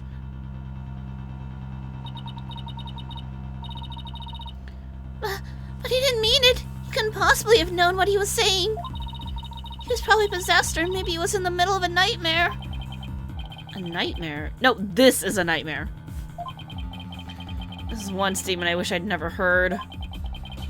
What in the world are we gonna do now?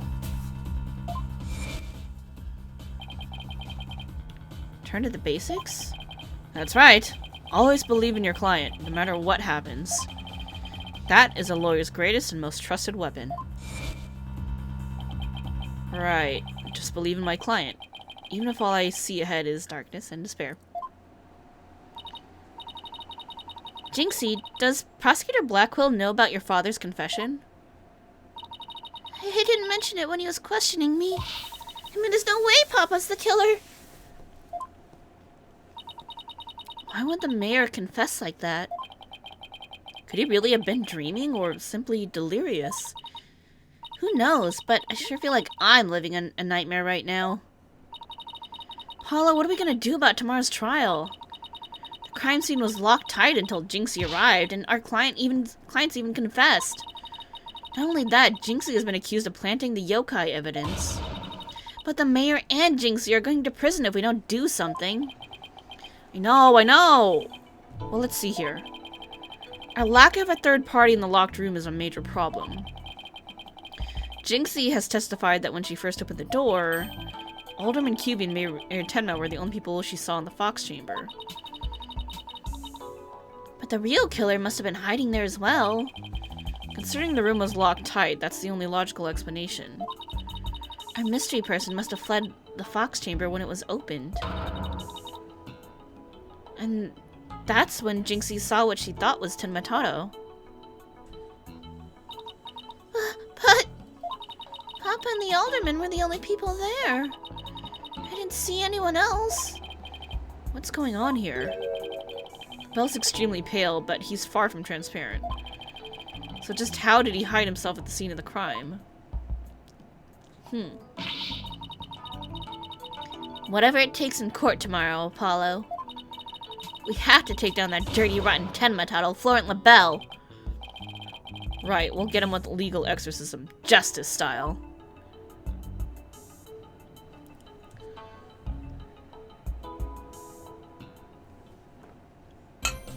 Whew! Investigation done. Alright. I think this is an excellent place to stop. My voice is definitely tired. So let's go. Let's see. Let me go see who's on on Twitch right now. And nobody I know. Alright, I think that's just a good stopping point. So, we will pick this up next week. We will continue and finish episode 2 for realsies. We'll do our trial. However long that takes, we'll do it. And, you know, we'll put a lid on this. Alright, thanks everyone for watching. Hope you had fun. I appreciate everyone who stopped by, said hello, all the other people who lurked. I also appreciate all y'all VoD watchers. I see you.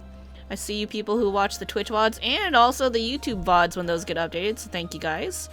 Yeah, not sure if we'll do anything tomorrow. I might just do some stuff offline, but Monday will be FF14 night, assuming I finish everything that I need to prep for that. Otherwise, maybe an art stream. We'll see. We shall see. So yeah, thanks you guys. Thanks for coming by. Hope you had fun. Hope you have a great rest of your weekend. And I will see y'all next week. Alright? Have a great night, everybody. Bye!